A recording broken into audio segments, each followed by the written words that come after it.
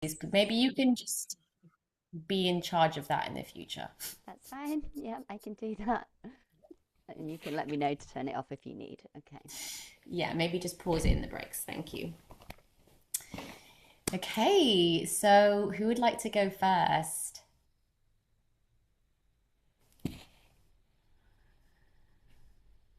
I can go first.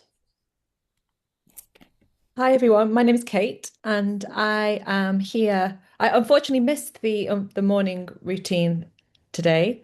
So I'm not as grounded as I would probably like to be. I've come directly from work. So yeah, but I hope you all had a really lovely practice and you're feeling good. And yes, I'm here following on from I've recognized many of you, and we've been together many times in the Sechem program, which was amazing. And I feel like so much for me in terms of lifestyle shifted from that program.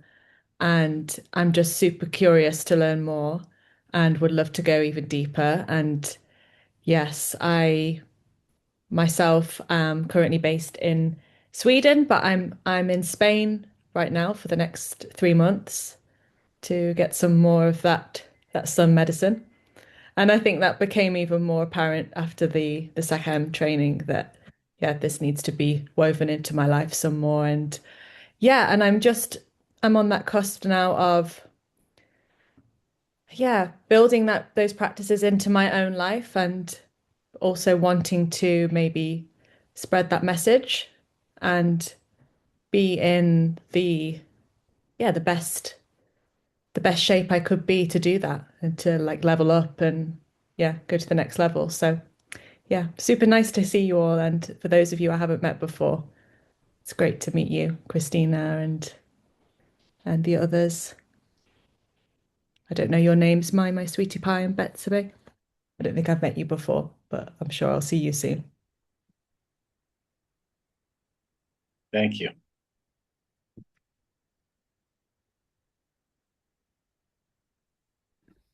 Great, so just feel free to unmute yourself. Who'd like to go next? I'll go. Hi, everyone. I'm Shannon. Um, I was in the SECM training as well, and I know many of you in this community. I'm coming here from Mexico. I'm on the Yucatan Peninsula, uh, dipping into that sunny medicine as well and the ocean medicine. Um, and I'll be seeing many of you very soon, which I'm very excited about.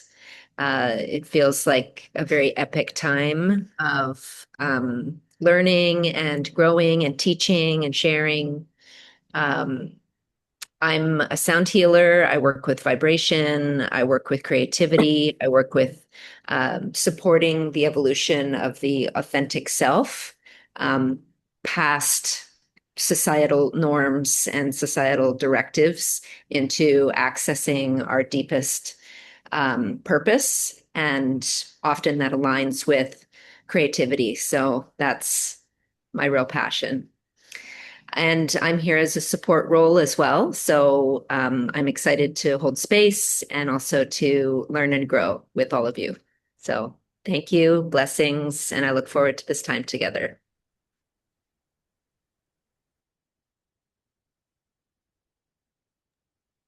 Hi, I'm Aisha, aka my sweetie pie. I had to go to work, so I'll be multitasking on two screens, but that's me. I am in New Jersey in America, and I work as a textile designer.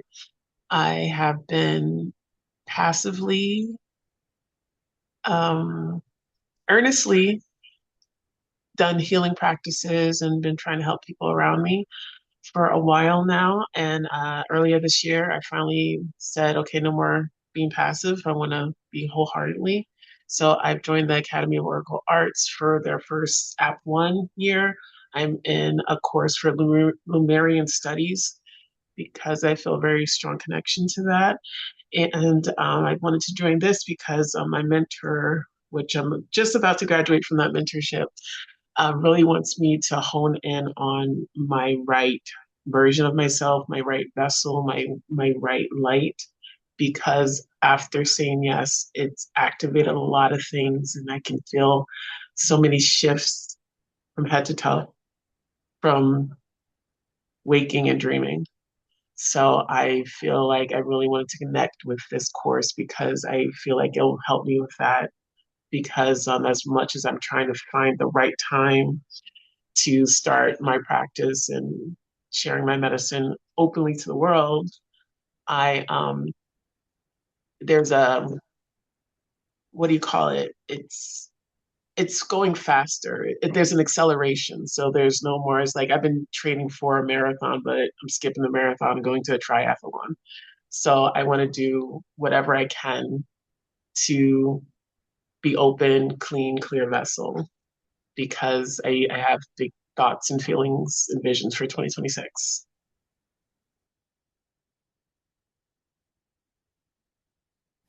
Thank you, my love. So wonderful to have you here. Yay. I can share. Great.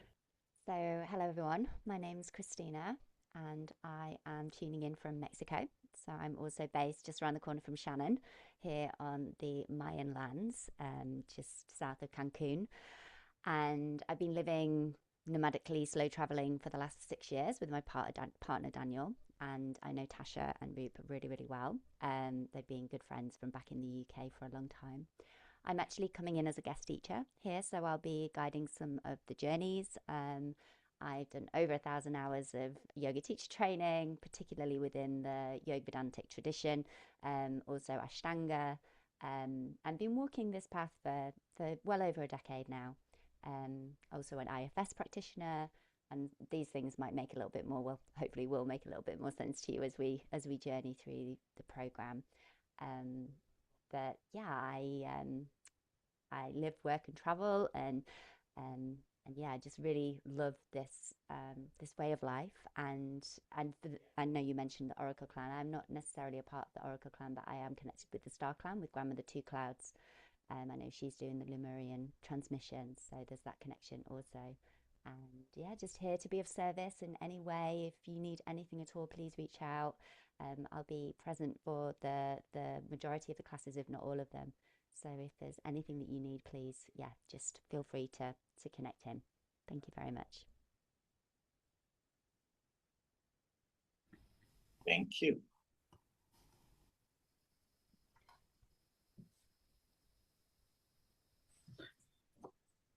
I'm going next because I have another client at 3 o'clock and I will be back when I finish. My name is Tamara.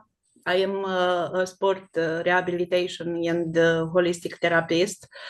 I practice from 14 years. My passion is how to heal the people and to have more knowledge and to go deep and recognize what happened, not just physically and emotionally and spiritual. And this course helped me a lot to understand much better what I want to do in future. Thank you so much for this course and all the best for everybody. Thank you. Thank you, my love. And I don't know, Betsy, if you're available, if you're around and you want to come on screen and say hi, we would love that. Yes, hello. Good night, good morning here in Mexico to everybody. First of all, I want to introduce myself, Betsabe. I'm actually, I have the honor to be part of this community. I come into this world of consciousness through Thomas. Thanks of him, I learned how to become myself a better human being. and to expand my consciousness by through this knowledge. I'm trying to talk properly because I'm Mexican.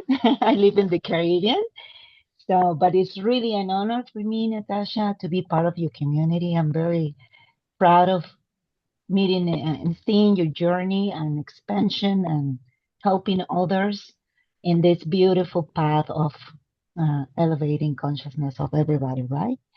And the only I would love to share to everybody is that through this knowledge, it really helped me to become a better human, and also integrated in my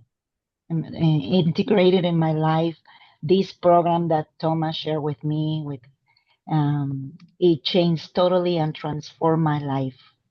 And I will the what I can tell everybody is that don't give up. It's so much to discover. It's so much to learn about how we are beautiful made and intelligent humans we are. And I just wanted to tell everybody that keep on going. You are doing an incredible job.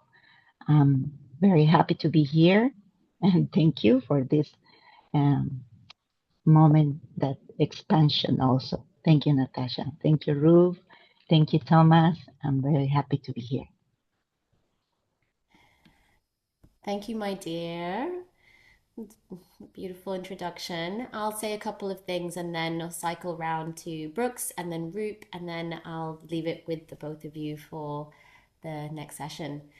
Um, so I'm Natasha Anand. I'm here in England and soon to be in Mexico. We have a beautiful community in Mexico. For anybody, I think I've already said this to all of you before, you're all very welcome to come and join us in Mexico. We definitely have a convergence happening over the next 4-5 months or so. I'm so grateful to be here and to be able to share this space, open this space. It's been a dream of Rup and our and mine to get to this point. We're sort of slowly inching towards our practitioner program, and this feels like a really big step in that direction. So thank you all for being a part of this community. It's very much forming the foundation of our work and play moving forward. We're so grateful to have met Brooks and Betsy. 5 years ago, I was looking at something on my phone, and it was 5 years ago that we came to Mexico. It seems crazy that portal of time has just like, and I was looking at some of the documents, the old documents that I have for us. I was looking at what we need to refresh and stuff, and some of that stuff is from 5 years ago. I couldn't believe it. And so, yeah, this has just been such a beautiful journey. And just to let you all know, many of us here, myself, Roop, Christina, we are very much, at Shannon, we're all of us, and Raquel, who's also not here, is one of the assistants. We're also following this too as students. We are very much all students, and we ourselves are also on the protocols, working with Brooks too, and working with the modalities that we are teaching here. So this is all very live for us also. And this comes from a place of embodied experience. So we're just really grateful to be and to play with you all in this space. So thank you so much for being here, and I'm so excited to see what unfolds in this next cycle. Brooks and Roop, would you like to share something before you begin your class?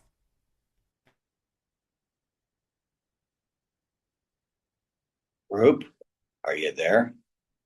I was just pretending that the internet went out. I'm in Bali at the moment. It's 11 p.m. at the moment, so this is going to take us to 2 a.m. But we just did Brooks's morning routine, so I just feel like it's the beginning of the day now after that. Super energized. super activated, electrolyzed, magnetized. So looking forward to the next couple of classes we've got for you. You kind of really know what I do and stuff, like, can you hear me? It says my internet connection's not good. Yeah, Okay. Yeah. Is it breaking? It's pretty good actually for me. Yeah, I hear you. Okay, cool. Yeah, so quick background check on what I've done over the past 10, 15 years. Reiki, yep, Reiki all the way to master level, yep. Secam up to level 2. And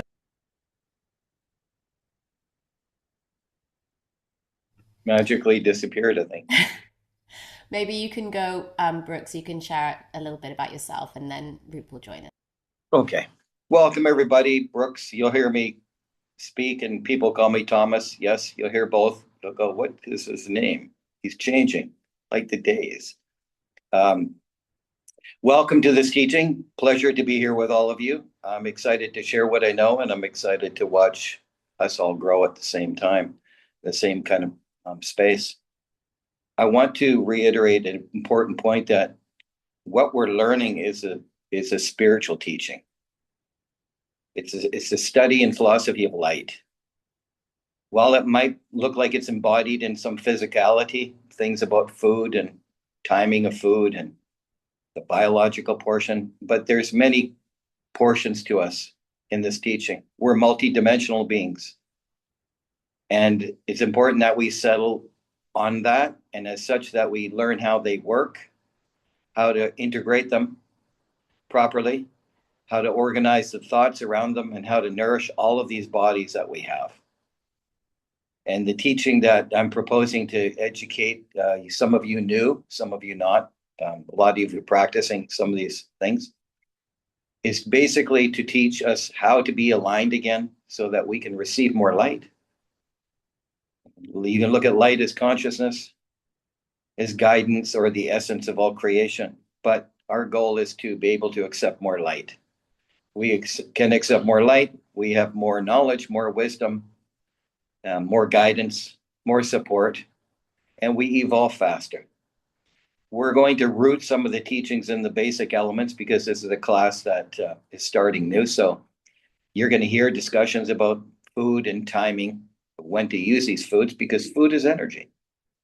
And energy has a certain order that it follows when it comes into this dimension. When it comes from the virtual realm to the physical realm, there's an order so that it takes form and expresses itself with precision. So this is about preparing ourselves so that we can accept all of this amazing information and intelligence that's waiting for us. It's a gift. It's truly a gift what we have here with us. I can't convey that any more than there's some real special things coming at you guys here right now in this cycle. It is a very special cycle. It's a very powerful cycle. And for those of us that take advantage of it and prepare ourselves, we will rapidly ascend, and you will see quite a massive separation in the next few years between people you know or family. It will feel like maybe they're getting more distant, and they are vibrationally. So prepare yourself for the distancing that can happen to old patterns or situations, because if they don't serve you, they're going to be kicked away like on a carousel. They'll be flung off to the side very quickly. So it's going to be more important to be at the center of this spinning vortex and maintain the state of equilibrium so that you can take in more of this energy, more of this light. And how we do that is a very procedural, linear way. That's why we're starting off with some fundamentals like how to move our body, how to reintegrate the different forms of our body so that we can take in more energy and radiate more light. Some of the language might seem basic, and it will be at the beginning, but I can assure you it's very advanced and based in science. But we're going to use street terms at the beginning so that we get comfortable with basically how to integrate this knowledge into our life rather than getting stuck in the mind candy and stuck in the science, because then we get too heady with this. And while it makes for amazing coffee shop conversations, it doesn't help us on our spiritual path. So what we want to do is prepare ourselves for liftoff and accelerate our potential right now. It's important, and that's why we're all resonating in the same space right now. Is that we're ready for change, and it's going to be uncomfortable. It's going to take more discipline. It's going to take more focus, but the gifts are going to be huge. The payoffs are going to be grand. So with that, I'm looking very forward to evolving with you all. We all have a position to play in this dance. We're all connected, and we all have our position that we're going to attract more souls and share this with more people. All this is I teach you, you teach someone, and someone teaches me.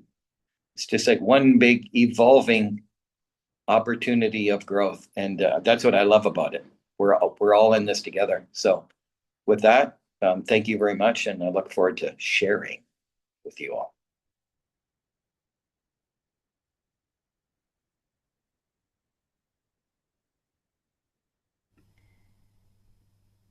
Thank you so much, Brooks. So grateful for you, and also for you to Roop. I'm going to hand it over to you, Roop, to lead the class, and yeah, share your words whenever you're ready.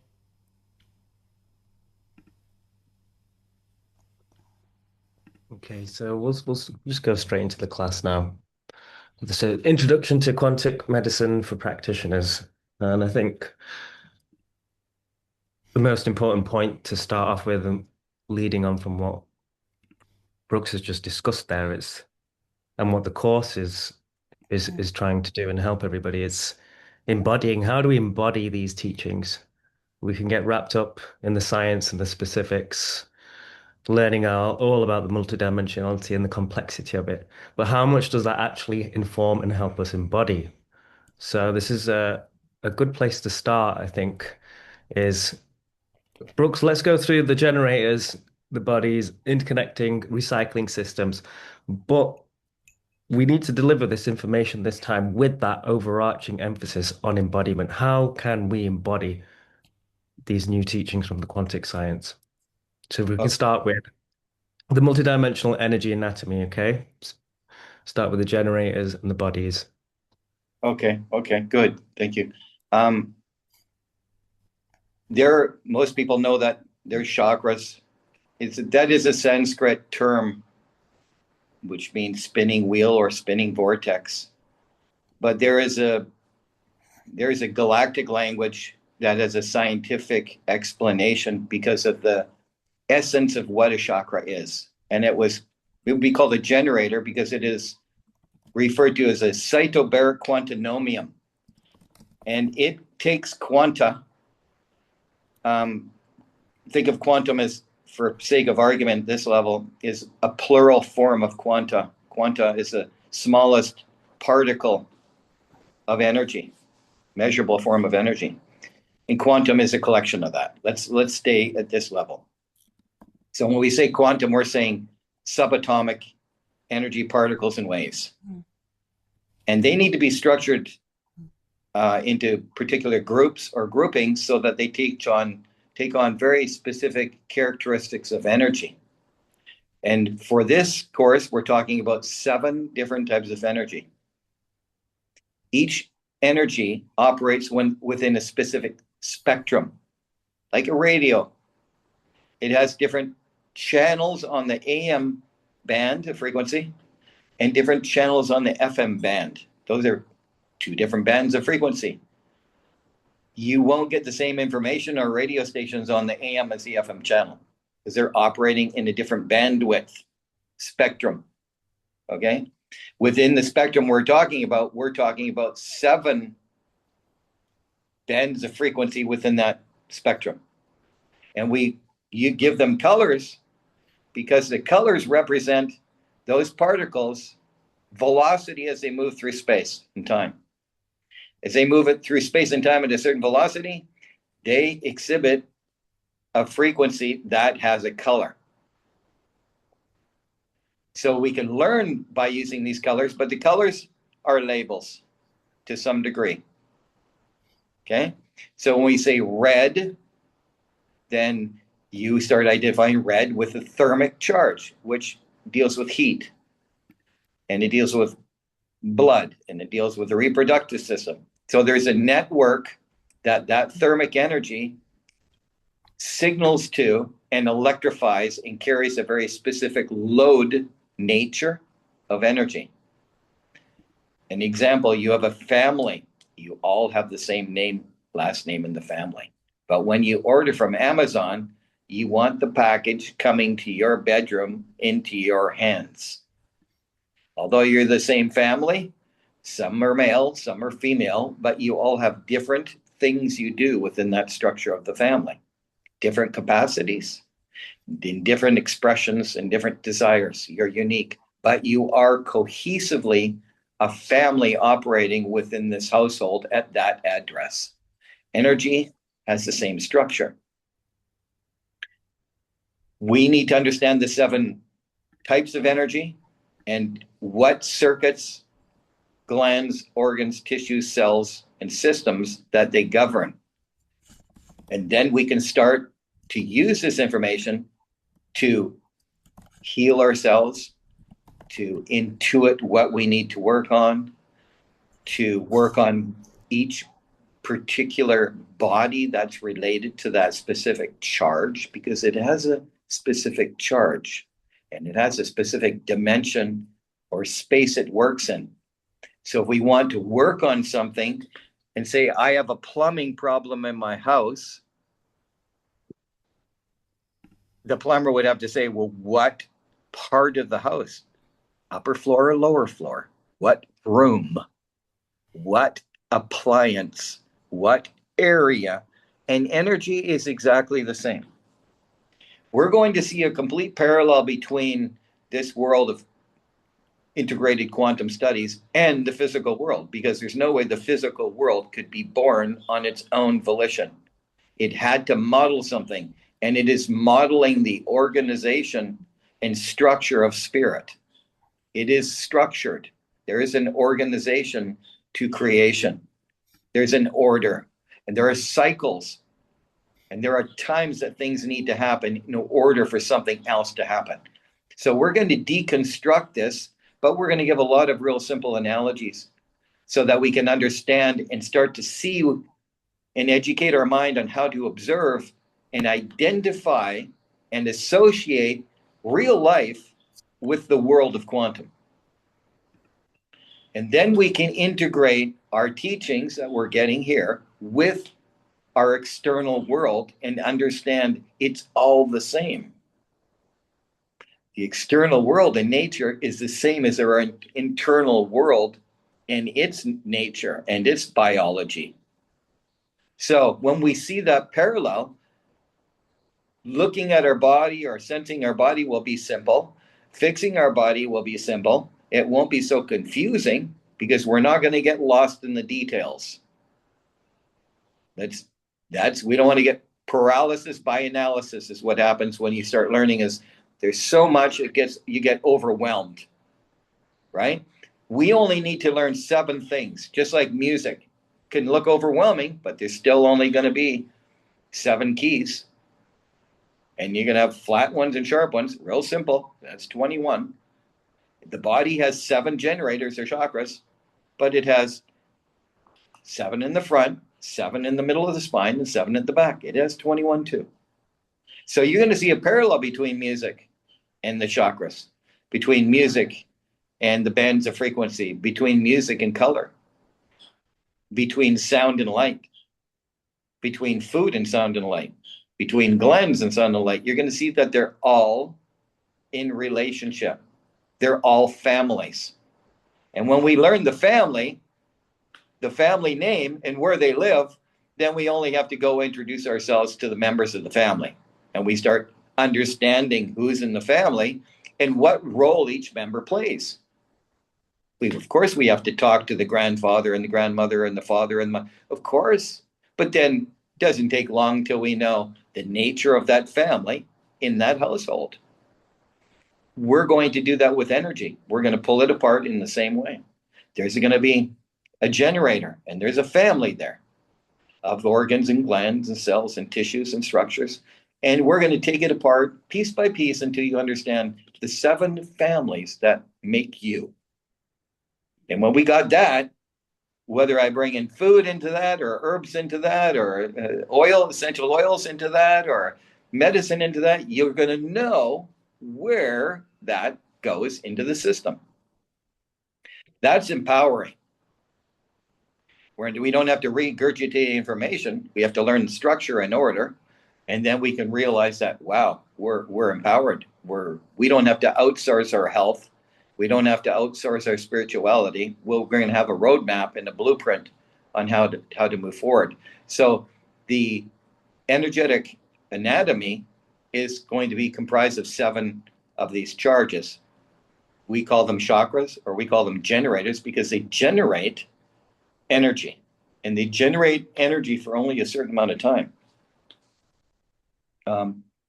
Is there anything at this point, Rup, you want to add or ask? So when you say that this physical body is it's structured in spirit, can you just give us an example of that, which will help us to be able to take it inwards in terms of our practice and our understanding and linking in the physical with either the bodies or the spirit, as you say. What's the template that the body sat on? Okay, the physical body. The physical body. We keep talking about the physical body because it's something that we live with the most, right? We're awake about 16, 18 hours a day. So our attention, we believe in the structure and the solidity of the 3rd dimensional world. But 3 dimension means there's 3 dimensions to us. There is the mind, the emotions, and the physicality. That's the 3 dimensions. There's a mental plane that's handled by the 7 generators. There's an emotional plane that's handled by 7 generators. There's the physical plane handled by 7 generators. They're all going to be subdivided in the same way, like a computer in a drop-down menu. When you go into a generator, you can press a button and there's a drop-down menu. And you can go into any one of the listings of those 7 drop-downs within that generator, and there's 7 more drop-downs, and there's 7 more drop-downs. And we can go more granular, well, like you would with a computer.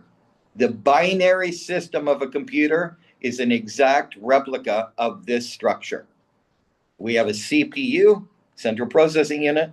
We have a master program, a conductual program, genetic programs, behavioral programs, and they run the structure that we call ourselves.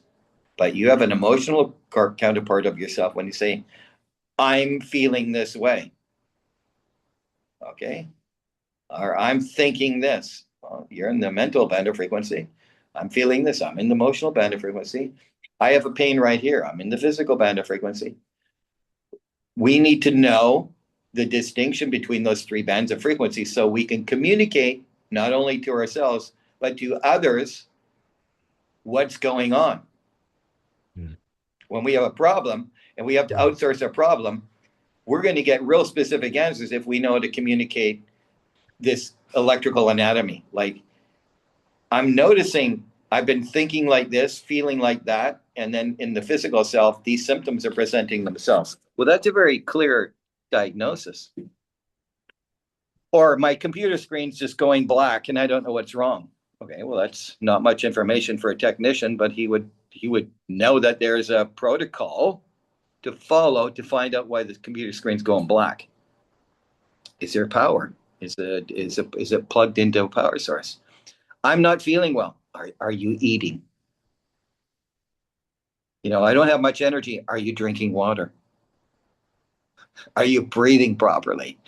So we approach it exactly the same way.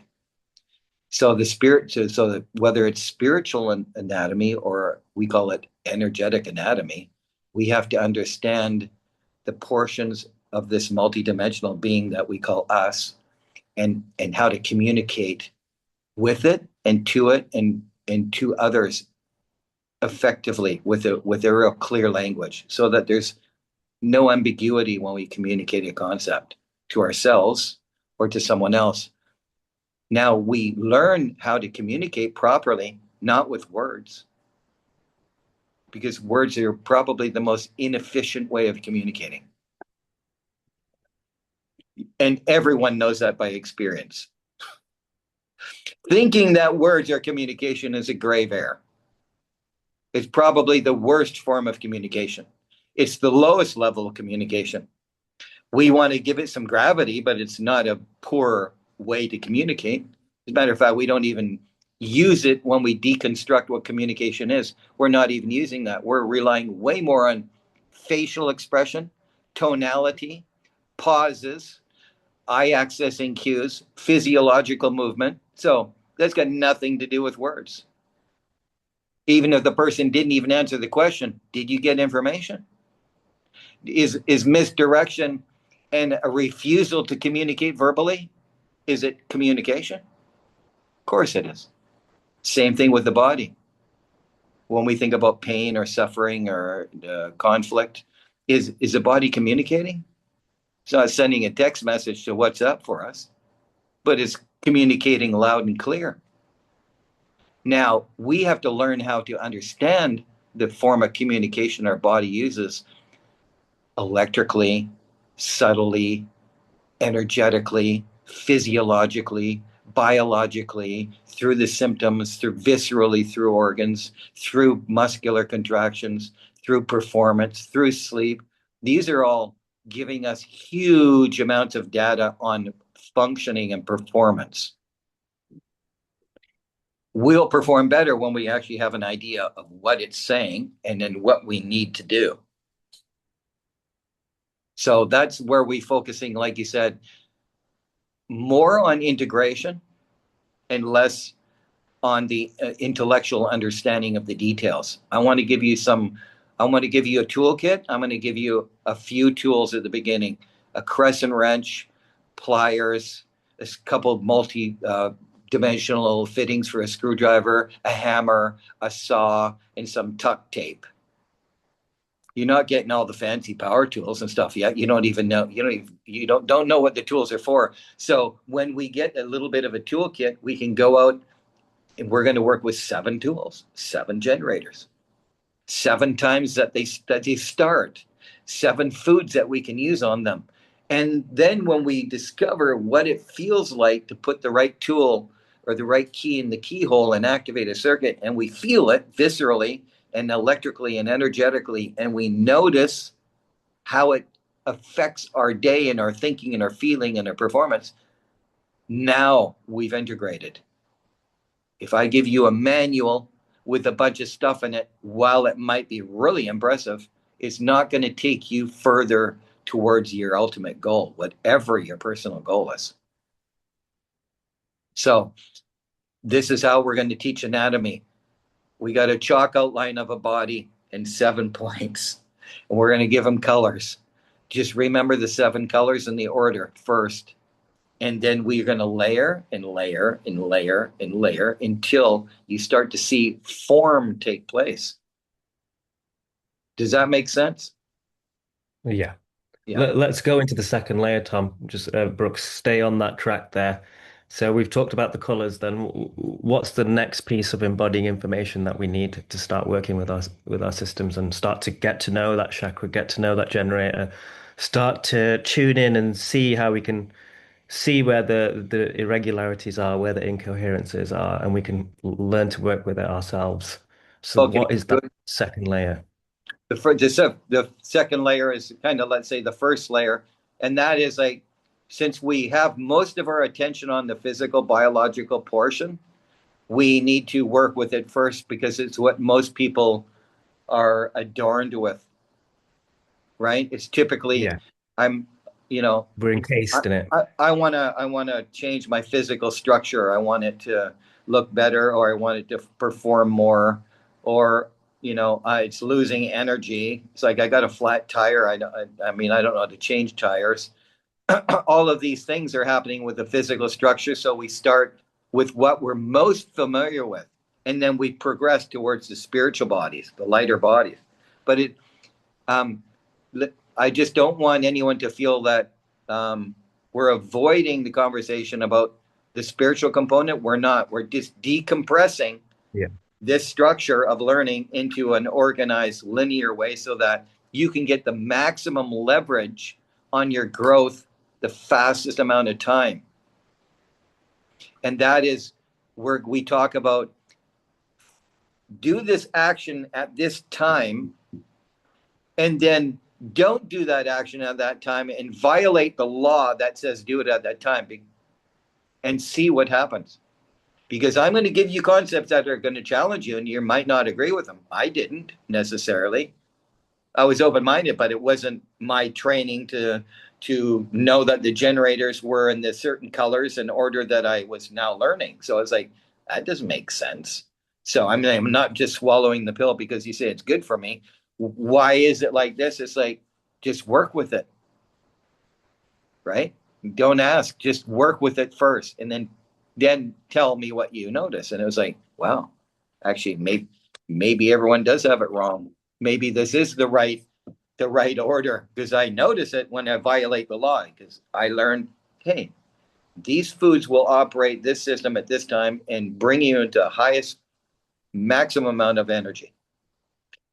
Now take that out of context and violate that law and notice what happens. And when you do, you go, okay, now I'll go back to doing it correct. And then I'll go do it wrong, and I'll do it. And I've done this for probably 17 years of testing it before I literally started speaking about it, because I wanted to make sure that it wasn't just another BS theory. Cool. And I can say that, yes, it's very accurate. And what was said would happen, happened. So that gave me the confidence over that amount of time that this is real. So don't underestimate the physicality about the importance of the suggestions and the routines. Don't underestimate that this isn't doing something. Oh yeah, I do. What's that going to do? There's no Sanskrit name behind it, and there's no this specific for music going on and chakras dialogue and incense burning. No, there's no fanfare at all. There's nothing. There's no performance.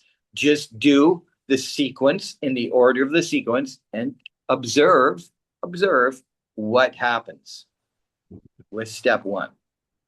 Then add in the eating at the times that are suggested and observe sleep, energy, bloating, headaches or no headaches, performance, mood, blood sugar regulation. Notice these things, yay or nay. Understand this is a cycle, so understand the 30-day cycle, not just the 1 hour cycle. So let me give you a new frame before we go, because some people are completely new.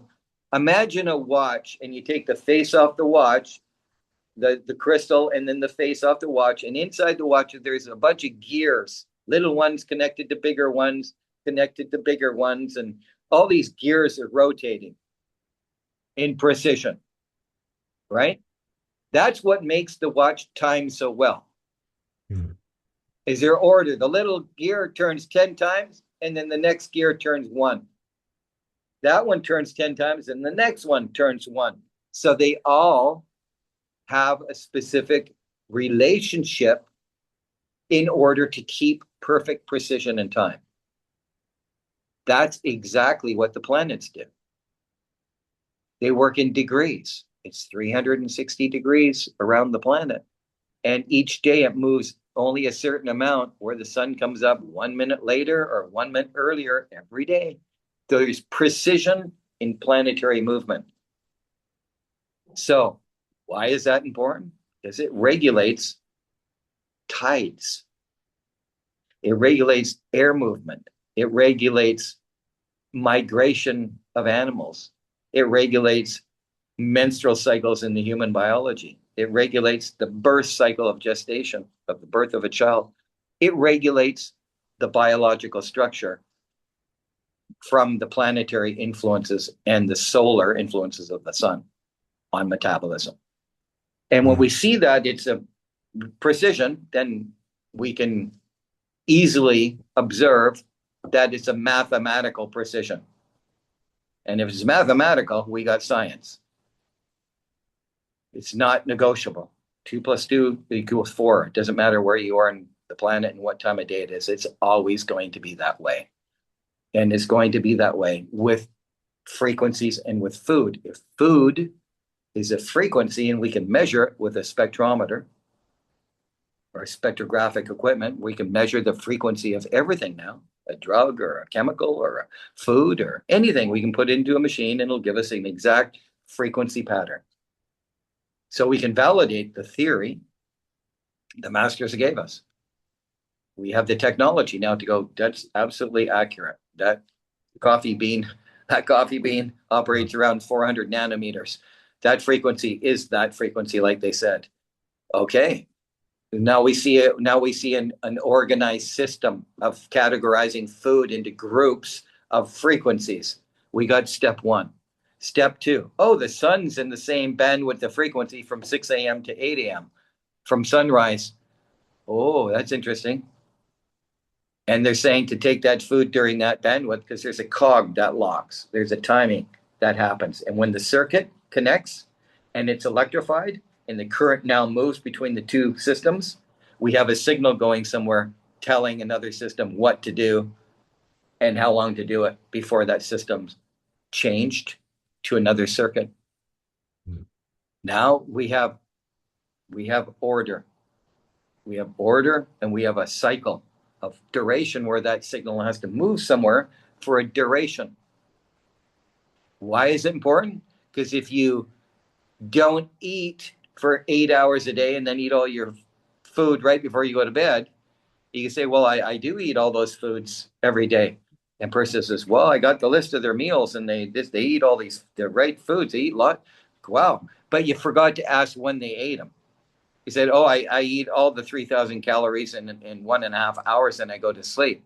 It's like, well, that was an error in thinking, wasn't it? So these kinds of things happen. So when we're talking to people or we're working with people or we're thinking about ourselves, we're like, I got to know the details. I got to know the details when you say, oh, yeah, I eat that or I don't eat that and I eat that. Oh, I eat salads. Okay, you never fail to mention eat 1 a week.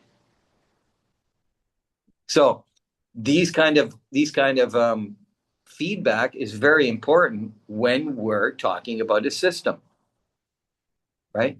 Did you go to the gas station? Yes, I did. Okay, so we're ready to go? Yes. You went to the gas station, but she put diesel in the gas into a gasoline motor. Why is the car running so bad? I just filled it up. I don't understand. Till open the gas cap, smell. That's diesel. Did you put what one did you put in? Oh yeah, I put that one in it because it was cheaper. A critical piece of information. So what I'm saying is that when we start thinking about the human vessel and the multidimensional levels that it operates at, we're going to need to be spiritual detectives on everything when we see a lack of performance.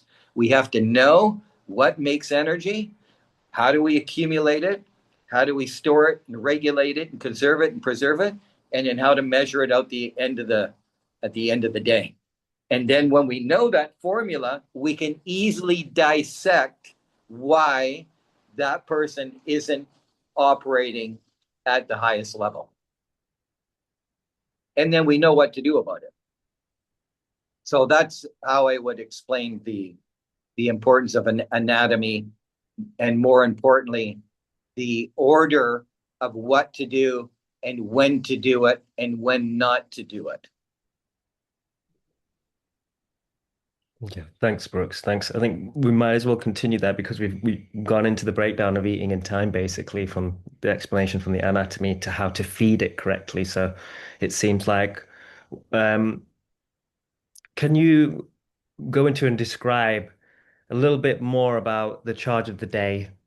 Um, you touched a little bit about like coffee frequency, just some of the other frequencies of the foods and how are those combining with the energetic bodies and feeding the physical? What's that interconnectedness and what's that relationship and how is that energy being moved? And also then how is excess energy being recycled so things don't become stagnant, inflammation doesn't get stuck there? Okay, you guys are going to receive a sheet with 7 charges or 7 colors. Colors are going to represent the charge. Okay, so remember the color is a reference to a nature of a type of energy. So don't get too fixated on the color because it's like a sticket we're using to represent a time and electrical nature. A band. Yeah, it's like a band, isn't it? Bandwidth. Right, because some people go, well, I don't understand. Well, this food is this color, so a potato's white, so I eat it at the end of the day with the grains. It's like, well, it's white, but it's not a grain. Not It's actually grain. a vegetable, so it doesn't have the same charge as the grains do. The grains have a neutral charge, help put you to sleep, and the potato is not there and will bring you up. So little distinctions. When you see the chart, you're going to see the color, the time that charge is most active, and the foods that biologically and electrically create the load of energy that activates that specific field of energy and when it activates it in the body, the biological body. So that's how the chart will work. Yeah. Does Natasha's Gantt chart have the colors on it? Have you guys Um, got access? Oh, it's in the chat there. If you want to look at that, you can open that and have a look. Yes, it does. Yeah, okay. Yeah, you've got that. that's you can work with that chart. That chart is basically a breakdown of the circadian rhythm. Let's say if people have heard that term, circadian rhythm is called a diurnal cycle of waking cycle, light, daylight cycle, and a dark cycle, sleep cycle, which is the maintenance and cellular repair cycle. One is energy is moving out, and when the sun goes down, metabolically, the system changes. All the energy is diverted away from the organs and goes back into the glandular system, and the body eliminates waste and recharges cellular energy. So I can ask people to think about this. If your body metabolizes food during the light cycle, what do you think would happen if a person was eating only in the dark cycle? Do you think they would get proper nourishment? Or do you think there might be a metabolic mismatch in timing? Metabolic mismatch. But Yeah, it would be a metabolic mismatch. Just let's yeah, and say not proper rest. And not proper rest. that's right, because when the sun goes down, your brain, because there's a change in frequency. We could say a change of light, but light is comprised of 7 bands of frequency, the 7 charges and the 7 colors. We don't see that till we refract it through a prism or we see a rainbow and realize that, oh, light is composed of 7 bands of frequency that makes up light, which is clear. So when the sun goes down and the electromagnetic radiation changes, the brain senses that and it changes the hormone cycle. It produces melatonin for sleep. All of the dopamine and all the excitatory hormones are neutralized, and the body switches metabolically, shuts down the liver and the stomach, and diverts the energy. All of the metabolic output of energy diverts it to recovery, cleaning up the cells, regenerating, storing up the cellular energy like a battery, like a solar panel, you use the lights all day, and when the sun goes down, you got to let those batteries recover, or you'll find depletion. Correct?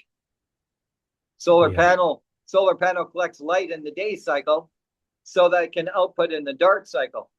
And right, it's Yep. opposite of a human. Basically, we're Yeah. grabbing light too, but it's the opposite cycle. Um, so what we're talking about here is that there's a timing, metabolic timing is taking place, and it's ruled by planets. The sun, the sun regulates the output of energy in the day, and then the moon or the dark cycle regulates the cellular maintenance and repair cycle to capture, recover, sleep, or rest cycle.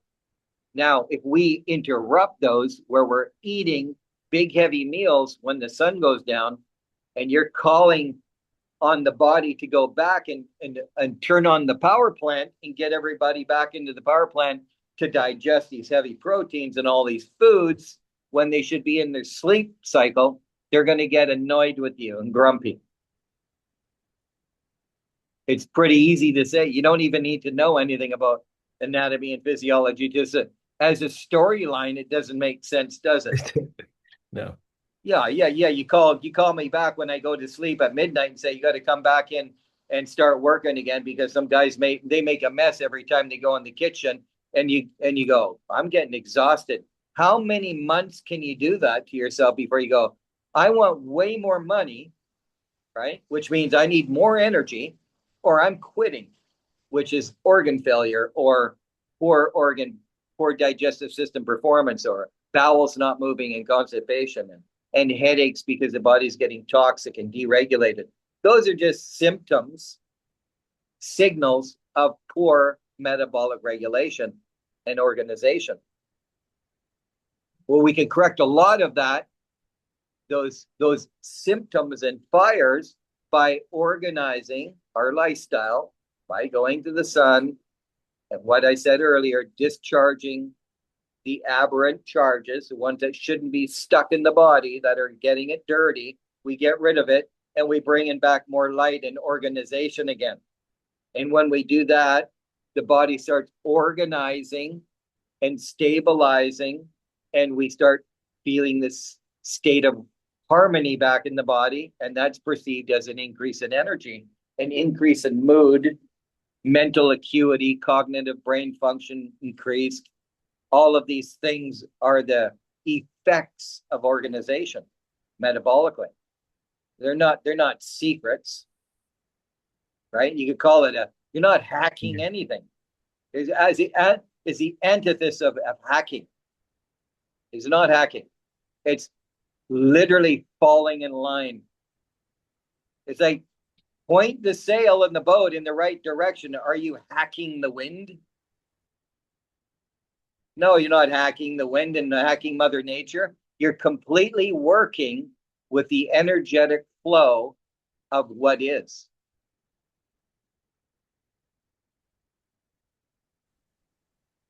Hello. Hi, don't worry. I think Roop's just dropped off. His internet's dropped off. You can continue. Okay. Can you not Are you see back? me? Great. Yeah. We can see you. You're yeah, we'll see your I mean, thanks for your time, but really Roop is in he's in a I'm in the cycle. night shift. He's doing the I'm in the night death shift. zone. This is Death zone. this is what they call graveyard, right?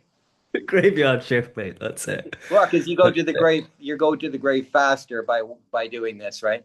That's it. That's why I had to put the red glasses on because I was like staring at a bright screen. It's like 12 o'clock. Exactly. So these Can I just add patterns. one quick thing there?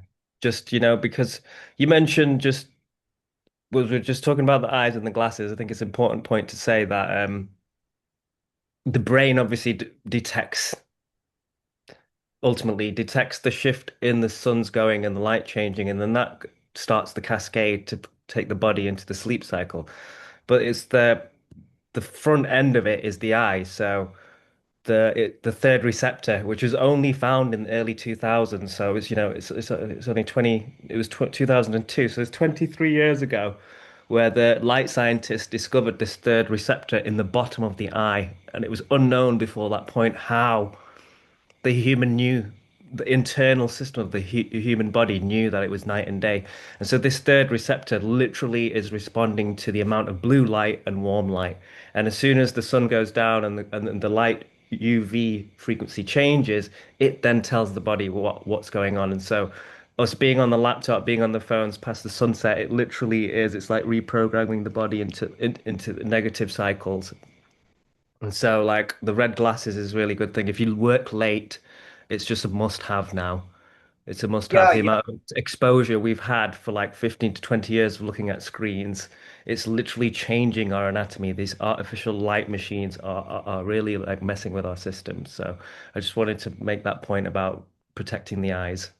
yeah, exactly. And like protecting your skin. It's all those cells got photoreceptors in them too. They're everywhere. Mitochondria and all those cells picking up, Yeah. and it's light wave radiation. So I mean, it's like it can. It's kind of like you think it can't get through your clothes. It's like you think the Wi-Fi can't get in your bedroom when the door is closed. Yeah. Yeah, Yeah. it can't. It can't. So it's important to unplug that router too. When you Yeah. sleep, you unplug it. You never leave it on. Put the phone in airplane mode, get it away from you, let the alarm go off, and make Yeah. sure they got to get up physically to turn it off because it's time to go. But these little habits, the Yeah. hygiene, the right light Electrical hygiene, hygiene, very, yeah, of your very important. space. I remember when me and Natasha did our little renovation in our house like 10 years ago. We purposely minimized the amount of electrical switches that are behind the headboard or around the side of where our head is in the bedroom. It was quite a big thing. And the electricians were just like, but you're gonna have no way of having any light or charging. I was like, well, there's plenty of rooms in the house, mate. We'll charge the phone somewhere else. We'll just have a little battery powered light. So it's really important to start thinking about these things like that artificial frequencies which are affecting our space. And we're just bombarded by them now. They're just Right. literally everywhere. Um, but I think let's move forward from this point here.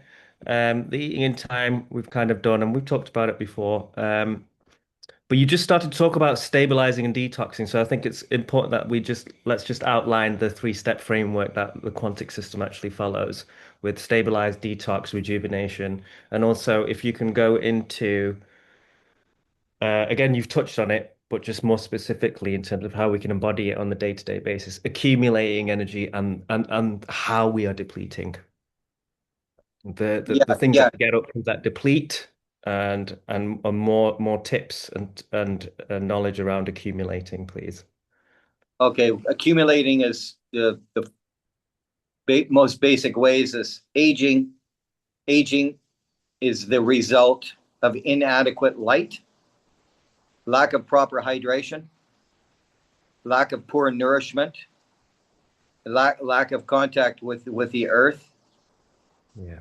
and high levels of input of stress. That's aging. Those are the sources of aging. There's secondary causes, contamination, Yeah. mercury, amalgam, on and on. But those Yeah. ones, those Toxic ones, foods.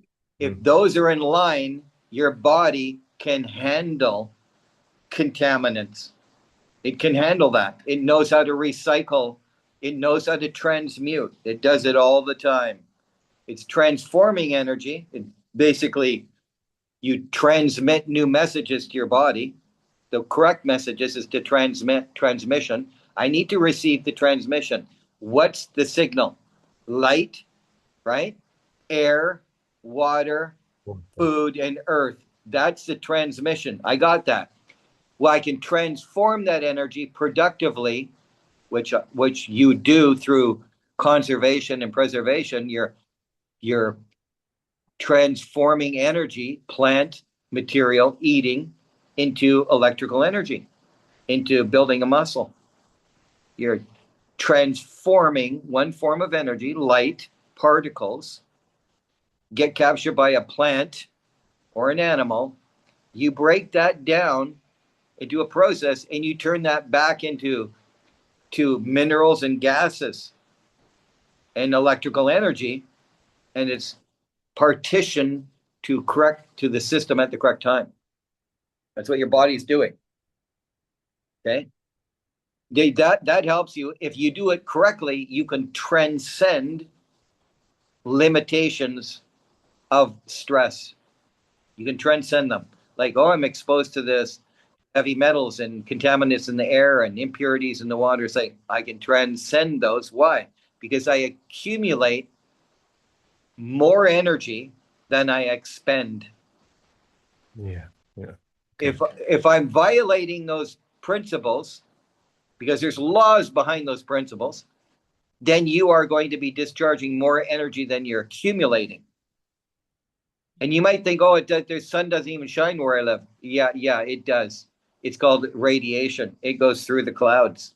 Even though it doesn't look like it to your eyeballs, like I don't see the sunshine, you are getting the radiations, those frequencies, because they go through the clouds like Wi-Fi goes through your concrete wall. You do get them. As a matter of fact, you need more skin exposure when it's colder and darker to grab more of the subtle bands of frequency and the UV light, etc. So that's Because we're not getting the direct sunlight, say like being on a beach and an ocean with the clear blue sky, and that when we're in places like England, when we're in places like in Europe where it is cloudy all the time, we need to like take as much clothes off and have bare skin exposure to maximize the radiation rather than the sunlight, than the light itself, because we're right. waiting. We have to wait for the descending particles in a way because we're not getting a direct lensing effect. Right. So what you do, you can get it by thermically, the cold and the low level light. When it's exposed to more surface area of the skin, the cells will discharge light. Because we start Okay. thinking only that, oh, I can only function by getting more energy. And to me, it's like you are you're A actually battery plant. you're a vessel. It's a two-way system. I discharge light photons through my eyes too. So do you, and your skin. Your mitochondria makes light and actually emits electromagnetic radiation Yeah. also in subtle ways. So we want to be a reciprocating vessel, not just like, oh, I'm just a panel that I grab light and Yeah. store it and that none of it comes out of me. Of course it does in subtle forms through the subtle bodies, through the stable body of energy, through the meridians, through the generators discharge Yeah. energy. The skin discharges radiation. So Yeah. we are making light too. Do you know, like the emotional body, the mental body, and we got the generators? The generators are the main storage houses, right? But do the actual so if the mitochondria on the physical level have the power to emit light and create energy on a cellular level to create respiration and keep homeostasis and all the chemical reactions on the biochemical level, but what in terms of the energy bodies, do the energies bodies have that same ability to generate energy? Independent of the chakra, or is it just because is it the chakra which is the first thing which is distributing it throughout all of the subtle planes? Or does the energy body on its own also have that same ability as a mitochondria would do in the physical? Is there a mechanism? Do you get what I mean? Yeah, in the causal planes. Yeah. Of course, they're all connected. We separate them on drawings so we can learn about them, Yeah. but it's the being, the being. The the unified being, as you It's said a before, it's the a whole light it's a light unified being, being. comprised of billions of different frequencies operating in different zones or spaces in harmony in time. So for sake of argument, we're learning them in an orderly, linear way, but they're not separate like we want. Yeah, We want to make them separate, but just to understand it. But yeah, right, there's bleed through. It's yeah, like looking at a rainbow. Or the bands separate? Yeah, to some degree, but they're still components of all each other. of interconnection. Yeah, and Yeah. intersplicing. Okay. Excellent. Okay, so accumulating, depleting. So just quickly, just go into just for in terms of the process of healing using this system, which is the stabilizer, detox, rejuve. You just give me a quick breakdown of those three. Okay, so rejuvenating. The three stages is to equalize or stabilize, and then to detox, and then to upscale into rejuvenation. We use that because the body's going to need certain cycles in order to perform certain tasks, correct? Like Yeah. your body needs a certain amount of time to digest vegetables, and it needs a certain amount of time to digest heavy proteins. Different cycles. Those cells are operating on different cycle systems, aren't they? Yeah. Yeah. Right? Because a processed fruit happens in my blood in 20 minutes, but a protein could take 1.5 to 3 hours to process before there's an energy accumulation and release, and then a restructuring of cells, of muscle cells and tissue. That cycle's much longer than drinking Coca-Cola, because I get an immediate energy release through a different network. Doesn't mean it's bad. It means it operates on a different cycle. And certain cycles are faster than other cycles. A nerve conducts energy in a way higher frequency bandwidth than a muscle cell does, right? Yeah. So because of the electrical frequency is a higher value compared for to a sure, muscle. It's a denser tissue with a lower frequency. right? I can think a thought, then I can generate an emotional output with a thought, and then I can change physiological programs. I can run because I'm scared. Let's just make it simple. If I look at something and I perceive it as a deep threat, I can create enough adrenaline that I can break the sound barrier if I have to get away. So, right? So the high frequency ability of the mind, or the mind to even read into the future, to sense something that hasn't happened yet, right? Like the guy didn't have to stab me. I saw him from 30 feet away, and that look provoked me into a state of flight or fight.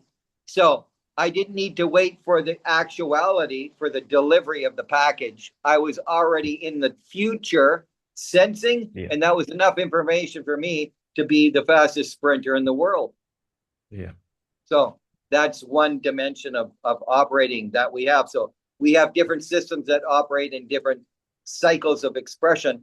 And when we're regenerating or stabilizing the nervous system, we can change our mind quite quickly. We can change the way we feel quite quickly. But it's a little bit longer to change the function of the liver, because it's working on a 6-month cycle. So we're going to have to be patient, even though, how long does this medicine take to work? Well, you mentally understand the process, so relax. So would that mean, like, if we are doing like liver detoxes, liver cleanses, people do liver detox in, like, 21 days or whatever, we should actually be doing it gently over 6 months? Well, let's just say that there's 500 functions to the liver. Yeah. What system are you talking about working on when you say, I'm doing a liver cleanse? Really? Which part of it? What function of it are you working on? Like, because they say, the gallbladder cleanse of oil. And no, you're just working on, like, you washed the car, right? You didn't check the tire pressure and grease the joints and redo the transmission and give it. No, it doesn't work that way. You did do something constructive for sure. But you took off the grease, so we can start to look at the problems now. But was the problem the grease? It's like, no, it means there's got to be a leak to have grease, right? So you got the grease out of the body, but why is there so much grease in the liver? Let's say, well, because maybe I was eating too much grease. Maybe it was you're drinking too much alcohol and the grease came there to put the fire of the alcohol out and made grease. So this is a big convoluted conversation. What I'm getting at is that we need to have more information about the problem in order to address the problem specifically and rapidly. And we typically go, let's not get too carried away. Let's first start eating in time, because if your food's staying too long, you're going to be making too much hydrochloric acid, and that irritable bowel or bleeding bowel or a liver problem. It's like it's being killed by an acidic condition, and the grease is a result of that. So there's a lot of working parts in this conversation. So the oil and lemon is while it's going to make you feel temporarily better, Yeah. it's not, don't look at it like my liver's regenerated. It's not yet. It needs a little bit more thought. That's all. More thought, more time. 500 functions. So when we're talking about detoxing the liver, we need to figure out which of those 500 functions or pathways we've oversaturated, overused. So, like, say, if you're just like, if you're drinking every day alcohol, like that'll be one pathway that has that specific role to just like process alcohol. So you'd Or, have to or have so to it's like a guy that comes back home after the Friday night at the bar and he's got a black eye and he says, I can't go anymore to the bar. So why is that? Because every time I go, I get a black eye. The bar didn't give you a black eye. That might have did it, and then this might have Yeah. made that got the black eye. So when we look at the body part, like, oh I can't eat meat, that's why I'm a vegetarian. And that can happen with people that it's a survival technique to go, I don't eat meat because it makes me sick. Yeah. Right. And I don't that happens. I tried it, but because I didn't know. I would say maybe we need to find out why that liver's not happy anyway. I mean, lightening the load by going to lighter foods it's a temporary measure. But the signal is maybe the liver isn't in a good state.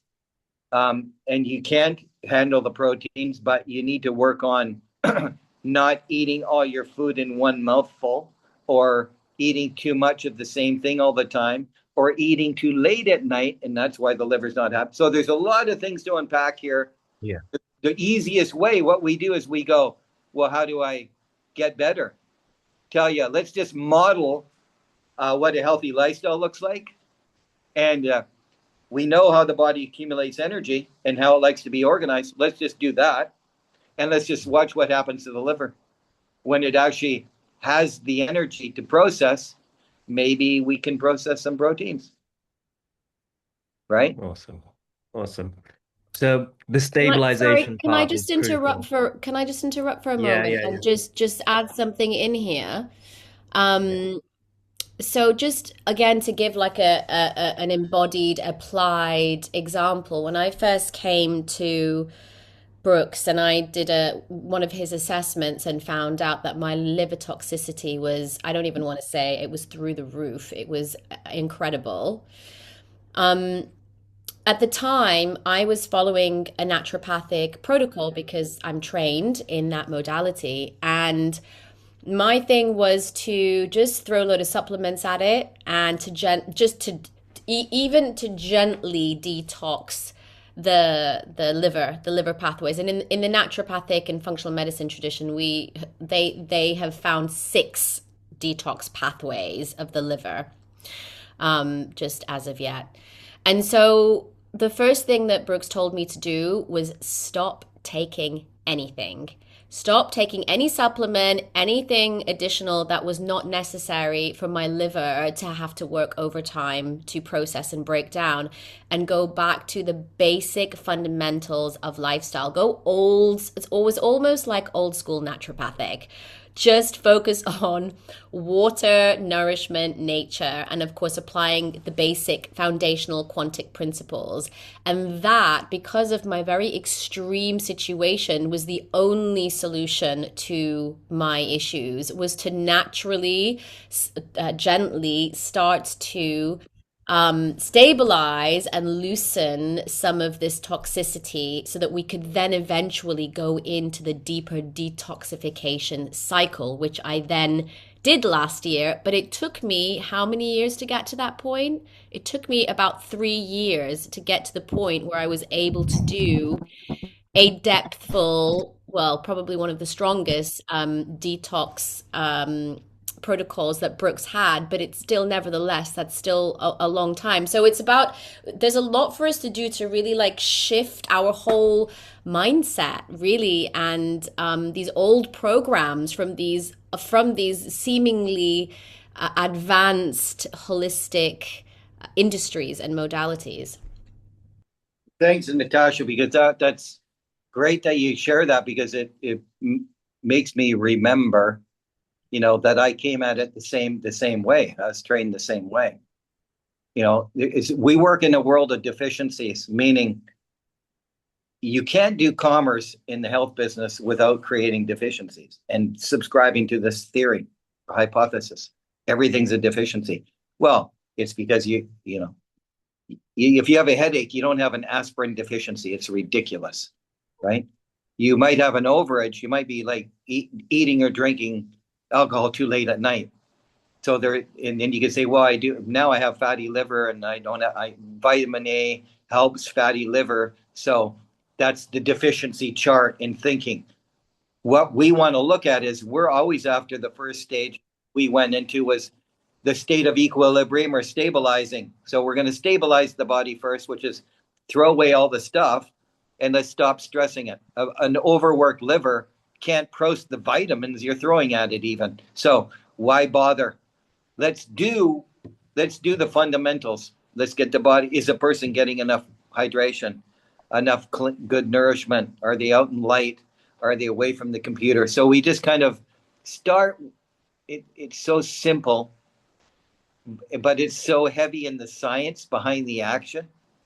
We could talk for literally years on what's going on there, but it's easier to say, just get out in the light a little bit because your body needs light to function, needs the electrics, and it sounds overly simplified and elementary. Like, how can this even do anything? I need something deeper, more profound. No, there's no lightning bolt.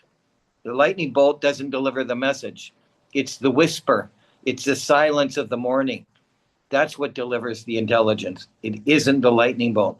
So if we can get away from that thinking in our cultures of lightning bolts, bigger, better, faster, and get into simpler, easier, practical, you're going to get well. We're not living in harmony anymore. That's the problem. We're living in conflict. Our lifestyles are in conflict. It's a sick system that breeds a sick mentality that creates sick bodies, and it's treating sick care. So what you said was important. Let's just stabilize the body and give it less to do.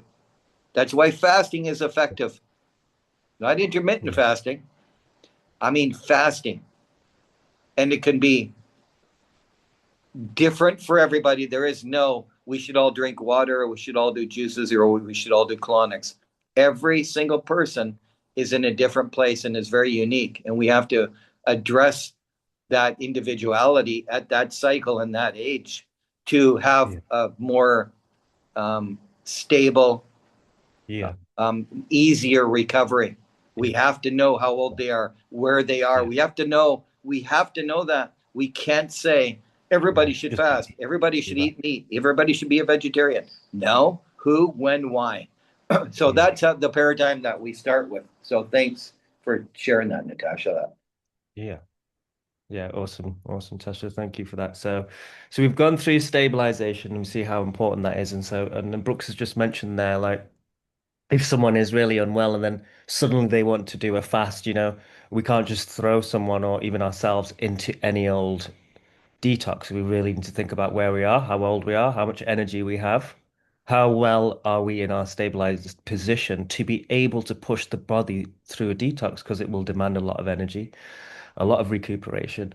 And so you can see in the naturopathic world, and we know because we practiced it, is that someone will come and whether they're having hormonal issues or whatever, you just bang them straight into like hardcore turmeric, this psyllium husk cleanse, bang, enemas, this, that, and we haven't really actually gone into checking what stage of stability they're in. So this is a whole new principle to slow down now, ask a load of questions, and literally just pause. Simple directives first, let the system stabilize. Then you can come back to thinking what's the best detox protocol. Cycles, rhythm, and timing. Again, we know that because you go, okay, are you going to put someone on a green juice fast in the middle of winter? Let's just take that one. There's a complete assault. Yeah. Well, you want a nice case of the runs? There you go. Now, are green drinks bad? No. For who, when? For who, when? We're always going to go to you're going to hear the preaching, right? The choir is always going to sing about rhythm, order, and timing. And equilibrium, resonance, and harmony, because it's literally the mantra of this church. Yeah. And it's important because it is a fundamental platform of the laws of creation. Adhere to this. So if we want to violate that and suffer the consequences, go right ahead. But we want to make that be known to, then we can go, for who? For when? For how long? Like that. What season are we in? Are you going to be eating ice cream and it's like 3 feet of snow and -20? I wouldn't suggest it for too long. You're probably going to have an upset system. It's not the cycle for it. Do you naturally crave heavier foods and warmer foods in the winter? Yes. Why? Because the season changed and your body metabolically is going to store a little more fat in the winter. Relax. Enjoy it. Don't fast and detox then. Not in that climate. Take it easy. You would be on broths and soups and steamed foods, not in cold smoothies and green juices. I mean, that's what we don't know yet. That's all. That's why we're having this discussion. There is a plan that adheres to all of these important things about cycles and order and timing. And when we adhere to that, it's quite easy and graceful to heal, or it can be disastrous to try and heal. Because what we kind of witnessed was with the crystal therapy is that we went through the detox. We went through stabilization. It kicked off a detox. I didn't even realize when the detox finished, but the body just rejuvenated like magically. We didn't even go, we're now rejuvenating. It just happened. Right. Because Exactly. from the cleaning, it just happened. And it happened like for Natasha on the day. And it's such a synchronized event. Like when you look at that, there's a lunar cycle and it's a monthly cycle. And then the tide moves up and down like a clock. So when someone says, oh yeah, I'm on my moon and I'm bloated and full of water. Your tide's high. You're holding lots of water. You don't detox and fast and exercise in that cycle. Why would you do that to yourself? That is not the time. Yeah, pushing the body You're with all going the you're going to you're going to discharge an excessive amount of energy and cause an excessive amount of stress on that body, and it's going to show up in another cycle, not immediately. So it's like karma. If we all saw the effect of karma immediately, we wouldn't create any of it. It's the delayed reaction of karma that seduces us into thinking we got away with something. Right? Right? Yes. Like, oh, I spent all my money on the weekend, my whole month's salary. No big deal. I got a credit card. Don't kid yourself, my friend. It's not over yet. Right? So we People can do that banging with on your energy. door. We can do that with energy. We keep borrowing and we think, oh, I'm okay. Actually, wow. I can't believe how good I feel for drinking all night and carrying on. No, I went on a holiday for 7 days and did it. And actually, I feel pretty good. I guess I'm in good shape. It's just that's it, yeah. I had enough green juices before this holiday. Exactly. It's not, you're not paying the price of that action yet because it's going to come up 3 months Yeah. later. Right? It's not, you didn't pay the Yeah. bill yet. You might have thought so, but it won't manifest yet. Just like Yeah. planting a plant. You're not going to get the apples for 5 years. Just plant the seed, nourish it, and let it go and relax. Don't just rock on the porch going, where's the apples? Where's the apple turnovers? Where's the apple pie? It's like, relax. It's going to take some time. It's going to take some time. Let it go. So when we start looking at our life through this lens, it's all going to make sense. Why the habits that we generate and create now will soon be unconscious, and we won't even have to think about what to eat, when to eat, what to do. It's going to be unconscious and effortless to be healthy. It's the byproduct of our lifestyle, health and vitality. It's not something we do. Like we don't think about it that way anymore.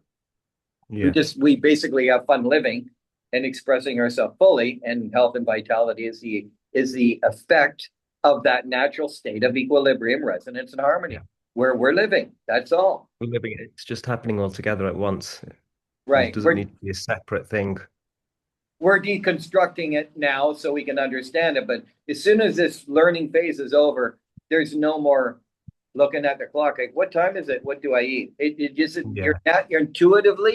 intuitively guided to eat the things that are going to serve you best, rather than reactively choosing foods based off your emotional state and its destruction. Once you've gotten rid of that nonsense, because that's a real bad programming that's going on subconsciously in people. Once that's gone and discharged, there's no place for it and no space for it, and you will do things for the betterment of you consciously, rather than, I know I shouldn't, right? I know I shouldn't. Like, well, why the hell are you doing it? Who's drinking and who's eating then? If you're like, I know I shouldn't do this, it'll go straight to my waist. Who's swallowing? The mental body. I right, and Where's the directive coming from?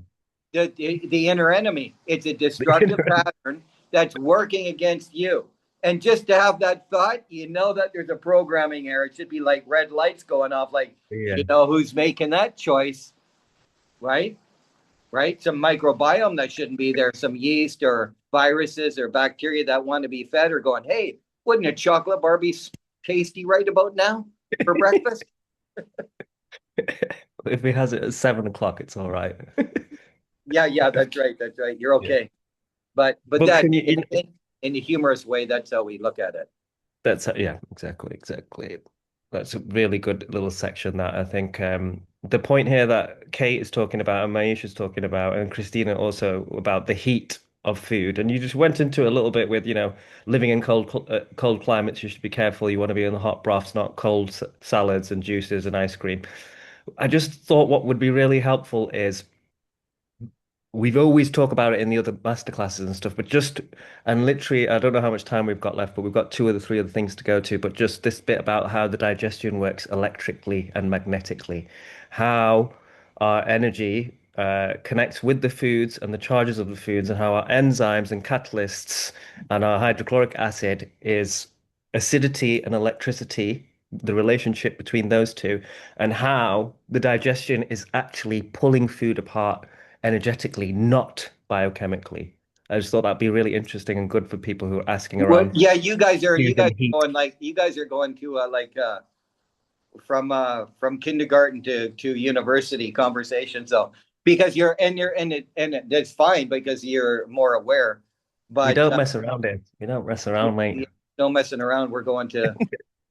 But we got to watch that we don't get stuck in blending two schools of thought that don't work. It's one school of thought that mass is still energy, right? The order is energy first, structure second in the universe. There's nothing in this dimension that started off as structure without frequencies combining, conglomerating, organizing to manifest a solid particle that was operating in a very slow vibrational space.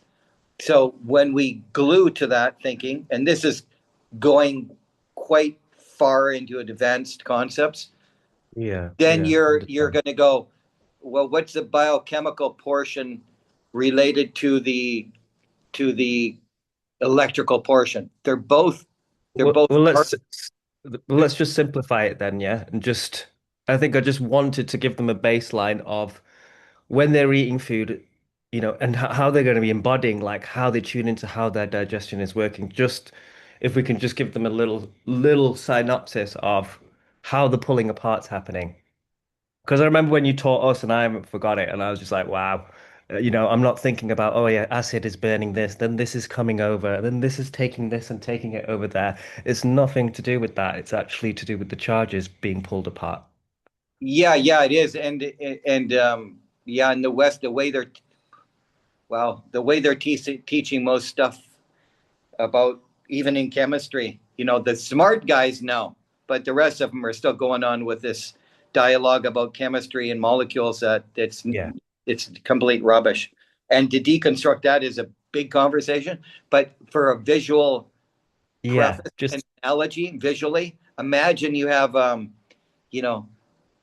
proteins. You were trying to build a visual construct of something energetic, that you'd see proteins as chains of amino acids, like little a train connected, and each train compartment unit is named a different amino acid, like glycine and tryptophan and arginine and ornithine. Those are amino acids all connected together in a chain we call a protein. Okay, but deconstruct that, and it goes down into, okay, well, what's an amino acid?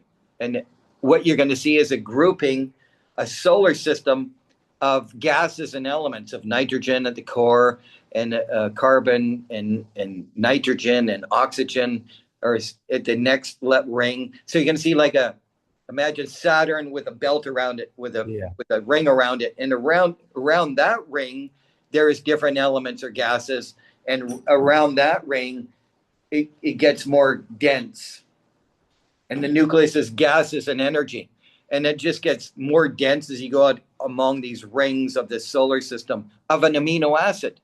So there's an order there that makes an amino acid.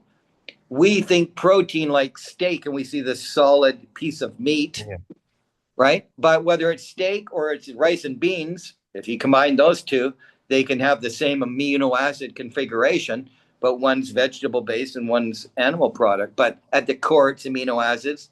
At the core of the amino acids, it's nitrogen, oxygen, hydrogen, and carbon, and minerals, calcium, phosphorus, and potassium. That's what an amino acid is. And below that, subatomically, there's different charges. Each mineral is going to have a certain band of frequency, or what is it, thermic, magnetic, kinetic? It's going to have a combination of those 7 charges around that mineral, whether it's magnesium or calcium or phosphorus or potassium or sodium. Does that make sense? Because it's going deeper now, really granular. But when you understand it's all energy that turns into structure that keeps building upon itself till you see something dense like a piece of meat or a bean or a grain of rice, it's just different groupings of charges in different ratios that makes that thing. Yeah. And it's those elemental molecules, like you said, the hydrogen, nitrogen, and how much electron, proton, neutron shared those have. That's what I'm talking about. That's what I mean. That's the charge that food actually holds. And so what I wanted you to talk about is how are those pulled apart in the digestive tract? Because the digestive juices, or the force of the digestive juice, is highly magnetic, and it can deconstruct the ionic and cationic charges. It can pull them. The anions get highly charged because digestive bile or liver bile is highly anionic, and also is cationic, meaning it spins in a counterclockwise rotation. Digestive force is a clockwise rotation, and when those two particles come together, there's a force that pulls them apart. But you can call it chemistry, but it's happening at an electrical level and a subatomic level. The forces are deconstructing the proteins and breaking them down into amino acids, and then the liver puts them in little packages, like Amazon puts them in boxes. And then when the brain says, hey, I need a muscle cell, or I need a liver, I need a tendon, or I need a liver cell, the liver goes, okay, these amino acid packages go up to there to build to the nerve site, and it reconstructs with minerals and frequencies a package called tendons, and makes tendon. And this guy goes over there and it becomes a muscle cell. The liver is doing that. So when we say we're cleaning the liver, it's like, are you sure? Are you sure? You might be getting rid of some of the bile salts and the fats and the excessive bile stones, cholesterol and fat out of the gallbladder, because it's a gallbladder flush, not really a liver cleanse. Right. When you're seeing those stones in the toilet, that's the effect of liver making bile, sending it to the gallbladder for storage. But there's so much crap and salts there that they start calcifying, and crystallizing. So that's why they float, because it's full of fats and cholesterol and calcium and minerals. Wow. So, but liver bile is a salt. It's a salt. So, like insulin, it's a salt. That's why you can't have too much, whether it's liver bile or insulin or minerals floating around the body, and the salts get too high, you get superconductance of the electrical charges, and it causes nervous system problems, and it causes personality changes because the mind is hyper electric and it's running too fast, and the person just can't sit still. Say, where's my keys? Where's my wallet? Where's my car?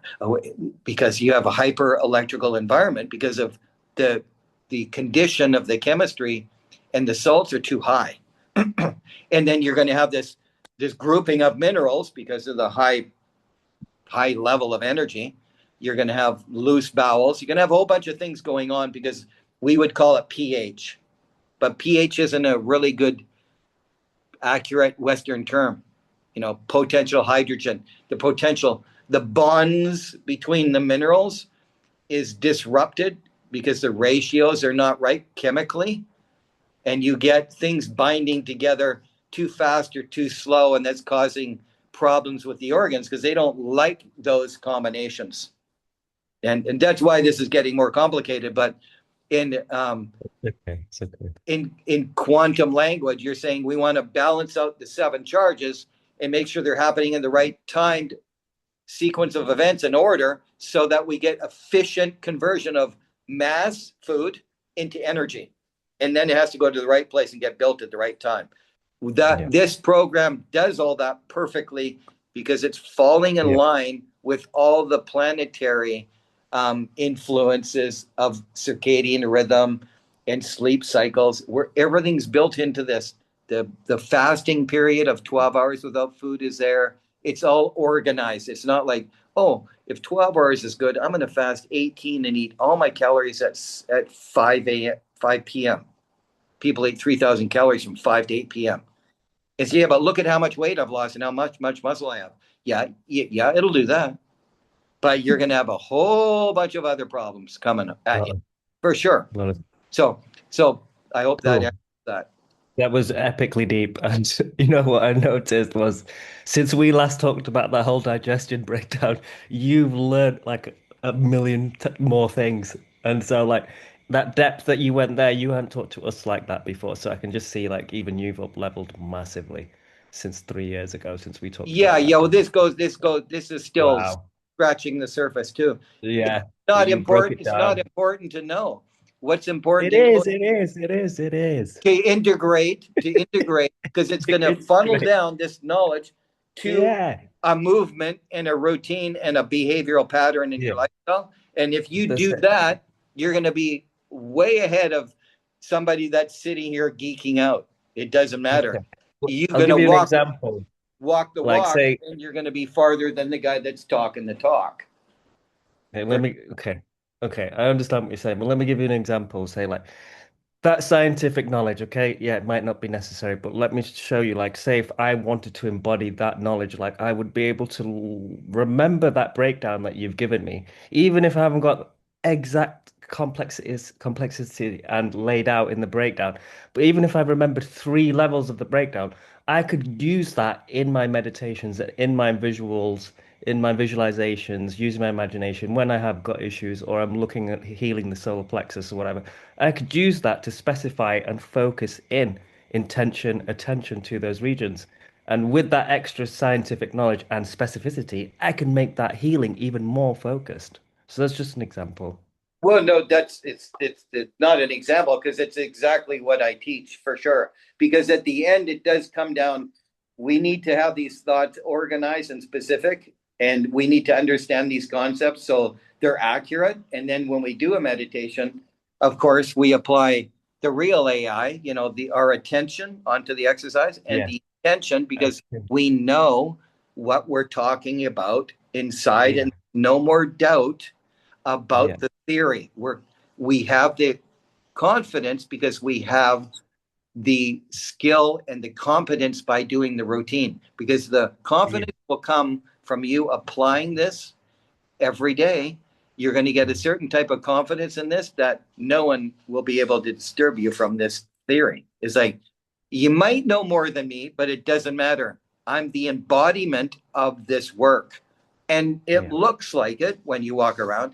And even if you don't have all the concepts, you are so grounded in the routine and the practical part of it that everything's working in your life to say, well, how are you going to argue with the evidence? Doesn't matter what I know. I could know nothing. I am embodying the art of living, because this is a lifestyle program that is to embody all of this high knowledge. But at the end, if you're walking it, you could be, a basic fisherman that lives completely in harmony with life and lives to 100. It says, I don't even know what a sore back's like, or a headache. Never had one. I mean, that's the guy we want to be, isn't it? Rather than, I know so much, but I got all these problems. Yeah. Resilience, and self-anchoring is what we're Right, trying exactly. to encourage. And you nailed it with the title. The title is perfect. Its embodiment is the hardest thing they taught me. Was like, you have to adopt these teachings and put it into practice. You have to. It's imperative, because you won't get access to the higher, more profound thoughts and realms without being in alignment. You won't. I don't care what ayahuasca you swallow. You're going to go sideways in the astral, but you will not go to the right place without alignment, because if you're a vessel, it has to be clear, and then you can put maximum amperage through it, because it can take more energy. If it's any kind of discoherence in the structure, it'll blow off a circuit. There will be resistance because the tube won't be perfectly clean, so that you can't take in the light. It's going to cause a destabilization in the mind of the person, their personality, or emotionally, or in the physical. You're going to see a problem, but they might have a nice word salad going on that it sounds like it makes sense, but you're going to see desynchronized effects in their lifestyle, like when their inability to handle stress or challenge, right?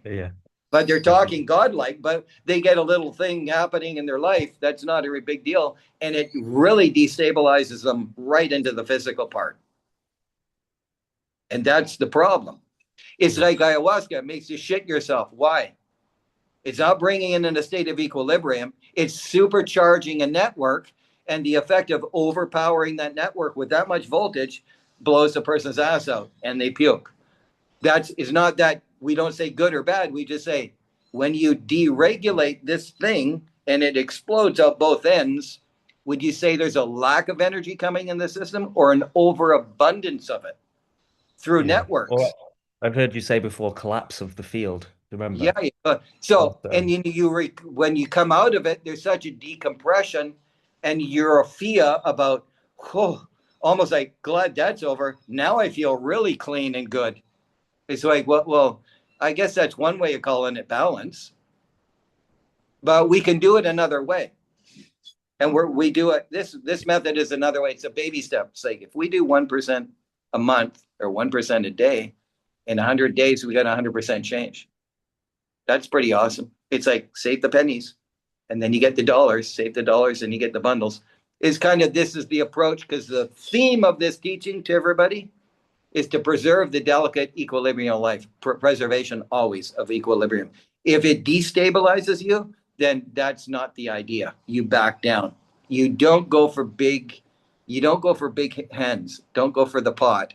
Don't go for the double downs. Take the tiny, consistent changes with this. Small win. And you're gonna win. The win will be big, and it'll be a solid foundational structural change at every level of you, not just, the guy looks like amazing, superhuman, and he's a complete basket case. Because you see that in life, right? The body's done and the person's tarded. You talk to them, they're completely out. Now you can't even have a conversation. Or they're so out there spiritually and the body's a mess. And you're like, that doesn't make sense either. So what I'm advocating is that the teaching is all about preserving balance as you grow. That's all. If you're going out of balance, then slow it down or speed it up figure out what it is that's causing the destabilization, and just keep going for equilibrium and harmony. Yeah. And move in increments, but not big changes. Little changes that last, not big changes where the lightning bolt, which I'm having lightning out here right now, that we're looking for lightning bolts. Typically in our culture, we want lightning bolts because we're impressed by it, right? Yeah. It has a bigger impact. So I'll leave it there. Thank you, Okay, Tom. I'm going to The intervene answer here. Is that Tasha's question. okay? I just kept ignoring your hand. There was cross off the hand here. I kept clicking cross off hand. Was she giving you Okay. the? Was she giving you the I was hand? yeah, I was giving you guys the Like hand, like 10 intervening, minutes. like No more hey questions to get guys, going. yeah, we need to wrap this session up. As much as we would all love to sit here and listen to you, it's just so fascinating. We will continue in the next session. Sorry for running 20 minutes over your lunch. So we'll take a break of 1 hour now. Okay, so we'll come back at 35, I think. Well, past the hour here. I don't know what it is where you are, but in exactly an hour, Christina will put some music on 5 minutes beforehand. So nourish yourself well, maybe ground yourself a little bit. If you have any more questions, put them in the chat and we're going to consolidate them and use the next session to go into those questions. All right, my love. See you then. And I would, really encourage you to tune in how your digestion works. Yeah, so you start to embody this information you just learned today. Yeah, good Just think idea. about Exactly. your food getting pulled apart magnetically. Your solar plexus is magnetic charge. Just tune into that. Have a good lunch. It's half. Brooks, he's been very kind and very generous with his time. And over this time, I've become an avid convert to grounding, eating in time, and I do a form of the morning exercises that Brooks took us through this morning. But I realize I'm only just I'm doing a fraction of what we went through, so I've got a lot to learn still. But the things that I've been doing have made a profound change in my life, and so I'm very interested to be here and learn more. Thank you.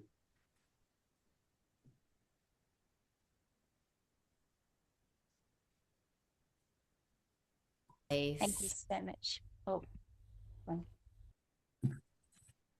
yeah, thank you so much. Can people hear me? I just want to check that I'm nice and clear.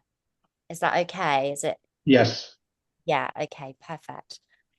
Okay, so we're just going to do some stabilizing breath, just to land us back into the space. So if you just want to find yourself a comfortable seated position so you can have your feet flat on the floor, or if you're sat closer to the floor, you can cross your legs, dependent on whatever feels most comfortable for you.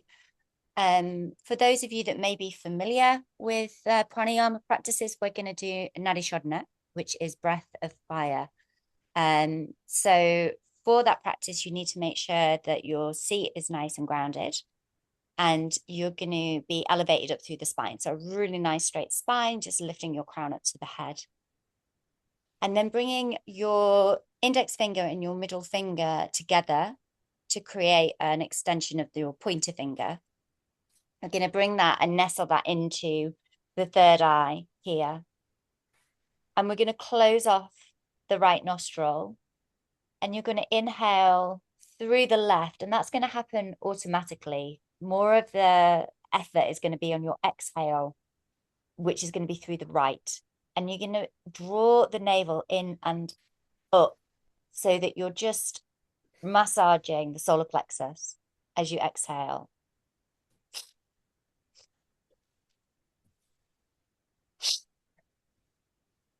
And then we're going to speed that up. So just doing a fast breath out through the right nostril.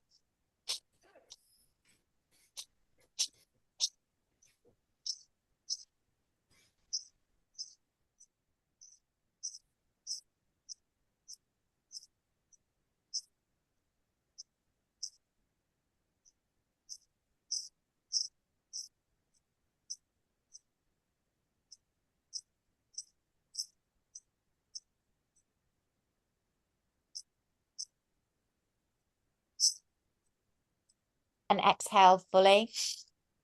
And inhale through the right. And doing the same on the other side, closing down the right nostril, exhaling through the left. And when you feel comfortable with the action, you can close your eyes, bringing your attention to the third eye.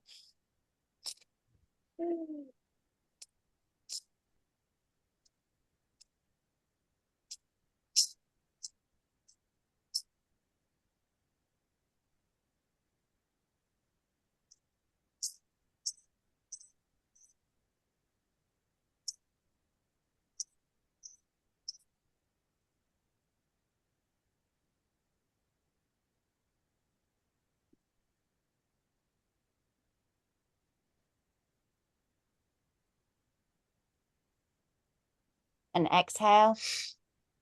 And inhale. If your eyes aren't already closed, closing them down, bringing your attention in between your eyebrows, bringing both of your palms to your knees. And just when it feels appropriate, just allowing natural breath to come in, but holding for as long as feels comfortable. We won't do this for too long because we may just eaten some food and wanting the digestive system to not be too activated after a full belly, but just bringing your attention fully into your presence.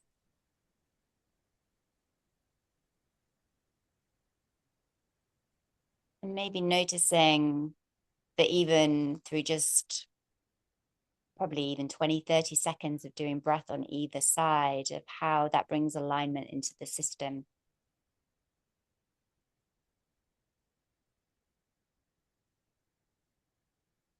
And noticing the spaciousness in your inner realms.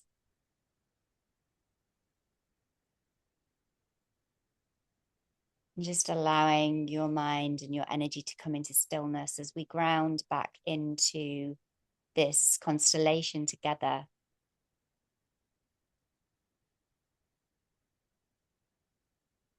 Process everything that we learned this morning.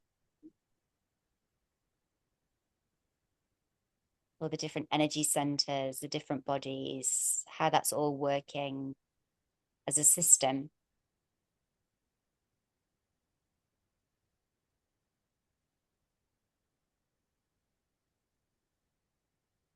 Just feeling your seat rooted into the ground or the chair beneath you.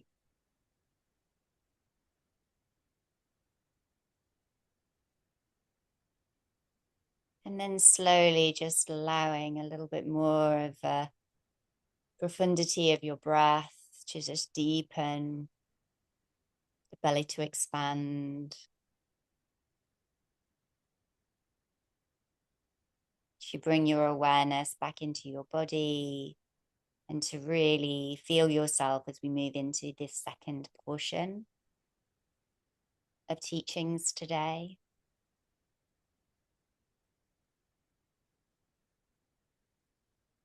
Continuing to deepen the breath.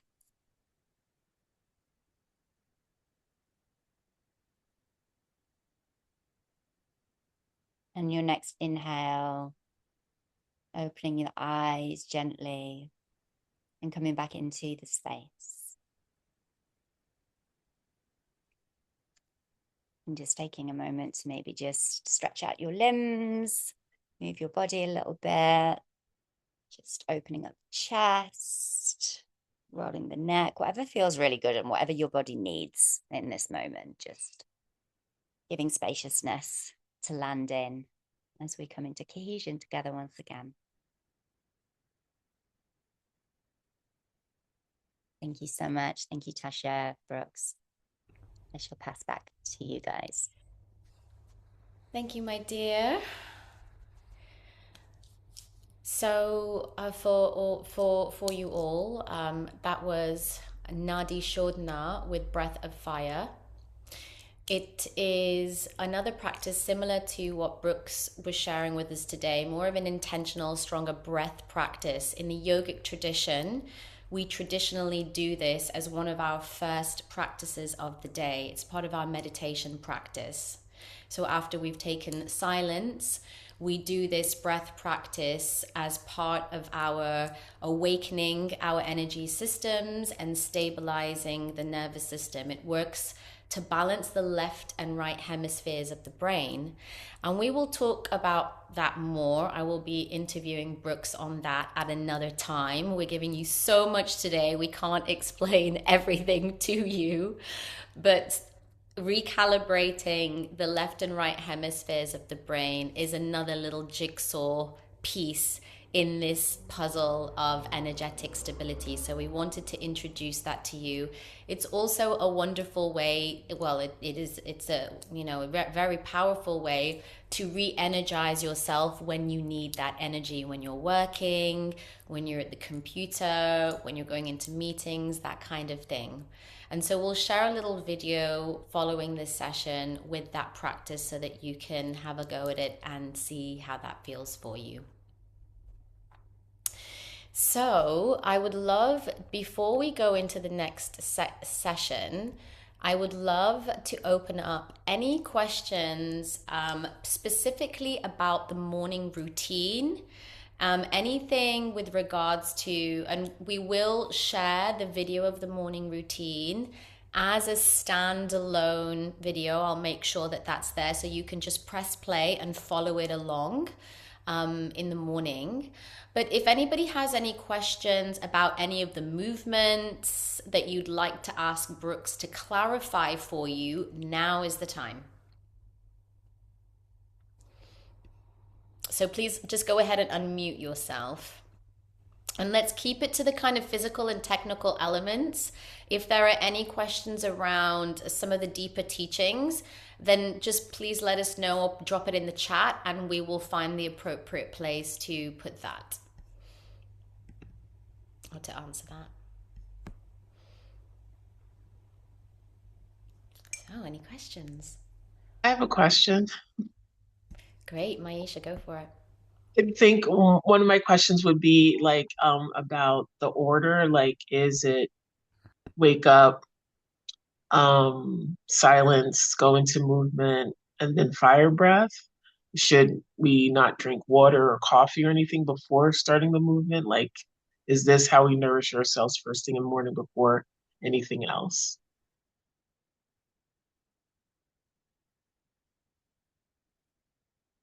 Natasha, there is a pre-morning routine. So it actually starts from the moment you open your eyes.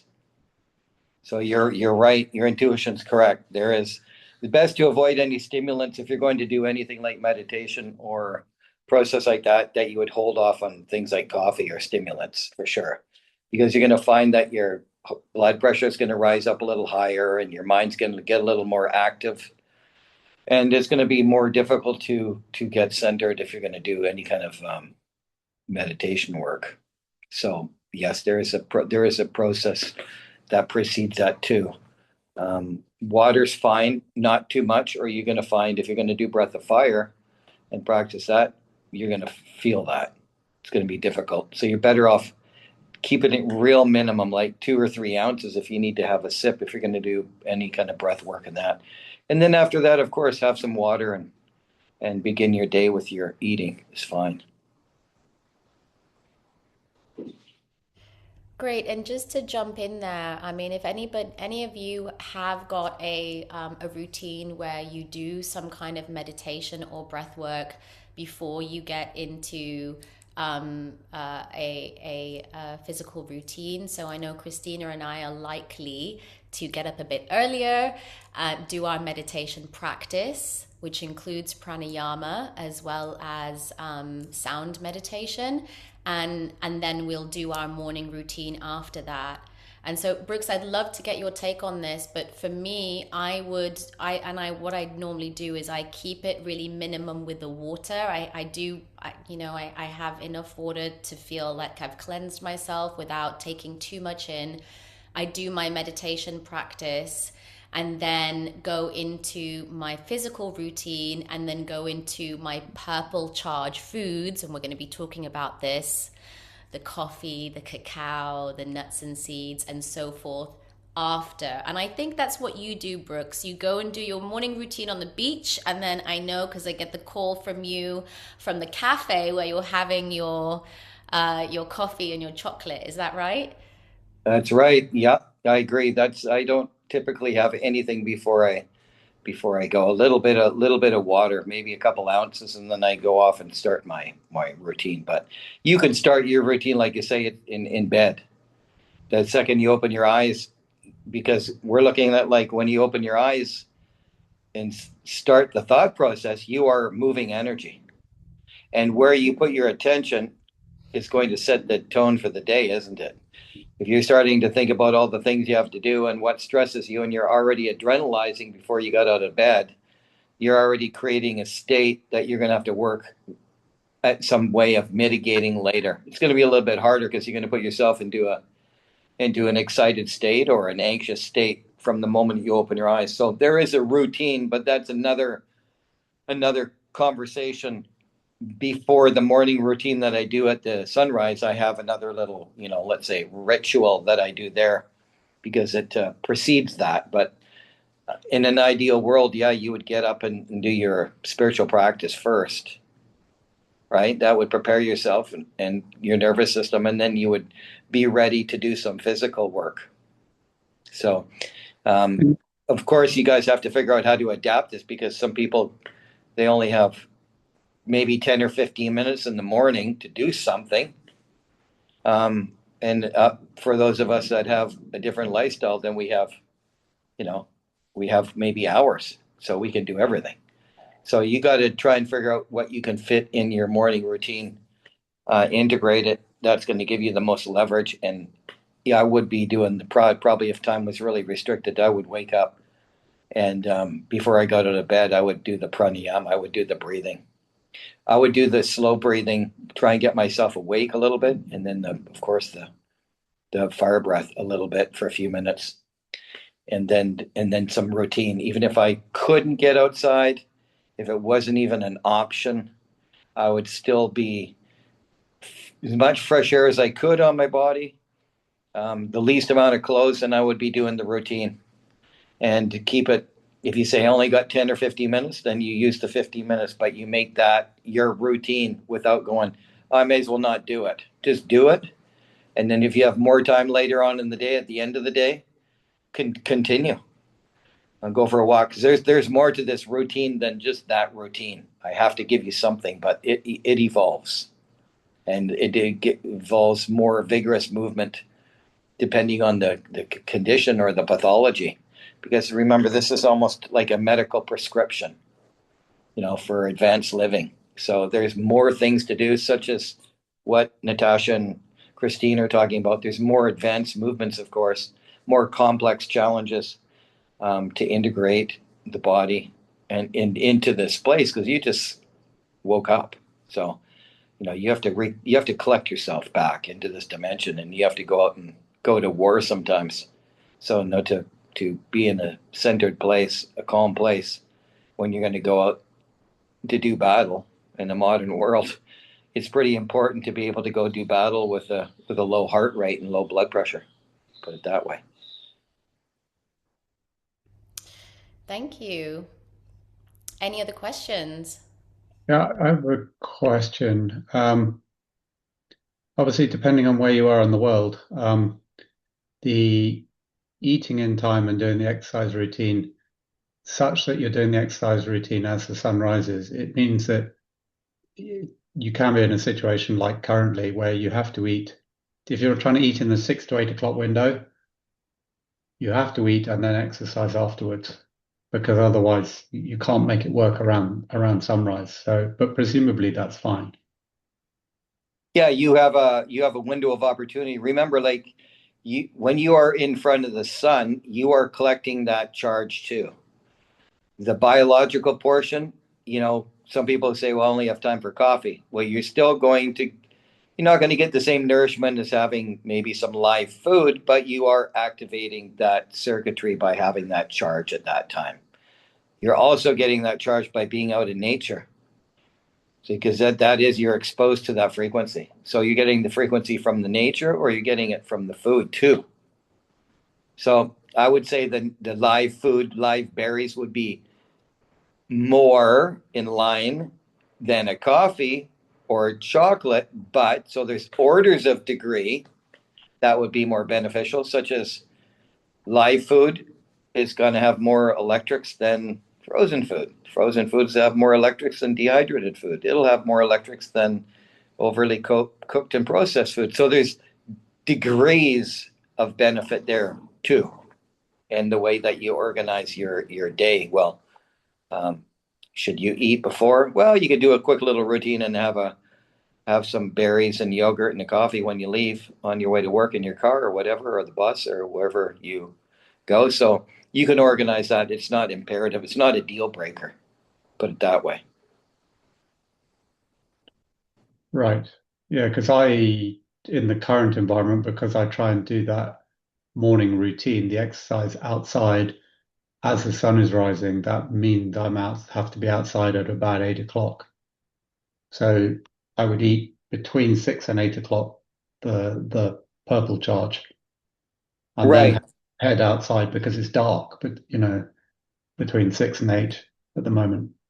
Yeah. You would get up. I mean, this does take some adaptation to be, at the level you're doing it. It's like soldier routine. Yeah. I'm up at 5 and I maybe finish at 8, my routine, and then I go for coffee. Right. No, so I'm just coming on the cusp of trying to finish at 7:30 and be there having a coffee by 8, and then I can have some fruit, after that. So Mm. you're not really going into any kind of deficiency or stress situation when you're doing this routine and living like that. You're doing fine. That's perfect. Yeah. All right. Thank you. I just want to say that it is particularly challenging for those of us that are in the northern part of the north hemisphere. Maisha, I don't know where you're at the moment, but certainly where we are, like as Tim was saying, it doesn't get light until 8:15 in the morning. Well, that's when the sun officially rises, and it's dark. I mean, it's dark at 4:30 p.m. So, that the bandwidths, the 7 charges are in a more condensed time. But it does give us a little bit more leeway to get up super early and, and get our stuff together. And there are advantages to it, but then, thinking about where we slot the food intake in relation to the routines we're doing, what's energetically appropriate can be a little bit challenging. So please use the Telegram group. I'm going to get Christina to drop the link to the Telegram group here into the chat, because this is the place, and Brooks will be present for the first portion of this journey with us there. I mean, Brooks, you're welcome to stay for the whole time, but certainly this first portion is where we're all kind of trying to figure out our schedules. And so ask questions, let's share ideas with one another so we can work this out together as a community, and figure out what's the best for us as the seasons shift. You'll find also that you have to kind of adapt yourself, your routines and such. And also to share something, Brooks, I would love for you maybe just to mention something here about the distribution of energy accumulation is 20% from food and 80% from the environment, from nature. Can you speak to that, Brooks, just a little bit? Yes, because we're talking predominantly about that we're working with 7 basic types of energy. And within that, there's subdivisions of energy. There's apparently to the mass, there's 3,020 different types of energy in this galaxy. 3,000. We're talking about 7. There's fission and fusion. It goes on and on and on. But the 7 charges is the easiest place to put your attention, because you can integrate that information into everything you do, so you can learn from it. And at the beginning, we're trying to make something practical, because we're typically all living outside the boundaries of natural law. So we're making a bunch of stress for ourselves, and then we're trying to figure out remedies, right? How to put a round peg in a square hole, or not a square hole, but a square shape. So it's not going to fit perfectly, but we have to literally try to figure out how to mitigate the stress that we're creating. And it's more like a survival kit at a certain point for people, right? You're not going to be able to get up. You're saying some people are getting up it's 8 o'clock and you're living in the hemisphere where it's dark. Well, that gives you lots of time to prepare before. And it's a psychological shift to think, why would I get up at 5 when the sun's up at 8? Why don't I get up at 10 to 8 and just get down there in front of the sun? Because if you do this every day, your body and metabolism is changing every single day because you're living in alignment with the natural planetary cycles. So it doesn't matter if the sun says on the electronic clock what time it is, your body's getting up with sun. And in the winter, it gets up later naturally. It gets colder earlier. You eat slightly warmer foods and heavier foods. That's fine. Your body should look a little softer and rounder in the winter and a little leaner in the summer. You should be more active and should be eating a little bit lighter of a diet. In the winter, you're going to modify your diet. So everything we're doing is trying to work around, at some level, dysfunctional lifestyles, and we're trying to correct it with some high-level math and putting ourselves in the position to accumulate energy. So the environment is holding most of the energy. So we need to reframe around food as energy. Yes, it is. But it takes quite a bit of energy to digest food, doesn't it? There's a deficit to get at the energy that we need with food. We have to digest it. That takes reserve energy to make the digestive force to break the food down in the first. And then we need to hope that the food is going to provide us with more energy than we expended to digest it. Here's an example. You eat some genetically modified Doritos potato chips, or whatever they are. The amount of potential energy in that potato chip is going to be less than it takes to break that down, deal with the modifications of that food, which is a cyber food, and any of the toxins, and then eliminate all the residual metabolic waste. Is going to be you're going to be in a deficit by eating. Does that make sense? You're going backwards. It's not that whatever they say there's calories there, but it's going to take more of the vital essence of the body. And that's the part of the equation that they never talk about in the West. They keep talking about calories. It's as many calories, but it's taking you more vital force, which is electrical energy, to deal with the 200 chemical compounds in that formula that you just drank or ate. So you're in a deficit. So when we look at food, there's, again, scales of degree of quality of food.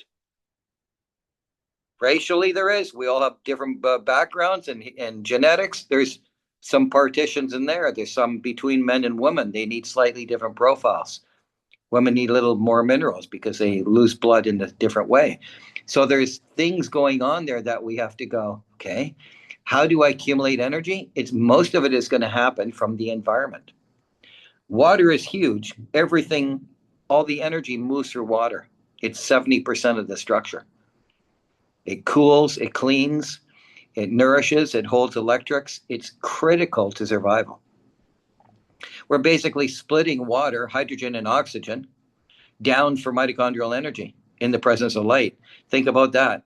Without water, there's no battery. There's no electrics moving. So it's integral to survival.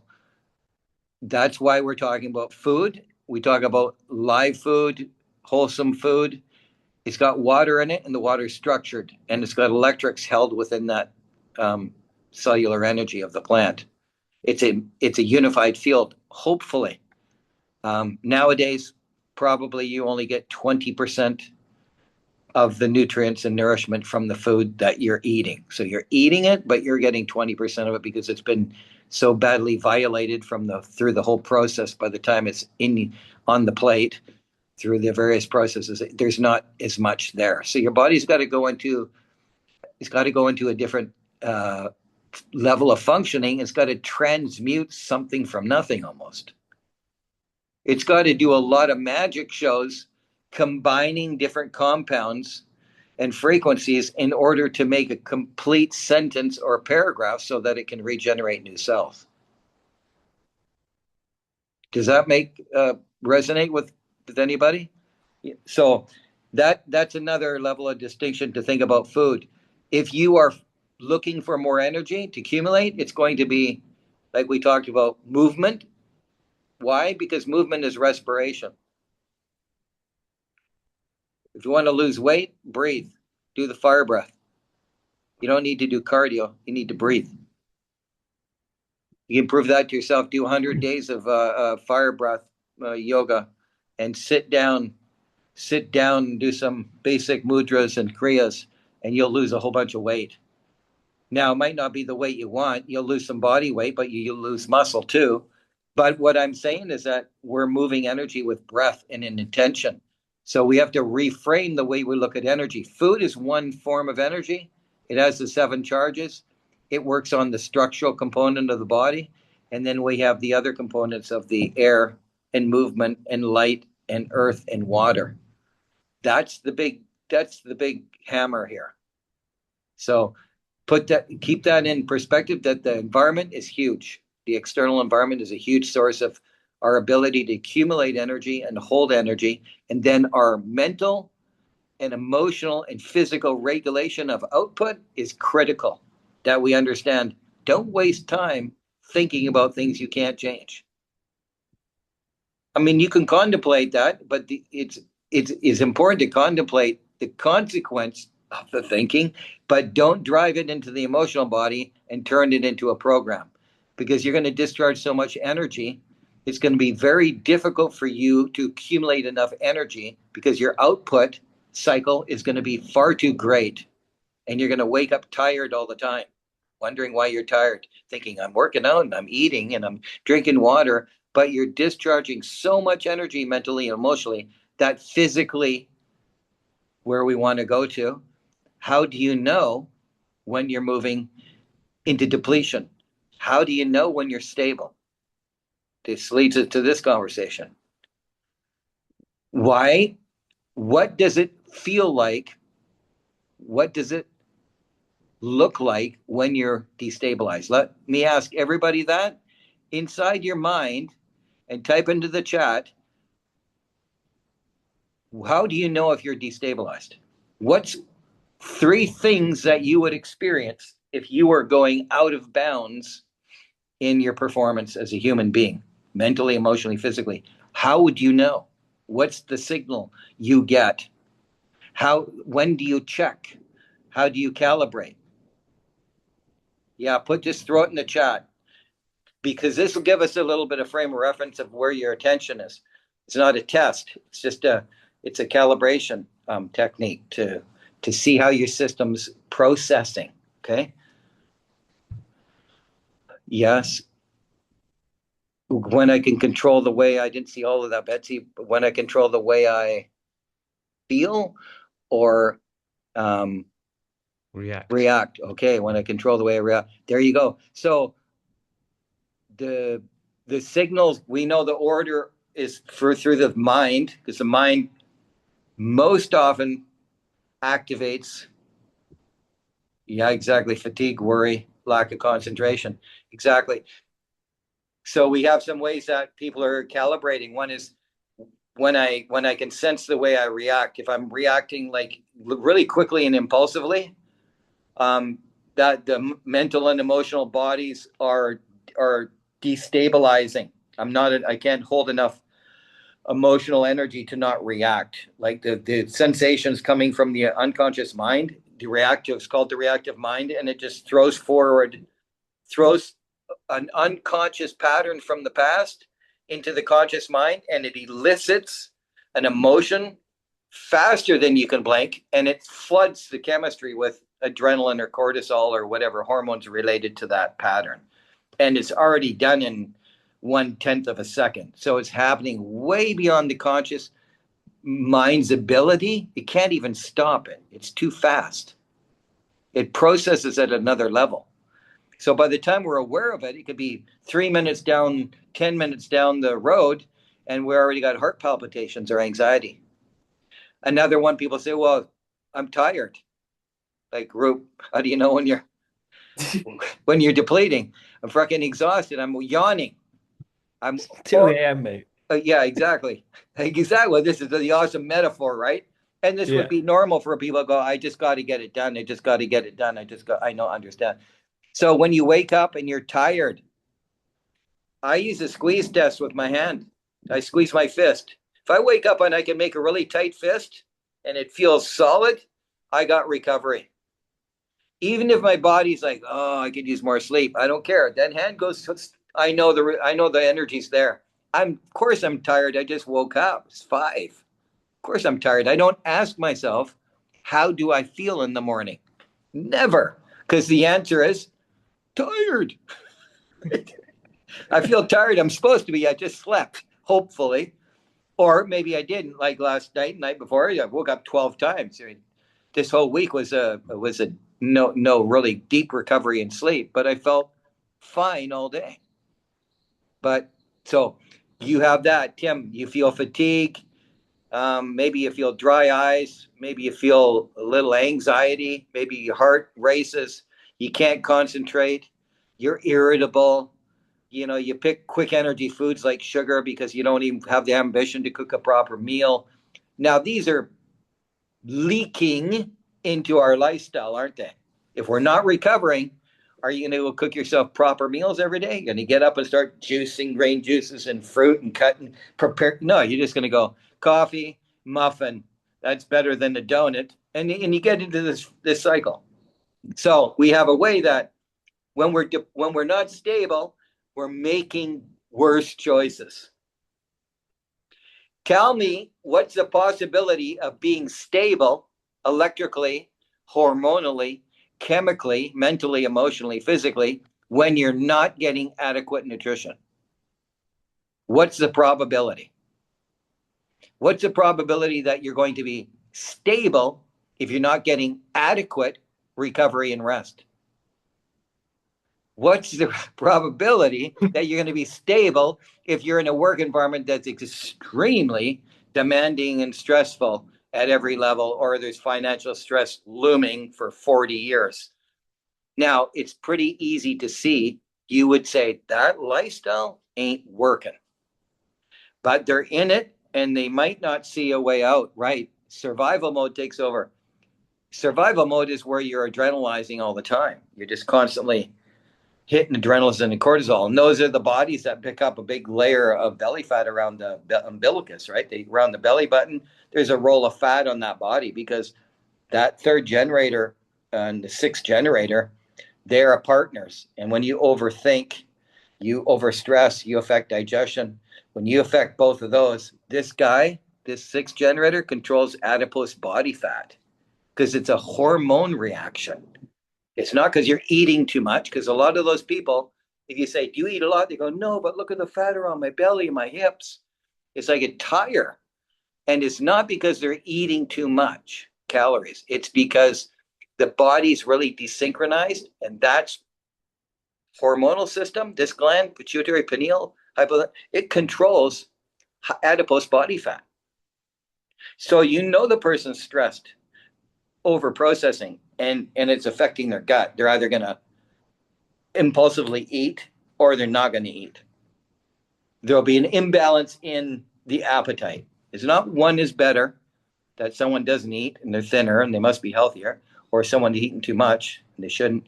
It's only an observation that the system's deregulated up or down. We want a nice smooth wave, not too much stagnation and not too much depletion. So that's how we look at stabilization and depletion. Depletion's going to come in. Is the energy equation coming in the body? Are you eating? Are you drinking? Are you breathing? Are you moving? Are you getting light? If you're not, where are you getting your energy from? And how are you going through the days? What you're going to do is you're going to go switch your whole metabolism to using sugars for energy. You have to. because you're not getting it from nature. So your choices, your psyche is going to be, I don't have time to eat properly. I will when I finish this project, this thing, or this lifestyle, or this lifetime. I'll eat when I retire, or I'll work out when I retire, or I'll work out when I feel better, or I'll work out when I get some more money. All of these reactions are the result of that thinking.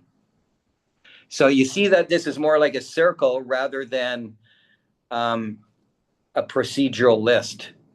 We have to accumulate energy. We have to consciously preserve and conserve the energy and make sure that at the end of the day, we're banking some reserve energy, just like your paycheck. You got to make a little more than you spend. There's no way around this. It's mathematical. So anybody can ask a question around that, Natasha, or you can. Yeah. How is everyone doing with that? Any questions? Go on, Tim. Just a quick one.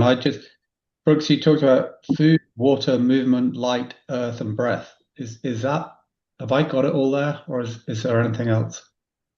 Yeah, you got with movement, yeah, breath is built into movement because Right. it forces respiration. And you got nutrition in there, right? Like food. Yeah. Food, water, movement, and breath, and light and earth. Yeah. Yeah. Those are the big daddies. Right. Okay. That's the source right there for sure. Okay, so are there any other burning questions about the routine? Because this is a perfect place for us to go into the eating in time.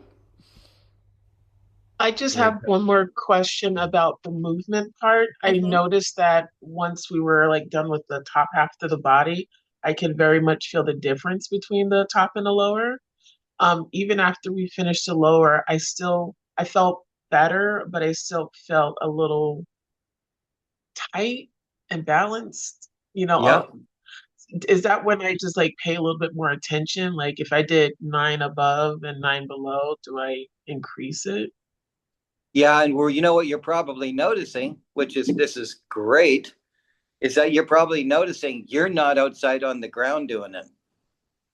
So Hmm. you're noticing that you're like, I'm like starting to shake off energy, but I can't really get it out yet and ground it because I'm not even connected to the earth. And it literally is an electrical thing we're talking about. So you're noticing, wow, it's kind of feels like it's kind of stuck in my legs still. Yeah, that's probably. Okay. So I would suggest try and do it outside one day and tell me, even if you do it at night, anytime in a park or grass or, and tell me what you notice.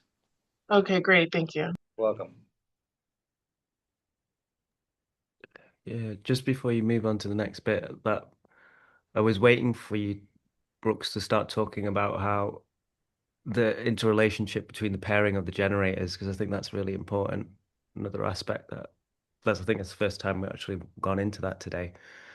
That say like the digestion and the solar plexus or the magnetic charge, and it's been depleted, and we keep hammering food into our stomach and asking it to extract this energy, and then it has to borrow from the third eye, which then increases worrying, neurosis, overthinking, and instability in the thought processes and all that. And I think that's really crucial because that's where we will really start to figure out the imbalances in our body once we understand the pairing situation. I think that's the missing element for a lot of health knowledge, and doctors and stuff, they don't even look at that. And what I've experienced, what me and Natasha experienced, and even when we've been doing the work with our friends back home, the crystals, it's like it's so on point with everybody when you go through and you find out what's happening in someone's lifestyle, and then you see what's happening in the body, and then you figure out which of the chakras are related. It's always a pairing. It's always a pairing distribution, an oversaturation and depletion. So I was just wondering if you could just some of the other really big ones for us to kind of hold Okay, I'll give in you our thoughts and remember. some general philosophy because that's another level of learning for sure. But you're right. In this world, this dimension, nothing can exist without its opposite. So always seek the opposite. Whatever you're confused with, think that is typically something is out of phase, and you can literally look to its opposite polar opposite and see some logic, right? Like we talked about with vitamins deficiencies. So who says, oh, I have a high oversaturation of calcium? No one says that, and it very well could be. I have an oversaturation of protein. And it's just no, everyone's deficient in protein. You got up your protein, got up your protein, got up your protein. It's constant. So this is a good point. Is like, if you want a clue, literally unravel the mystery of what's the opposing charge or thought or action to what I need to solve as a riddle. Like, I'm extremely tired. People go, how would I get more energy? What can I do to accumulate energy? That would be the first question. And then now you have the formula. Oh, now I know how to accumulate energy. Am I doing them? Checklist. No. Well, then no mystery why you're not accumulating energy and why you're waking up tired. You keep reverse engineering the chain of events from causality to effect and just thinking in the terms of polar opposites, and you're going to be able to extrapolate a whole bunch of meaning and make sense of something really, really quickly. And there's something on the chart that you're going to see some relationship to the charts, and it'll explain a little bit about the polar opposites.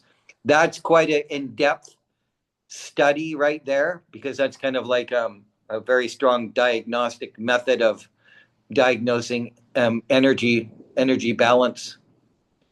But you got it right there, which is, you said, I'm really tired right now. Well, why? Are you depleting your energy or not getting enough? I mean, really, this is real simple.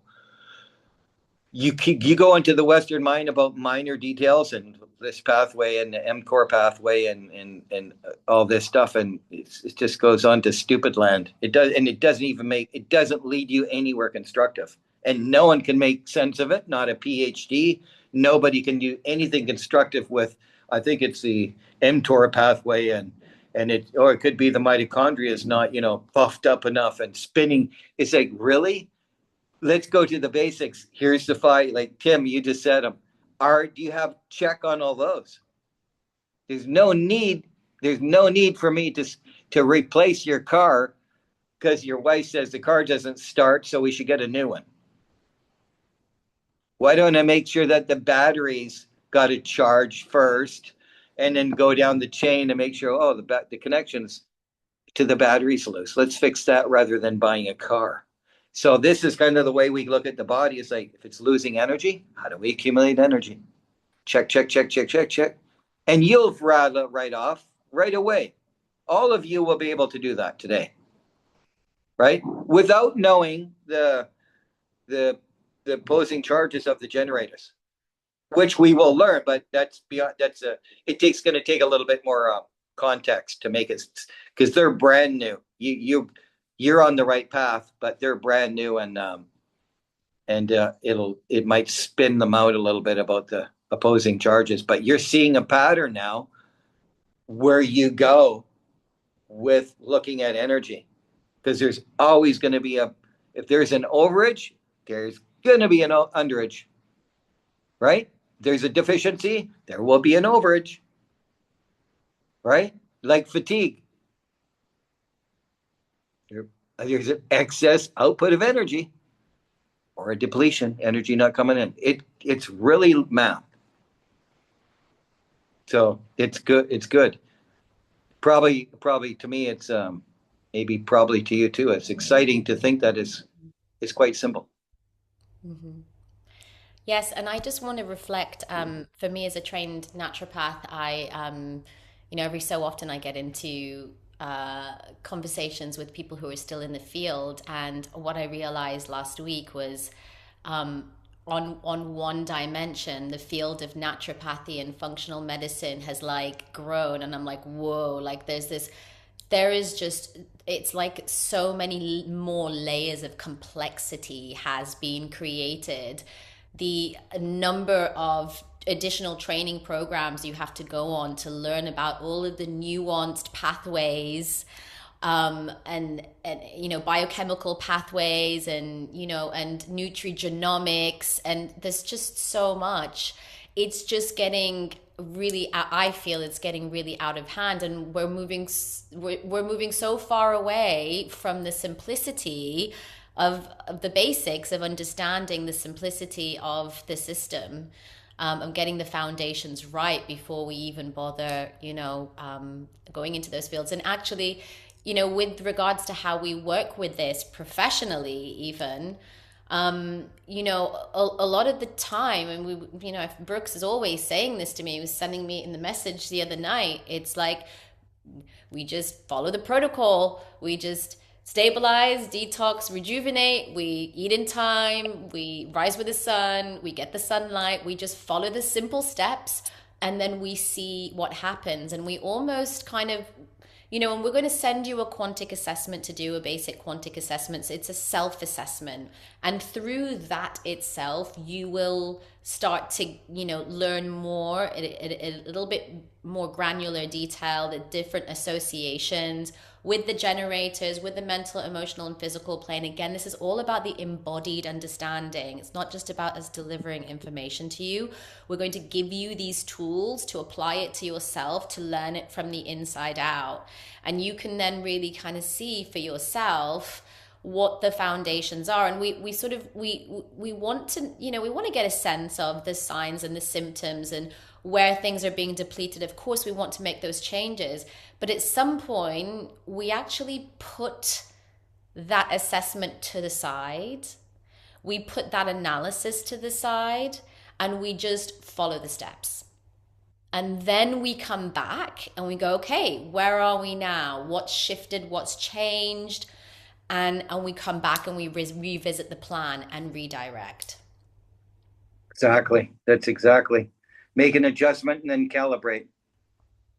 And so, Brooks, by the way, I can't see you. I don't know if anyone else can. It just says Brooks' iPhone. Your picture has gone. Let me try and figure out how to get myself back. And so while Brooks is doing that, if you all haven't already opened the spreadsheet, we're going to go through that now to break down the eating in time. Now, our recommendation is that following today, big challenge is that we all begin eating in time, and that we all begin the routine of, at the very basic level, rising with the sun, getting out in those first 2 hours of the sun as soon as possible to do your grounding practice. So getting your feet, bare feet on the earth. I know Tim has lots of funny stories about him sliding around in the wet, grassy parks of London at 6 in the morning, and we're all gonna be the weirdos out there doing this routine. But that's our challenge to you, is to rise with the sun, ground, get that sunlight in you, and start eating in time. And we would love for you to also adopt the morning routine. So this is the challenge: rising with the sun, morning routine, eating time, 3 steps. Okay. So Brooke, shall we go through the chart? Should I bring it up on the screen? Do you want to have a visual? Yeah, please. Okay. Oh God, I've got like a million gazillion tabs open. Let's see, what have I got here? Can you see this? Yes. Can you see the chart? I can, yes. Okay, great.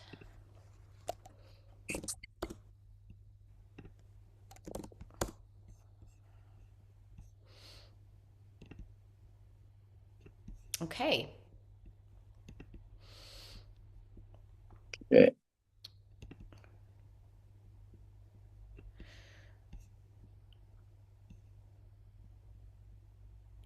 Okay.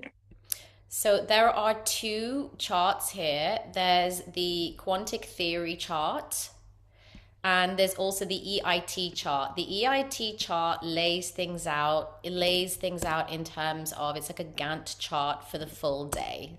So this is the one that you'll probably find a little bit easier to kind of address, to use on a day-to-day basis, to be able to scroll easily, see where you're at on this timeline here from 6 a.m. until 8 p.m. So shall we begin with this one, Brooks? Yeah, yeah. Great. Not that I can see it small, but if you can download the app here. Okay. Let me take a look at what you got there. Okay.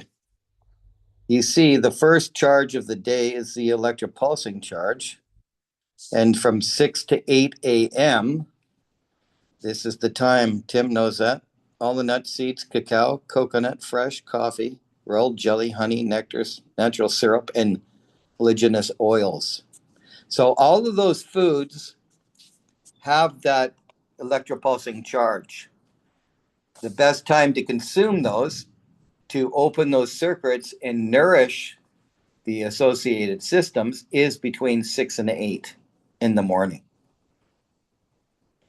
Now, we spoke earlier whether you're going to eat those before or after is a matter of preference according to your schedule. Then when the sun starts shifting frequencies between 8 and 10, it goes into the 5th generator. The first one, purple, is the 7th generator. That's the crown. The 5th is the throat. It's blue. Electroluminous is the nature of that energy that electrifies the thyroid, the fluid systems, the eyes, and things of that nature. Now, those foods are high content fruits. So you think pineapple, watermelon, oranges, grapefruit, apples, things like that. Basically, all the fruit. That's real easy to do. You can see that in the morning, it's basically all fruits until 11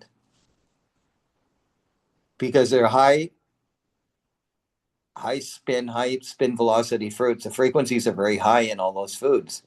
And we're not ready for the big, heavy proteins. The stomach doesn't have the digestive force to pull apart the proteins yet. So we're moving into it. To the next charge is a kinetic charge, green. And that's the 2nd generator, the belly button. And that's the whole hydroscopic system, the urinary bladder system, kidneys, parts of the brain, lymphatic system. That's what controls that particular group of foods, electrifies those circuits and those organs. And you have some stuff over there, I see. Yeah. And the time is 11 to 1 in the afternoon. That to make green drinks or salads, predominantly based with this charge of food. Now you can ask, is it a deal breaker if you have something else in that time? It's not a deal breaker unless you're dealing with something, more serious, with a disease or something. This is actually a 2nd tier eating regime, meaning it's going to cause a more profound change. To eat only that charge at that time, you're going to cause quite a bit of change metabolically and in the system. Before this, there is another program that groups 3 meals a day. And it's a transitory system called the Delta Diet. And it precedes this one. And it's a maintenance program for children or elderly people or people that are sick or people that are in extremely good shape.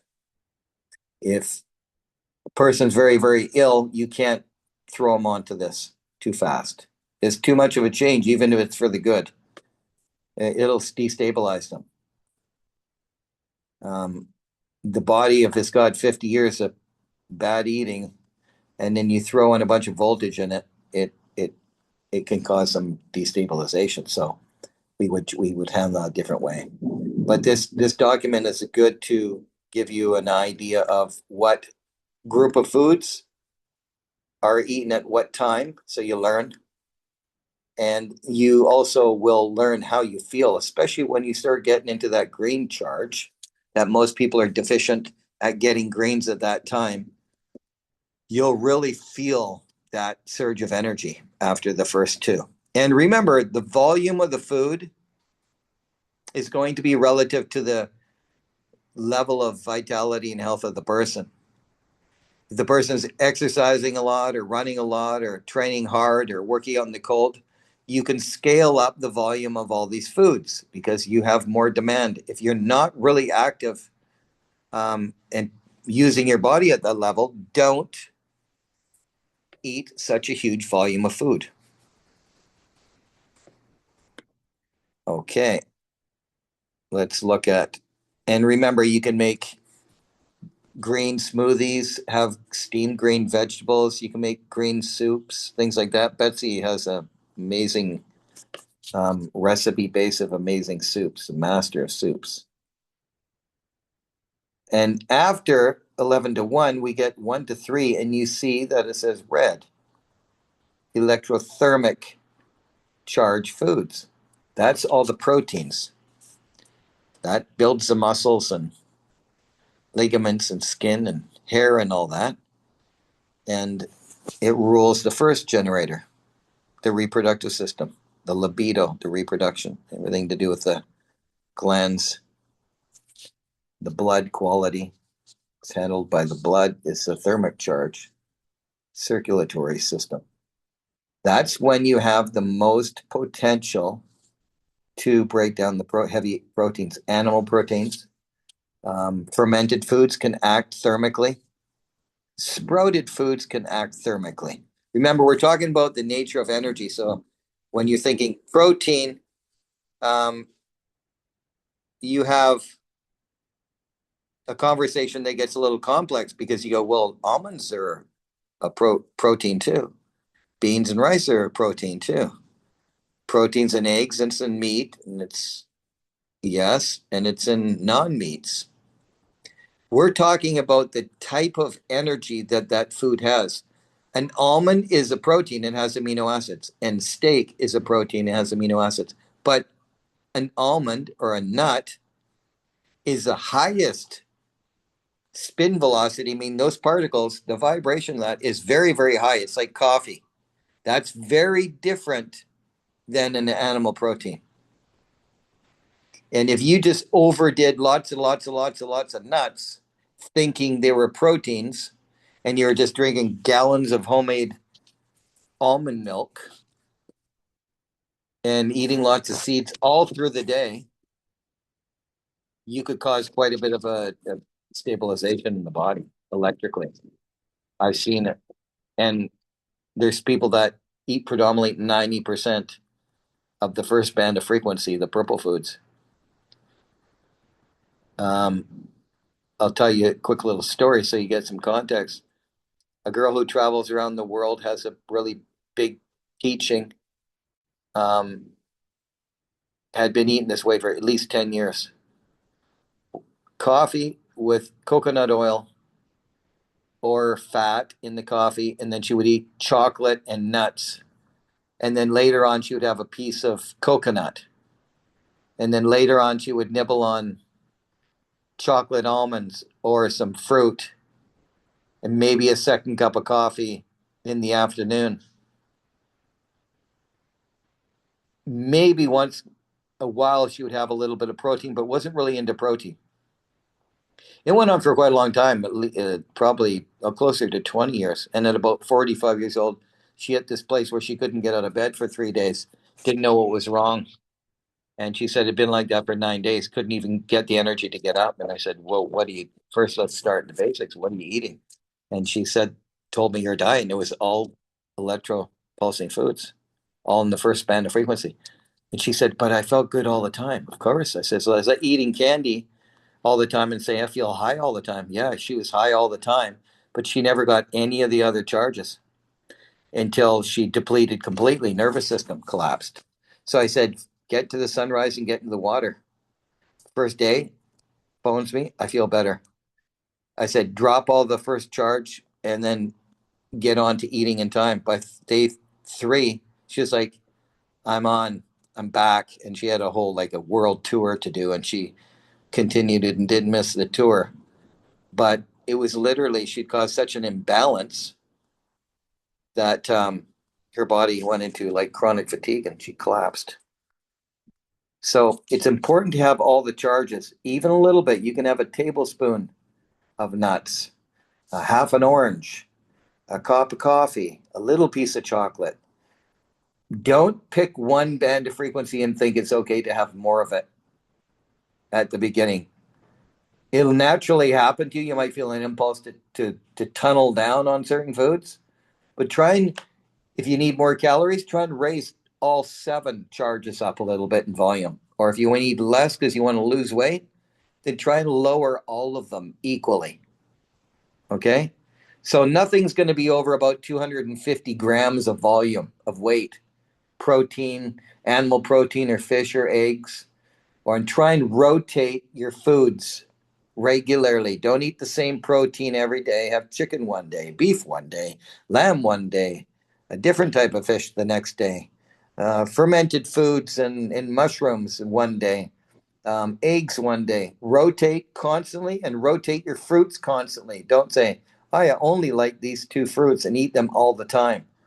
Every fruit's going to have different minerals and different ratios of elements that your body needs. It needs 84 different minerals each day, and they're going to come from all the different spectrum of food. So enjoy all of it. Okay, next band of frequency, 2 to 4. These frequencies overlap, and that's why it's like that, because there's not a hard division line between the rainbow. It doesn't just go like a piece of paper, it's red and then it goes yellow. There's actually bleed through because of the way the frequencies overlap. So this is showing the yellow, which is the 3rd chakra, 3rd generator, and it's magnetic foods, and it fortifies all the digestive system. And those foods there are all they got on there. Oh, that's not right there. Yeah, there we go. I'll get it right. All the non-green vegetables. Okay. That's all the good. That's everything non-green. Figure out that way. That's easy. All the non-green vegetable. Yellow. Hold on here. We got yellow. This is not in the right place. Looking at the time. Do I have some corrections to make? Yeah, we do on the. We got to switch the order around there. So 2 to 4 is non-green vegetables. Yeah, that's right there. Mm-hmm. Okay, that's orange though. Yeah, I had orange here, and that was a mistake from before. I had orange here, and I just swapped them Oh, here. okay. So I've got Oh, yellow 2 to 4, and I've got orange 4 to 6. right. Yeah, they just swap the color. The foods are correct time. So that time 2 to 4 is going to be all your non-green vegetables, and that's orange, 6 generator. Okay. And then the yellow is the magnetic charge, and that is Lego. Okay. I had it right the other way around. Sorry. Yeah, yeah. I second guessed myself. You know how long? I mean, I had no one to teach me this. For 5 years, I oscillated between those two. I really could not get that. Uh, I just had the colors, but I didn't have any other information in there. So I had to go back and forth each day, like literally intuiting. And we did it. Remember that, Betsy? We did there's another program after this. We did a 7-day where you're drinking juices, liquids, and smoothies and purees. It's a treatment for cancer. And you only do 1 charge a day, 1 group a day. And when we got to these days, I couldn't remember the order. And we did it that way. And then we all of us go, there was something wrong. One person had to leave town because they were getting so wired up about it. They just got annoyed. And it was because the wrong charge went in the day, and it really disturbed them. And then later on, it's like, oh, it's the wrong order of those 2 days, and it it became extremely difficult to finish because it's not a fast, but you're not chewing any food. So it's more or less a fast. So by that day, by the third day, typically the third day is easy in a fast, and the fourth day, you metabolically change, and the fourth day is brutal. I mean, it's always tough for me. Some people, Betsy's a champ at fasting. She just goes right through the whole thing, even if it's water. By day four, I've already had enough of the not chewing. But this is correct. Okay, orange, all the non-green vegetables. That's really easy to remember. 11 to 1 is all the green, and the 2 to 4 is non-green, is everything. It's like in the morning, you got the 8 to 10, you got the fruits, the blue. That's everything, except the nuts and seeds and a couple dark fruits you can put in there because they're tasty, but most of the fruits are 8 to 10. And in this, there's a parallel between these two charges. I don't want to confuse you by talking this way. If anyone's confused, just put it in the chat. Tim, you got a question? Yeah, this is confusing me just because it's different from what I've been doing. So the yellow would be from 4 to 5, and 5 to 6 was the orange. So that's what I've been doing is wrong. I think I must have had a previous version. I just want to double check that. So, for the times, you mean? Yeah, but just because so orange I had after yellow. So yellow was 4 to 5, so that was cool. But the orange is this could be. I think because the way that what's happening there, Natasha, is the orange charge is slotted in. It could be slotted in. It could be slotted in later. Yeah, like you could move it over to. You're going to see some because of the overlap like that. Because we're using a kind of a grid like this. It's not. You can't really make it accurate because it bleeds through the charges. So if but you it's 2 to 4 orange as opposed to what I had, which was 5 to 6 was orange. okay, well then you had the colors wrong or the foods. Yeah. Okay, but this is right what's here, so I need to change slightly. Yeah. Sure. Yeah, Okay. the beans are going to be up till the beans you can have like basically 5 to 6 somewhere around there, 4:30 to 6. You can have all the legumes. That is Yeah. the yellow charge, magnetic. Okay. I'll go over this later and see and we'll tighten it up. Yeah, that could go okay, 6 to 7, that's fine. You could push that white charge. You can't really do it because of the way the grid is. That's all I see. Let's push the white charge later. Get it over there like 7 to 8, let's say. And then we can slide the next charge in from the 5 to 6. 5 to slide yellow over to 5 to 6. Is that slide right? slide the white from into the 7 to 8 bandwidth just for sake because we got definitive lines. We can't get it exactly the way it's laid out. That's all it is. That's right. Now that's right. That's right. And then that's right. Perfect. And just slide the legumes from into the 5 to 6 realm. Like that? Okay. I think I got it. We'll get this like because this is the kind of the first there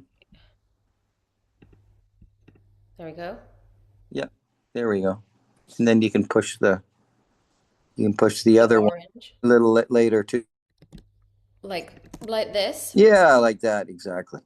Now remember, you guys, because these are some of these bands of frequency are wide. They're not all evenly the same width apart, if that makes sense. Imagine bouncing a basketball and you're bouncing it up and down from your shoulder to the ground, that it's going to take a certain amount of time to travel from your hand, from your shoulder to the ground and bounce back up again. As you bounce that basketball and bring your hand down towards the ground, that ball's going to bounce faster, isn't it? When you get it really close to the ground, that basketball is bouncing up and down really fast. That's like eating the purple foods or having the coffee in the morning. Those photons, those things are bouncing up and down in a very small band of frequency because they're moving like 400 billion times up and down per meter as they move through space. So they cover 1 meter of distance and they move up and down 400 billion times a meter. That's what 400 nanometers means. Nano means billion, and it's moving up and down. When we show it on a document, we got to have two spaces from 6 to 8, but they're the equal distance to the next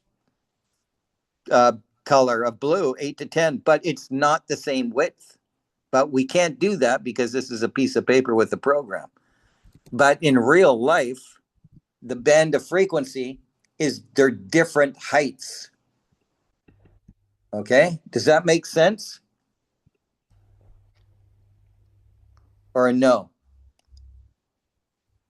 Imagine hitting a guitar string and then tuning it up in pitch. Bing, that guitar string's getting tighter, which means the vibration of the string is moving up and down in a shorter space. It's not like a big bass note going flop, flop, flop, flop, flop. It's operating up and down faster in a smaller bandwidth is what's happening.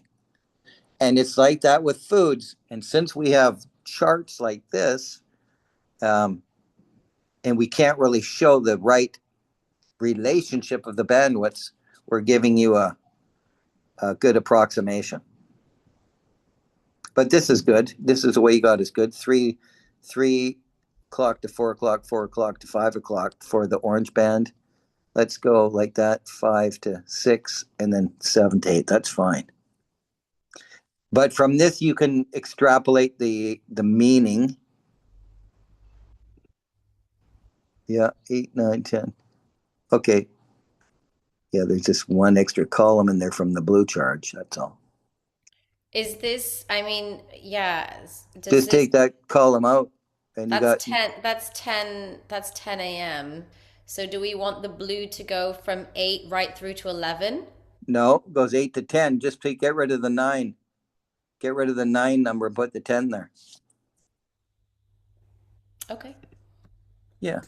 Just move that and bump the 10 guy. There you go.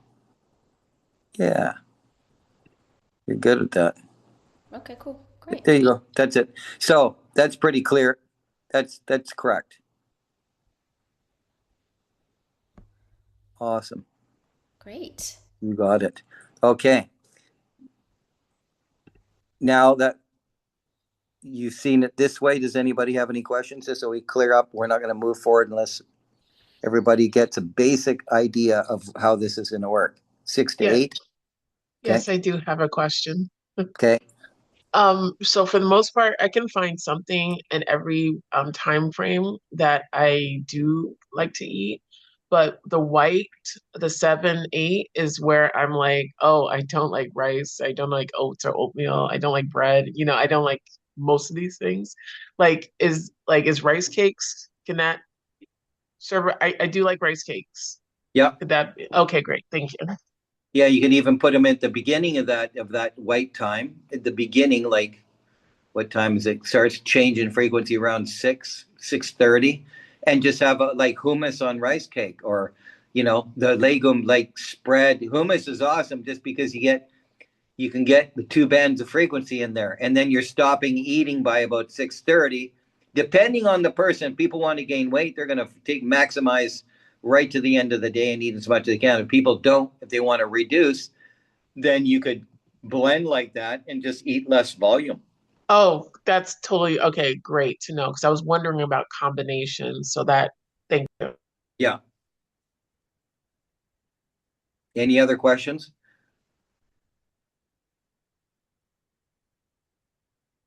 Yeah, just one from me. So again, I think it's because I've been working off a previous version of this. So I've been having the sort of dried fruits and purple berries in the 6 to 8 window, along with nut seeds, etc. Yeah.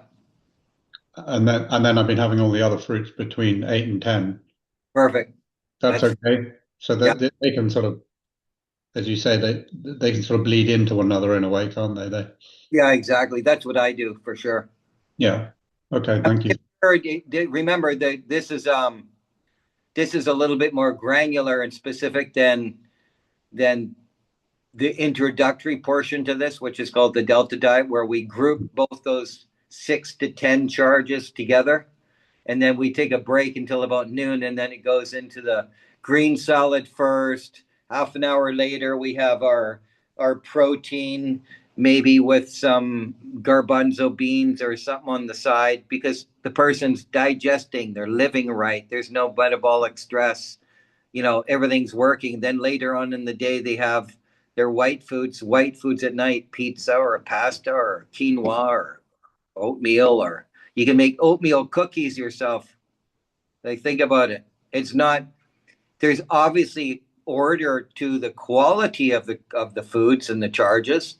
Live is better than dried, right? Dried's better than frozen, etc. But if you don't have any pathology and you're not showing any huge symptoms, or the person's younger, it's okay for them to have chocolate mousse pudding for breakfast, because it's cacao, avocado, coconut oil, a little bit of sprinkled fruit in there, and things like that. That's perfect. That's not a problem. And at night they go, "Oh, I'm gonna have pasta." Some people would say, "I can't eat pasta. Pasta's not good for you. It's refined flour." Well, if you have gut issues and glucose intolerance and gluten intolerance and allergies, I agree. You might have to be careful, but when you're functioning fine, you will perform perfectly with this without being fanatical about it. If you have some disease or health challenge, you have to get a little bit more specific. That's why we have assessments. But this, is a general rule, is more organized than just eating only meat and avocados and eggs. That's not sustainable. This is sustainable. You could eat this way your whole life. And if you did, you probably wouldn't have any problems.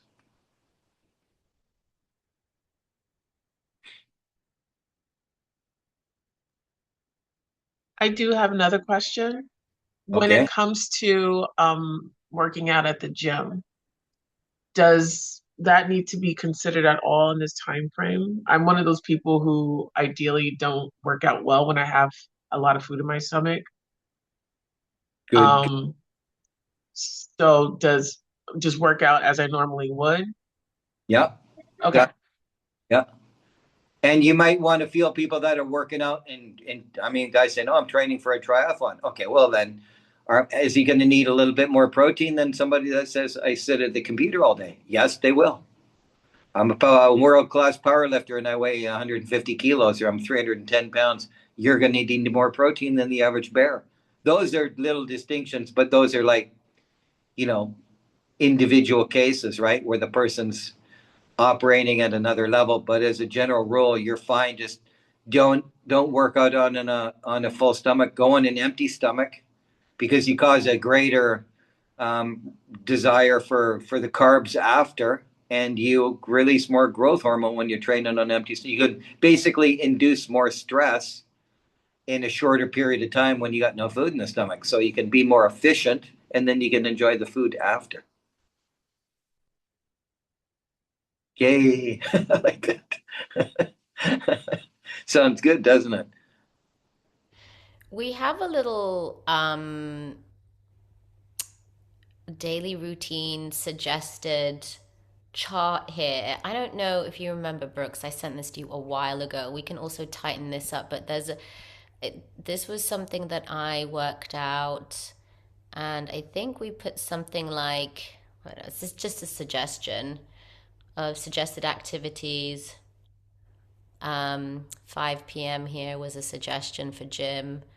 I think there was but we can have a look at this and clarify this and get this back to you. Maybe Brooks, you can have a look at this in the next couple of days over the weekend. See Yeah. what you think. Yeah. Good idea. It's got it's aligned to like the circadian rhythm and hormonal activity here. So a lot of the function here is around the hormones, digestive and such, and circadian rhythm, and then suggested activity, and then the nutrition protocol here to the side. So that's just another little chart. Good. Great. There's also an accountability chart here, which you can use, and you can chop and change this.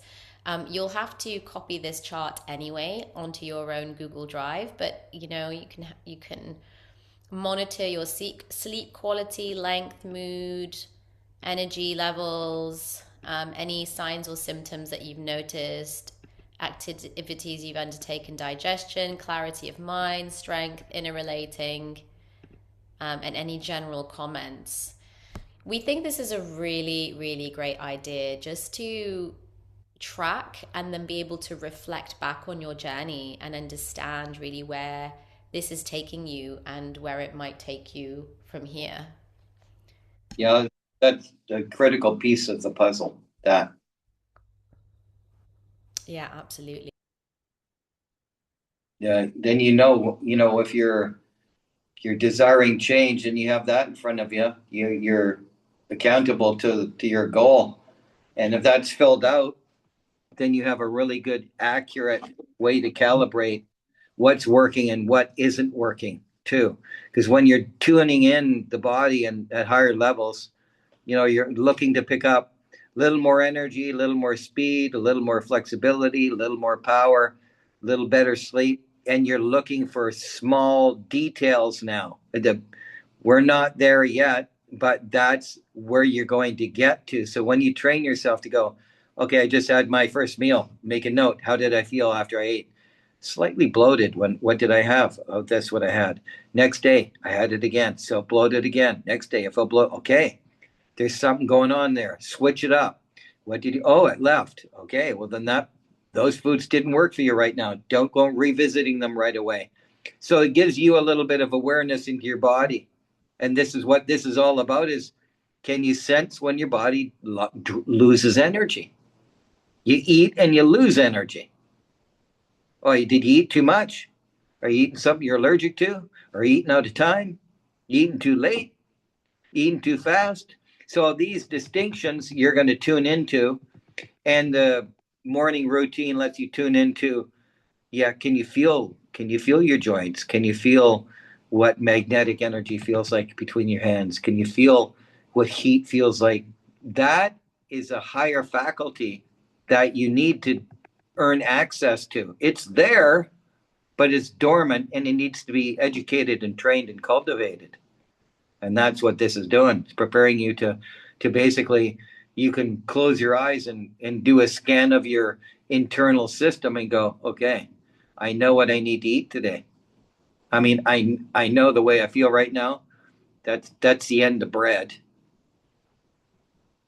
right? You know right away. So those things are where we're trying to go to. And that charts the first step.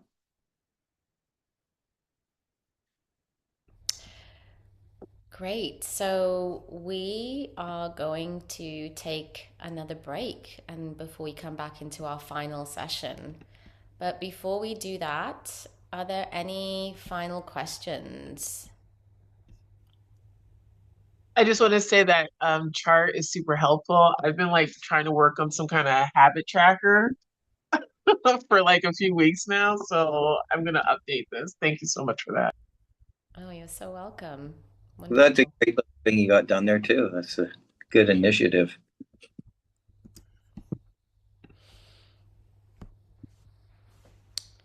Anything else?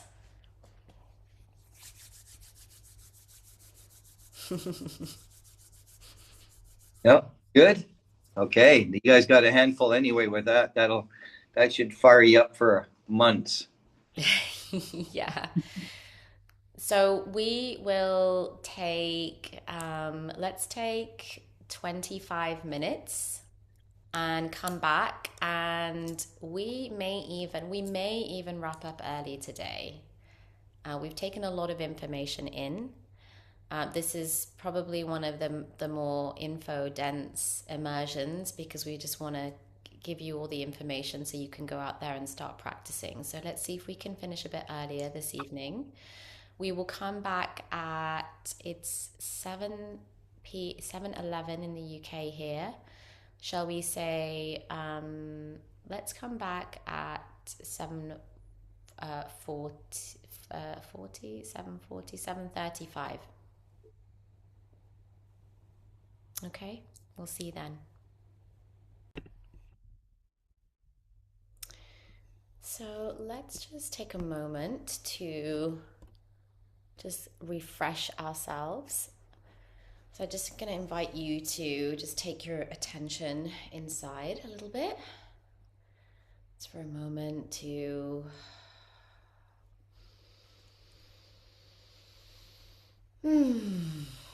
take a few nourishing breaths, just practicing that intentional deep inhalation into the lower abdomen, allowing it to expand outwards as you inhale.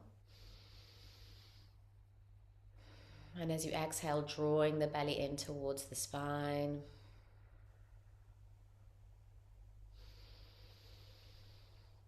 Just a few rounds of inhaling through the nose, exhaling through the mouth, feeling your feet on the earth.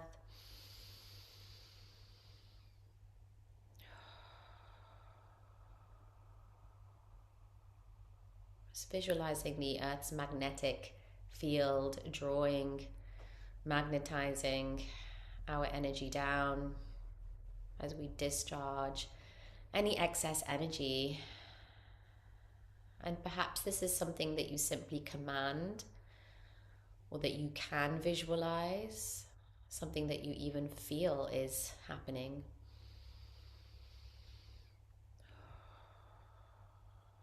Feel free to use the outward breath if that's helpful. Just find your own way to create this very simple practice of consciously breathing, grounding, and then opening the awareness, the crown, which is actually at the top of the head but tilted to the back slightly. It's not directly above us, it's slightly angled to the back of the head. Just again, feeling, visualizing, imagining that connection to the sun, to the life-giving energy all around us. And letting that energy pour into our systems, nourishing each of our generators from the crown all the way down to the base of our spine, to the first generator at the base.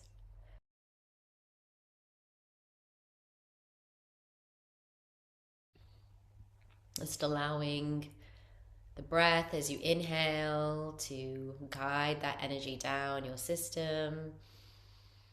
And as you exhale, just letting any excess energy move into the earth, be discharged into the earth.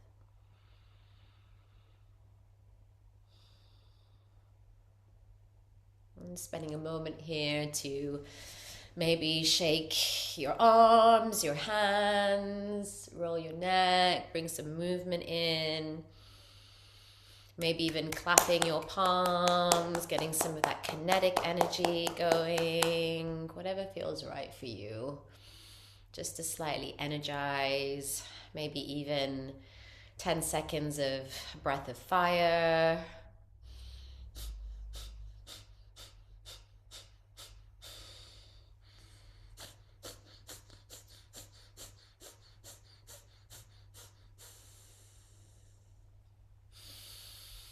Just taking some conscious breaths before you come back into this space.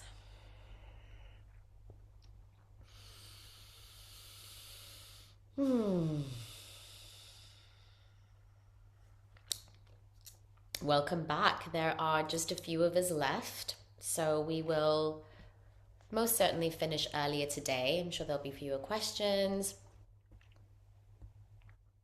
Okay, so I would just like to spend the last half hour or so just recapping the 3-step framework for the quantic system.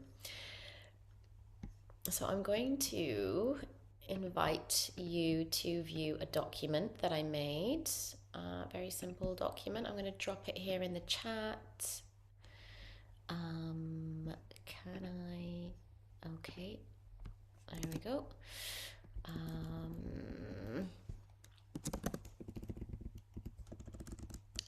So take a look at this. I'm going to open this up.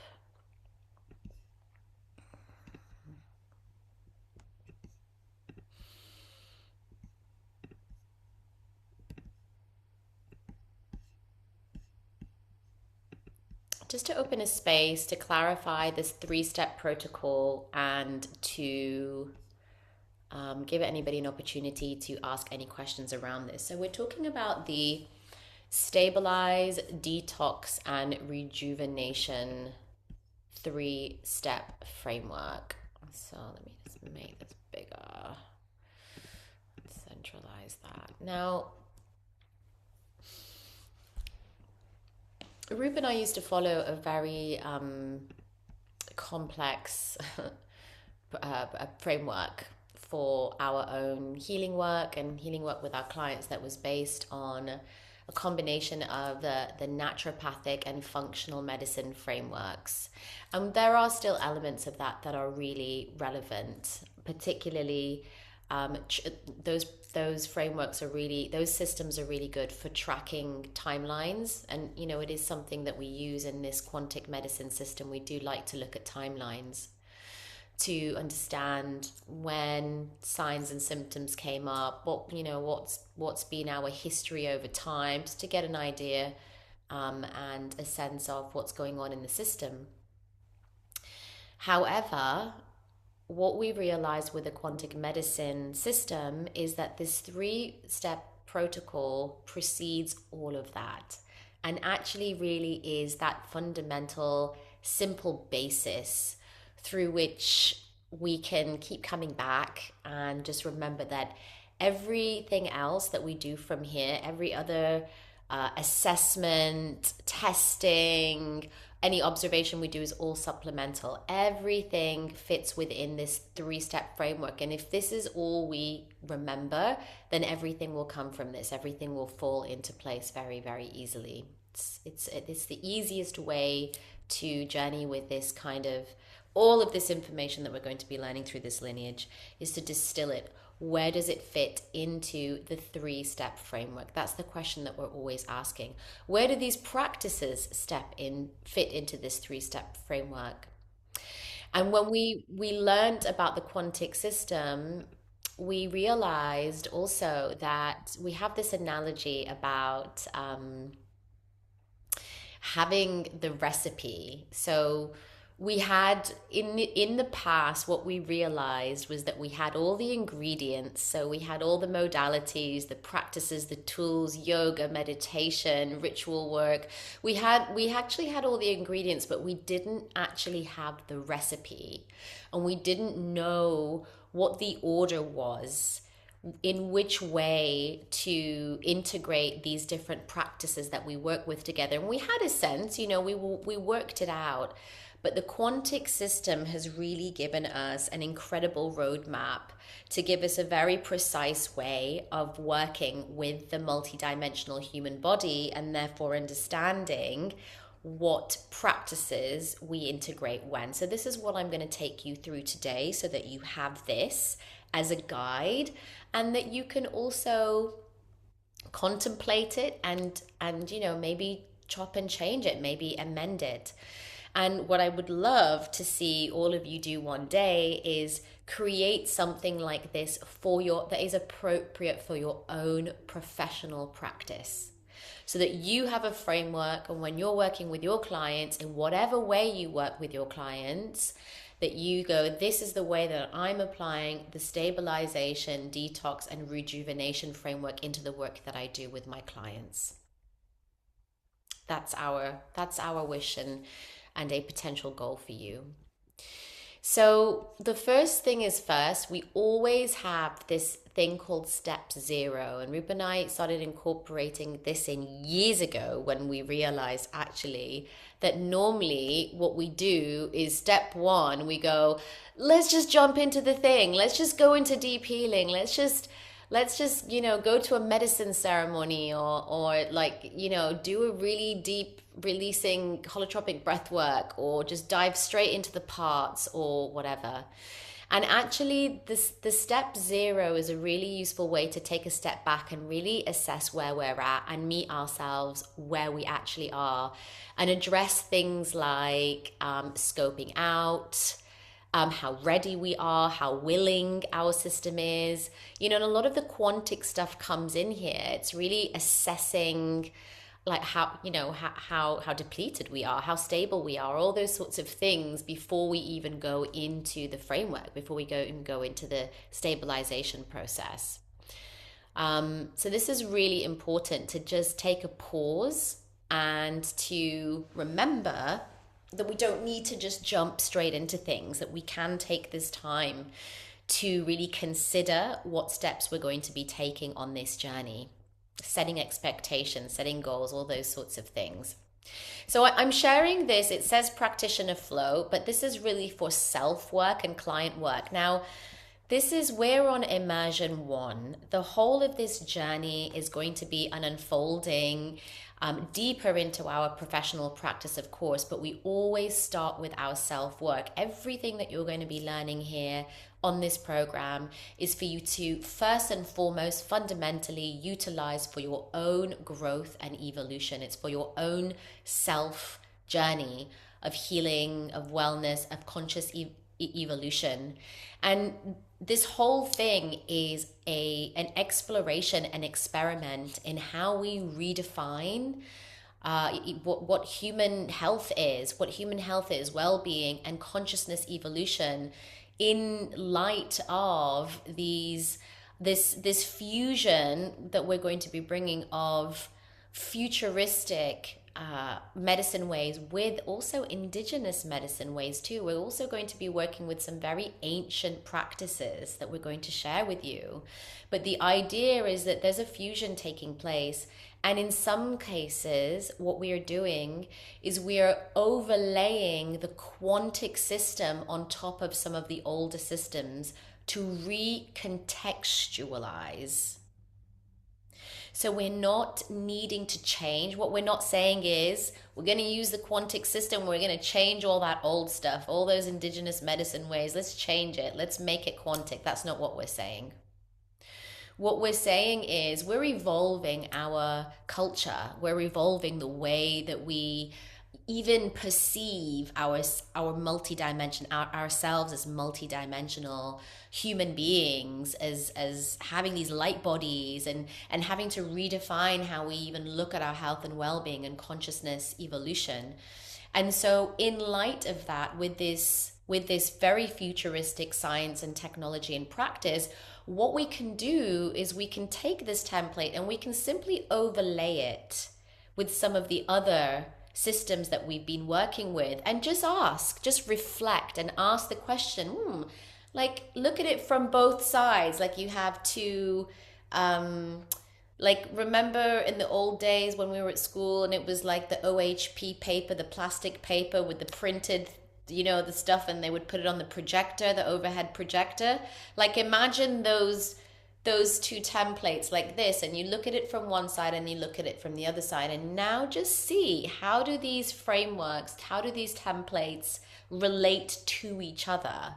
And what we find is so exciting. What I've found, what Rupa and I and what Brooks has found is so exciting, because there's an opportunity to, in some cases, update, in some cases, readjust, in some cases, simply recontextualize how this information sits together. So just to give you an example, one of the lineages many of us are familiar with is the yoga tradition. Okay, so pranayama, kriya, meditation, asana, right? Hatha. We've all been to a yoga class before. We know what that is.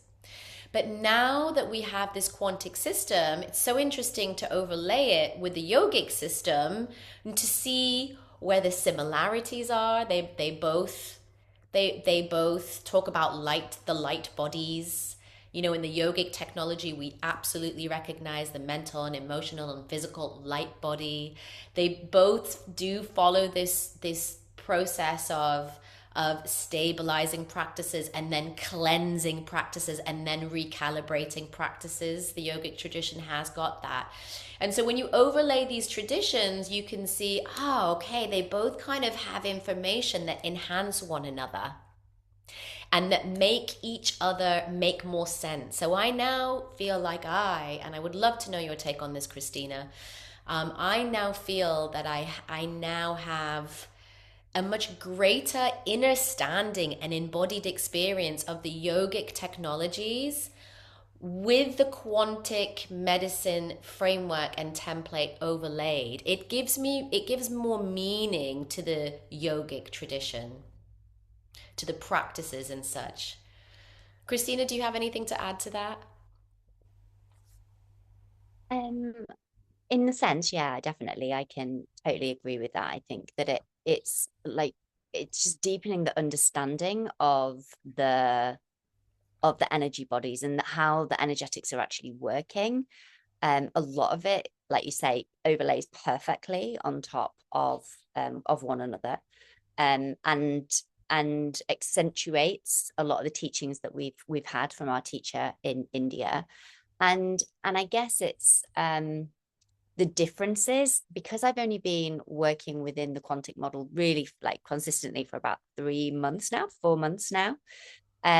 So it's the differences that I'm still kind of ironing out personally within my own practice and my own way of being. But yeah, definitely I feel like the deeper that I go into understanding the different charges, how each of the different energy generators or chakras is connecting with one another, and looking at it from a different like assimilation of okay, so the heart is connected to the sacral, and that's a little bit different than you would have in the yogic tradition. However, it's yeah, it's like I believe that everything has its purpose, and it's just a different way. It's like a different lens of being able to look at it. And I just haven't fully got it, because I'm early in my journey with this, haven't fully got into the overlays of how that all works out. And I'm really excited to see how, as I clear my vessel, the more that I can tune into the cosmic consciousness to really get the downloads of, you know, what that means for me.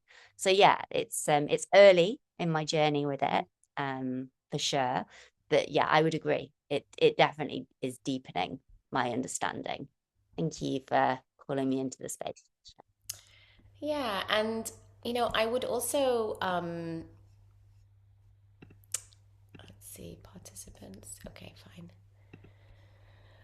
Okay, using the example of the yogic tradition, or the Yog Vedantic tradition as it's also referred to, there's also an opportunity here to, for me personally, with my professional practice, to reorganize the way that some of the practices happen. And this is also something that I see with the internal family systems modality and practices. And so I'm sharing my perspective because really, my wish is for all of you to go on this journey yourself, to contemplate how with your existing practices you might reorganize some of your tools, or even within the modalities, how you may reorganize some of the processes that you work with to be able to be in more alignment with this quantic framework, if you feel that that is appropriate. If you feel that this simple process of stabilization, detoxification or cleansing, and rejuvenation is an appropriate framework for any system, and I really hope that from this class, this is something that you take away into your study, is a real contemplation of this framework. The opportunity is there for you to go away and think about how you might reorganize your practices into this system. Now, just again, as with the yogic tradition, one of the things that I'm personally doing, and we will be teaching through this program, is reorganizing all of the different practices, the pranayama practices, the kriya practices, the mantra practices, reclassifying them in relation to which generator they're targeting and which plane, mental, emotional, and physical, that they're targeting. Now, that's a really big job that I'm committing myself to do over the next, God knows how long that's going to take me. Um, and it's something that I just feel really, really called to do. I feel that it's relevant for my practice and what I want to teach moving forward. It's going to be a really big job. I'm sure I'm going to pull Christina in. We might even do it as a joint project. But that for me feels really appropriate, and it's something that I know that we would have the blessing within our lineage to do, because it's very much a part of the sort of philosophy and approach of the lineage for us to take the teachings in these evolutionary ways. But it may not be for some of the other modalities that you work with, and that's really important to consider as well. There are some indigenous medicine ways that simply must be kept exactly as they are and taught exactly as they've been taught. And I think that that's really important to consider also in your journeys. I think those of you that have been initiated into some of those traditional medicine ways will already know that and will already have that as a personal check-in and a professional check-in in your work, is to understand to keep the integrity of some of the modalities that you work with also, and be really mindful of that. The internal family systems model is another model we're going to be teaching through here, and you're going to be getting very embodied experience of. I know some of you have already had that in some of the other circles, like Maisha, that we've been involved in, and some of you already receiving one-to-one internal family systems work. But this is another example of where what I've taken is I've broken down the framework of the internal family systems model, and I've kind of reorganized it, and I'm going to take you through that a little bit now. And I've reorganized it in relation to this new framework of stabilization, detoxification, and rejuvenation, because I feel that actually it makes more sense for me to work with parts in this specific way in order to guide my client through a safer journey, actually, and to help them get deeper into the system in a safer way, to reduce harm. But also, now that I'm really contemplating how do I really want to support my clients, and that I really believe in this system, that the way of lifting off energy in the safest way possible is by following this process, stabilizing first, then lifting off all the energy, then recalibration. Because I've decided that for myself, this is the model that I want to follow. I think it's the safest way to work with people.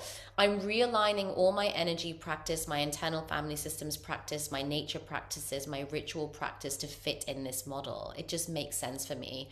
So this is what we're inviting you into, is to contemplate this for yourself as this program unfolds, and maybe even to try and test it out, and to bring your cases, your questions into the supervision groups.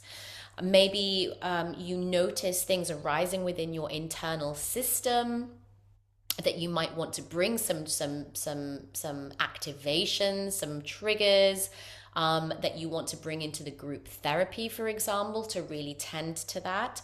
We have the spaces to be able to really open this up and explore this. So if we go down into stage 1, stabilize.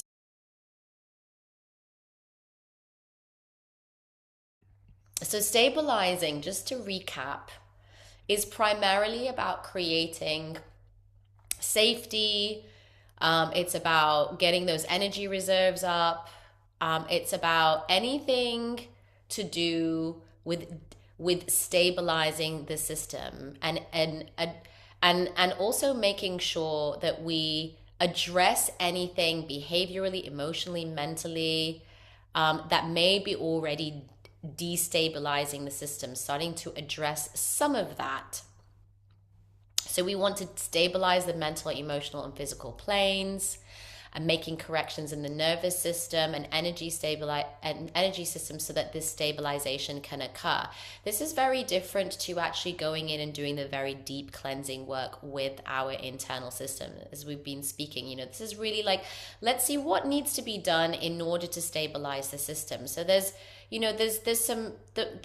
are some really important practices and focus that we need to bring into this section here. So we can focus on any karmic or conditioned identity or any stories or any belief systems that will block our will, our discipline, our deservedness, our self-worth, our capacity, and our ability to prioritize healing. So straight away in this section, we really want to look at that. What is causing us resistance? What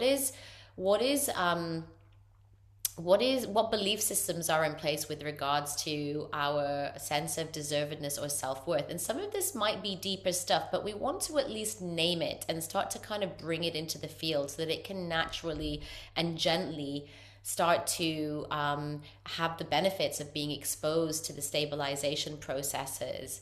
We're not needing to necessarily go into deep trauma memories or deep heavy emotions or burdens just yet, because the system isn't stable enough, and our protectors can take us out of the process. So coaching is really, really great here. NLP is really great here.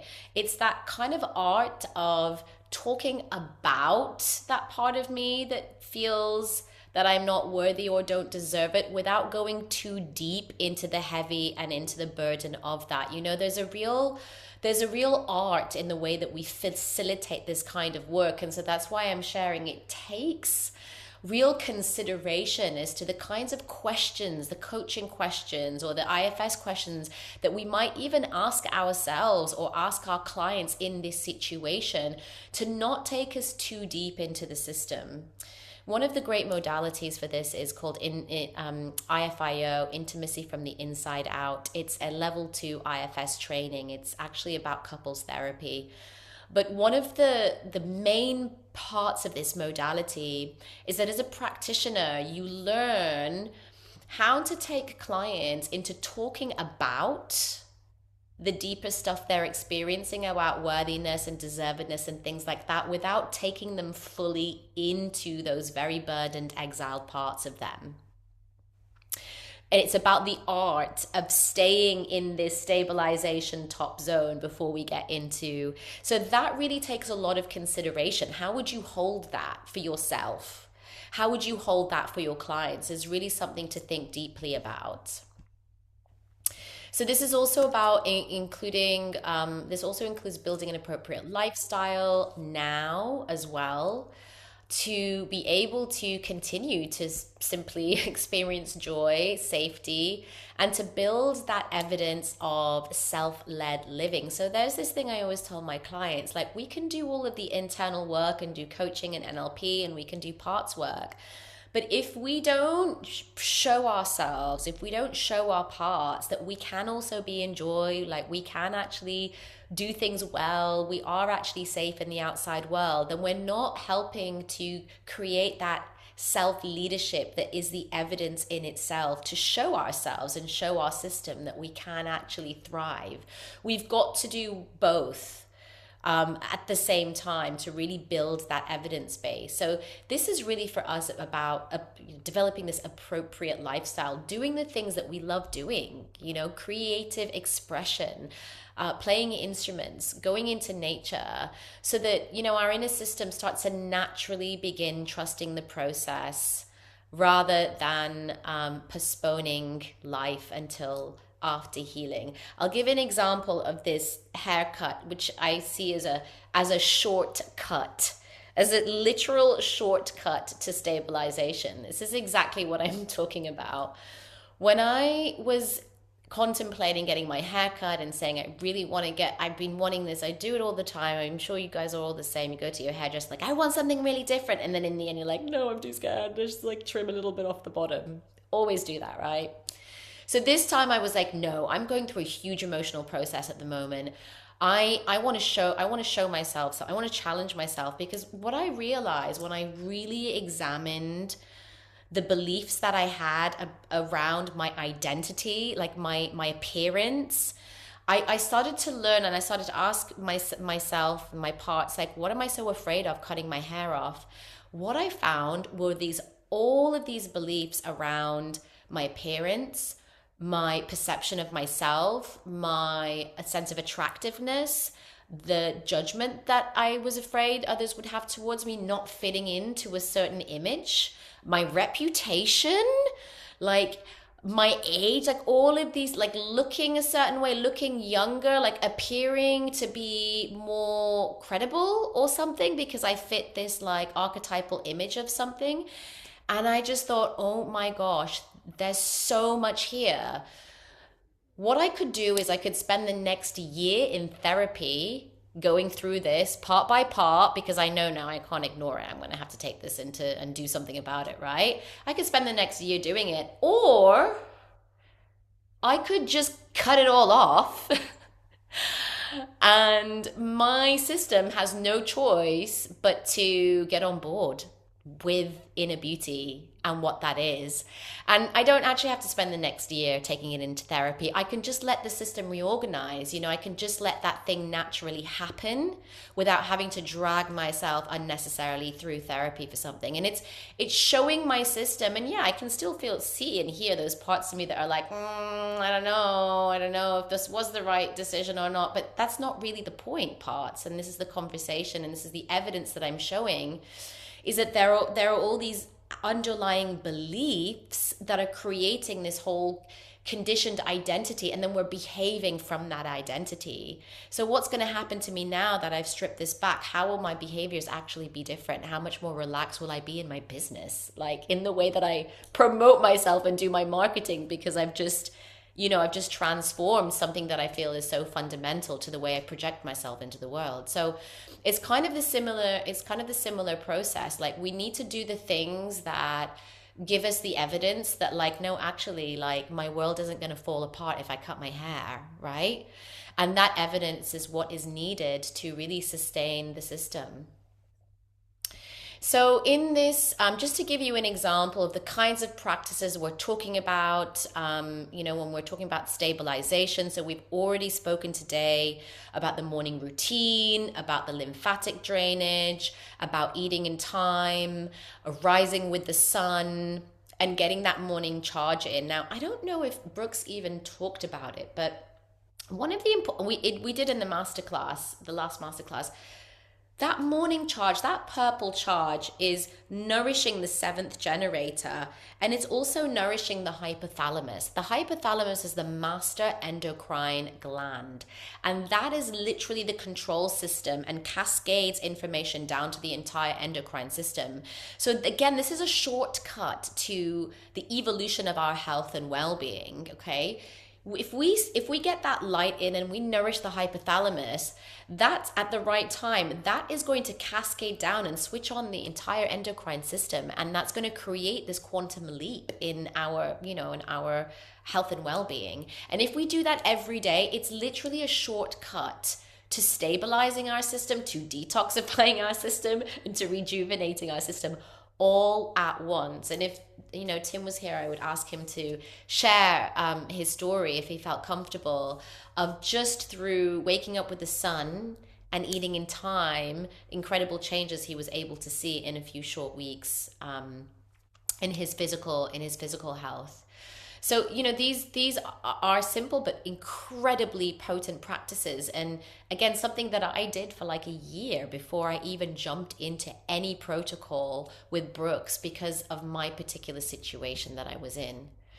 So with regards to how would we work with our internal system in the stabilization process? Well, as I said, we want to just map our system a little bit, look at what protectors are holding us back, maybe, that are keeping us resistant, parts of us that might have commitment issues, or that we don't stay consistent, or parts of us that don't let us sit with and be with ourselves.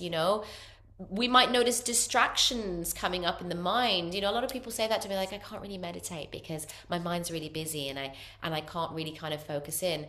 And what I say is, well, what we do is we go in and we find out what that's about. There must be a part in your system that feels that it needs to distract you or feels that it needs to keep you busy for some reason. So we just simply go and we find it and we find out what's going on there. So this is the kind of work we can do in the stabilization process, addressing those parts of us that hold beliefs that we don't have time, that we shouldn't prioritize ourselves, that we might not do well, that, you know, our life is too busy. This is really addressing these underlying beliefs is really crucial in this stabilization process, so that we can unblend from them and start to get access to that self energy a little bit more. So again, you know, it's hopefully those parts of you are starting, that are realizing, oh, we don't have to jump into that really. We'd have to drag ourselves through that difficult inner work. And we absolutely don't, because the thing is, when we actually work with a quantic system purely, like if you went and you did a protocol with Brooks, even in that detoxification phase, we're using like crystals, we're using advanced energy practices to lift off the work. We're actually like not doing very much talking processing, because we believe so much that this energy practice can lift off so much dark quanta that this talk therapy isn't really needed as much. Now, in my practice, I still do use it, and I do still think that it's needed, but it's reducing the need for me to, or it's reducing the amount of this work that is necessary in the long term for each of my clients. Personally, that's how I've worked with this. So if we get this stabilization process done well, then we can go really deep into the next phase. So yeah, we want to negotiate within ourselves commitments with our parts, with protectors, and just work with any parts of us that hold any fears or concerns about doing this work. So this is all the kind of internal work we can do in the system. And then working with integrated yoga or advanced energy practices, we want to be doing practices that are stabilizing the nervous system, breath practice and meditation practices that are supporting regulation, that's supporting sleep. And we want to be doing sequences that are stabilizing as well. Like I would say stabilizing foundational sequences here. I would say movement sequences that are grounding, recalibrating the brain, that are working with the spine, joint mobilizing, as we've learned. And I'm not sure if Brooks also mentioned, but a lot of energy gets trapped in the joint, and we need to discharge this, right? So this is why there's a lot of that joint mobilizing techniques in the morning routine, because it's about, it pools and accumulates in all of the joints in the body. That's why we end up getting arthritis in our hands, and women particularly a lot, because we're holding a lot and we're doing a lot and we've not shaken this stuff off. And then it literally, the energy that's pooled in our joints literally starts to degrade the joints and create arthritis. And that's what's actually going on, people. So, you know, we really need to focus in on the yogic and advanced energy practices to nourish these parts of our system.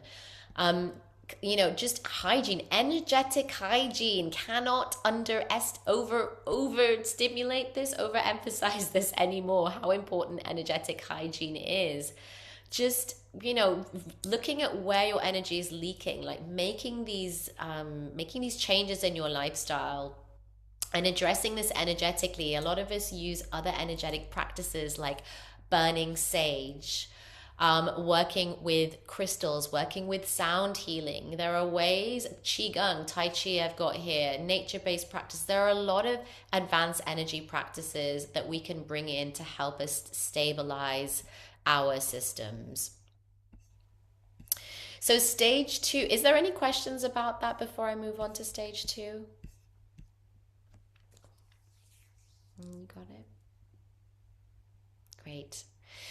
So stage 2 is a broad phase, and I would say that detox is a word to denote not just the physical detoxification process that happens. Those of you that have studied like herbal medicine or naturopathy, we use this word, it feels very physical, but also to denote cleansing as well, on the energetic, on the mental and emotional planes as well. Okay, so it's a kind of a broader term. So once we're stabilized, you know, we're in a position. Well, once we're stabilized enough, with enough presence to stay in the process, we can go through deeper protocols. And this is really the key. We want to be able to be present, to stay with the process. Because when we're going through these deeper detoxing cycles, we can feel that pushback from our system. We can even have amplified sensations. It can feel painful. It can feel really challenging and difficult. And we need to be able to recognize that and work with that and navigate that without abandoning the process. When I did the parasite cleanse earlier this year with Brooks in Mexico, it was one of the most challenging it probably was the most challenging cleansing experience of my life. And every other day I would say to Roop, I can't do this anymore. And it was a part of me, a very young, childlike part of me that was just like, this is too difficult. And it was like everything I had trained for over the last 18 years was just for those weeks so that I could really be able to sit with those parts of me. And when they were coming up, really be with them and use those moments to really work and transform those parts and show those parts of me that we can get through this and work and unburden those parts of me through the process. And if I didn't have that level of stability that I'd cultivated over all these years, I would have abandoned the process. I would have just said, I'm out, I can't do this anymore. Because it was physically also very, very challenging on very little sleep, disrupted sleep, and just, how mentally and emotionally challenging everything that was coming up to be cleared was being shown to me. And I was also having to be in a state of witnessing, very deeply witnessing what was coming up and what was in transformation in real time. So, and sometimes we can even feel physical sensations like flu-like symptoms. Watch out for this as you go through this. You might, next week, a couple of weeks, be like, oh, I feel like I'm kind of coming down with something. I feel like I have a cold. It could be what we call a healing crisis, where the physical body simply starts to detoxify, and we're not unwell, we are getting well. And we find this when the mental and emotional energies, when the dark quanta starts to lift off the mental and emotional plane, what we find is the physical body also starts to release the toxins at the same time, because there's some electromagnetic connection there. And when that happens, again, this is why we need to follow the routine. We want to have a clear and open lymphatic system, digestive system, circulatory system. We want to have a clear and open system to allow all of this stuff to naturally cleanse. Now, the stabilization is also an opening. It's an opening of our pathways. Through the stabilization process, if we follow the quantic regime, what we do is we naturally clear away. We do like a level 1 of detoxification. We do enough cleansing and detoxification so that when we go into the deeper detoxing, it can happen. Because if we're still clogged up when we're stabilized and we go into detoxing, it's going to be like that Kundalini explosion where you're just forcing this massive energy through a blocked drain pipe and it just explodes out the other end. That's literally what's going to happen to us, and we don't want that. So the stabilization process does actually naturally allow us to detoxify so we can go into this with more open and clear channels. But of course, the detox process will take us into a deeper cleansing of our channels, of course. So with the quantic medicine, what we are doing is we're now going to be shifting into structured detoxification protocols, which involves the eating in time as we've been doing the morning routines, but we now bring in 3 other major components. So we work with advanced crystal technologies, some of which we're going to be making available to you guys here on this program. It's very, very exciting. We don't really do this. You either have to be a client or a student on one of our programs to get access to these advanced crystal technologies, because you need to know how to use them. So we'll be sharing those with you. We also work with advanced food supplements that are electromagnetically charged food supplements that absorb straight into your bloodstream and electrify your 7 generators. They are epic, supremely intelligent food supplements called Hyperally. And in the quantic system, they also have quantic medicines, which are kind of like homeopathy, but different, but in the quantic way. And with this, we have a more advanced protocol for going deeper into the system and really clearing things out. So that's just giving you an overview, but that's not for now. You don't need to know any more about that, just to know that the quantic protocol for the detox phase goes deeper. So we want to also keep on supporting the elimination pathways, continue with our routine, and start to learn what resistance looks like when we're in it, because again, we can get really blended with it, and just like I certainly did, and fall into it. So we need to learn to recognize that and to keep bringing ourselves back to present and saying those affirmations and speaking to those parts of us and reminding us this is part of the process. We just follow the protocol and all will be good. So when we're in this phase with internal family systems, for example, you might have a similar modality that you work with, like NLP or somatic experiencing. This is where we can start to do the deeper unburdening work, where we start to go deeper into the heavy emotions, the imprints, the stories, the adverse maybe childhood experiences that we had, what might be coming up. Okay, so this is something where the way that I do this work now is I work with my clients when they're in this stage with what's simply coming up.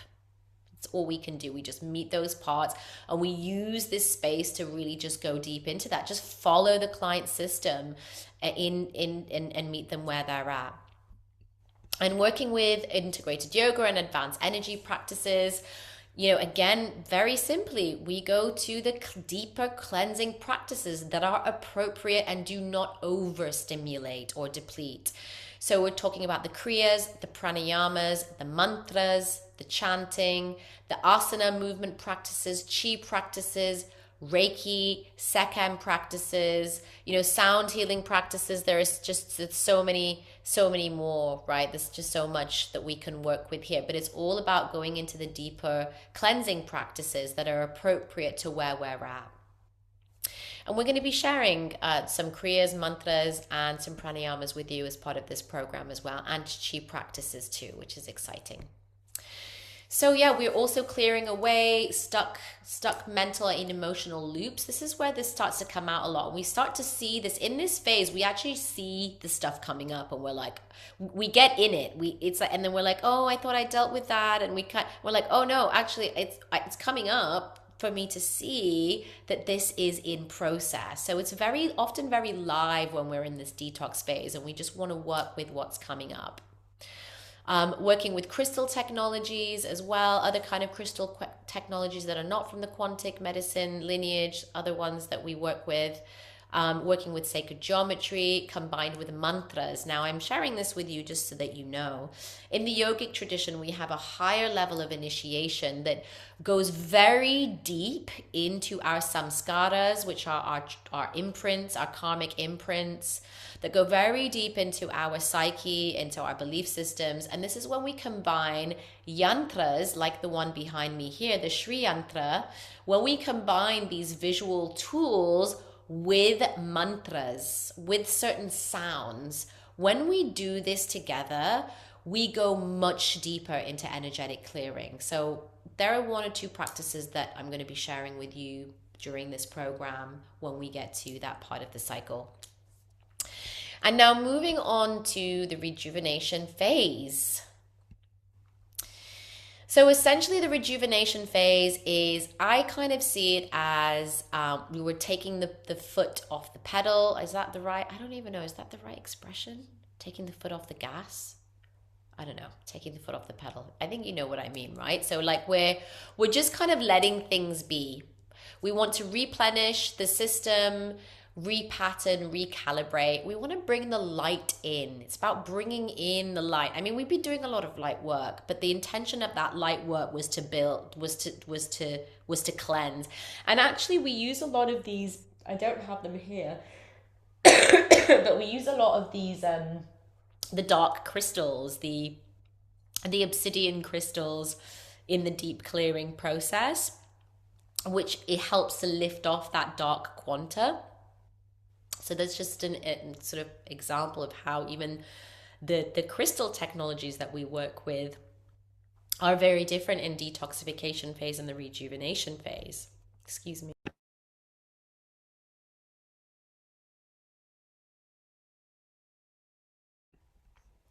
So in the rejuvenation phase, we're filling, we're nourishing, we're sealing in this work, we're integrating what we've worked with. We can use coaching a lot of energy techniques. We can come to coaching in order to, work with addressing our internal system, refining our lifestyle. There are really important things to consider in this phase. What do we want to do to complete this cycle and to seal this cycle? What's really needed? There's a lot of checking in.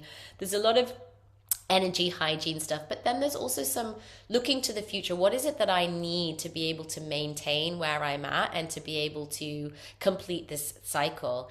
And actually, I would say that with the rejuvenation cycle, sometimes it doesn't actually feel like it completes. It just kind of rolls on into the next, because that rejuvenation phase it's like an ongoing, it rolls on into a new lifestyle, essentially, how we maintain ourselves and how we roll on into a new lifestyle.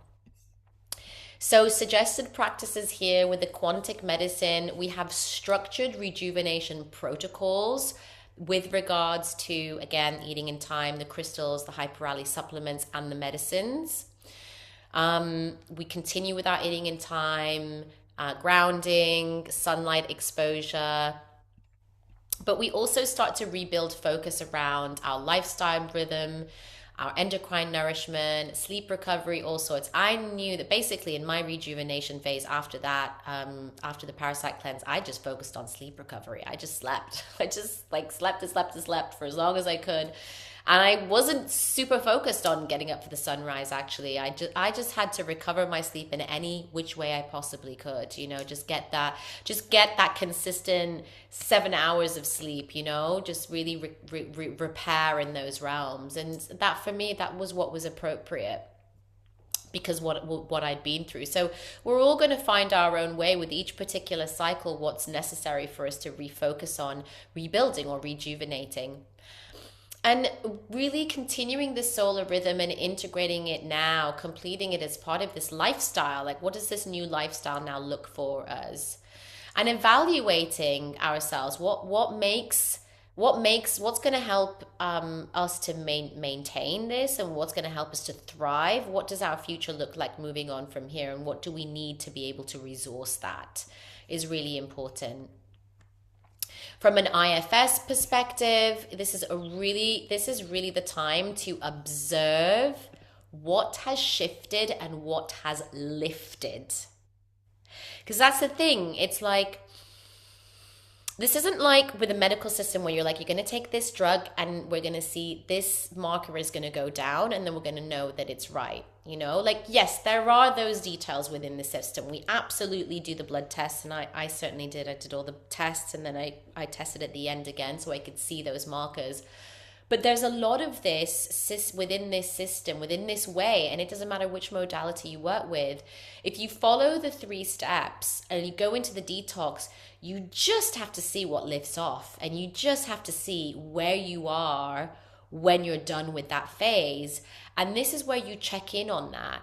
And, we can use the internal family systems tools to check in on what's changed inside. What parts of us can see the evidence that, of what we went through, of what's been created. What is it that we're noticing? What patterns have shifted? And I remembered with my process that there was something quite fundamental that shifted for me in terms of like that part of me that was always looking for something to do when I had free time. That kind of just like totally shifted and just wasn't there anymore after I did the last parasite cleanse. And I was like, that is so interesting because that part has been plaguing me for years. And it's one of those things, no matter how much work I had done on it, it just kind of always seemed to be around, you know? But the parasite cleanse really fundamentally shifted, and it's not something that I intentionally went into the process for. So you just have to see what shifts and what lifts off.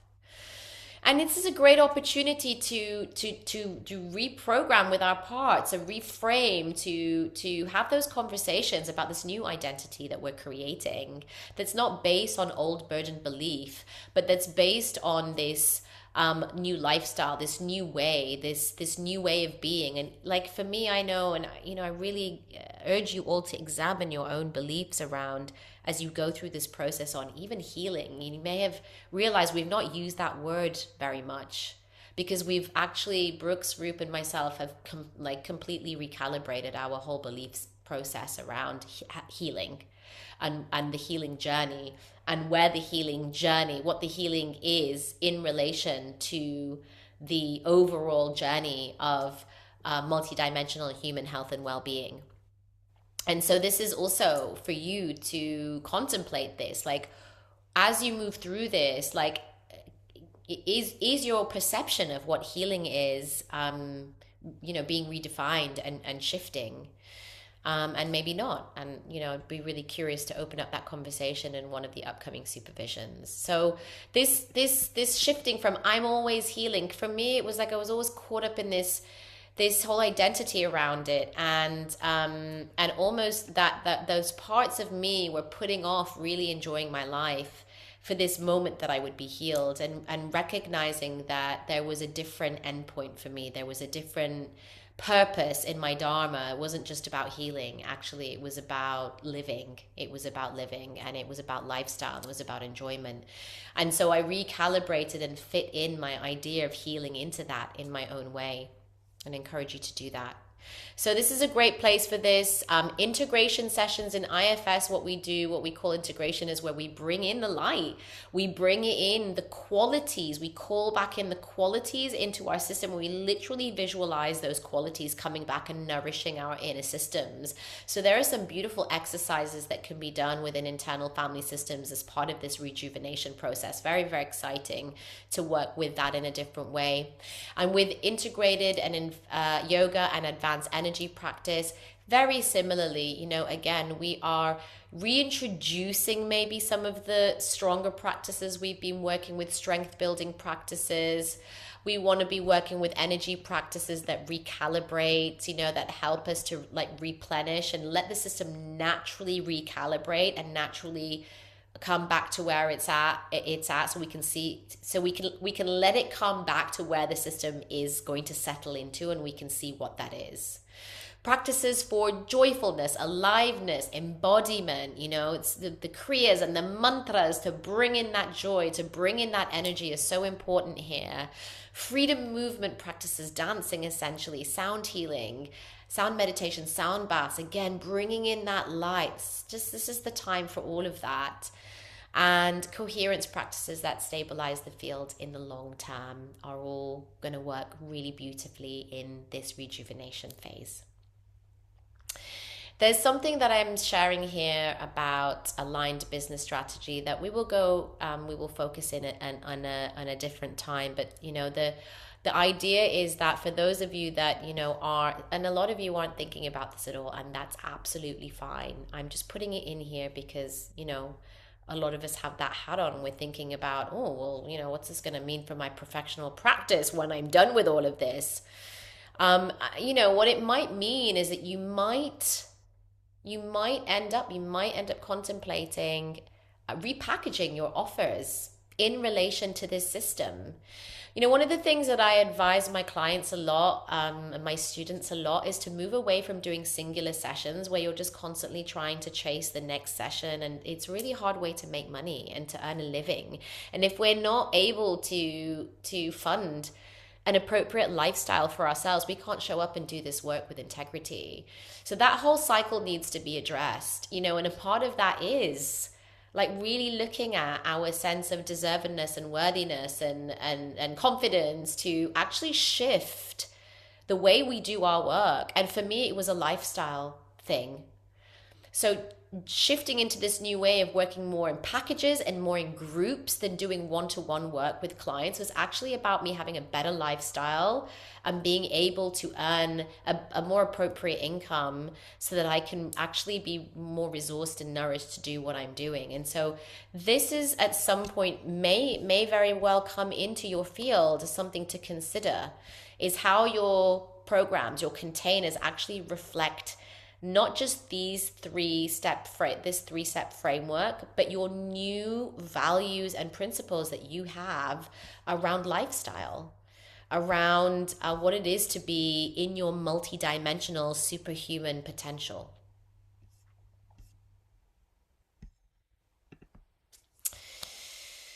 Okay, great. So there's only a few of us left. Are there any questions to this before we end today? Any comments, any reflections, anything you'd like to bring into the space? Yeah, I love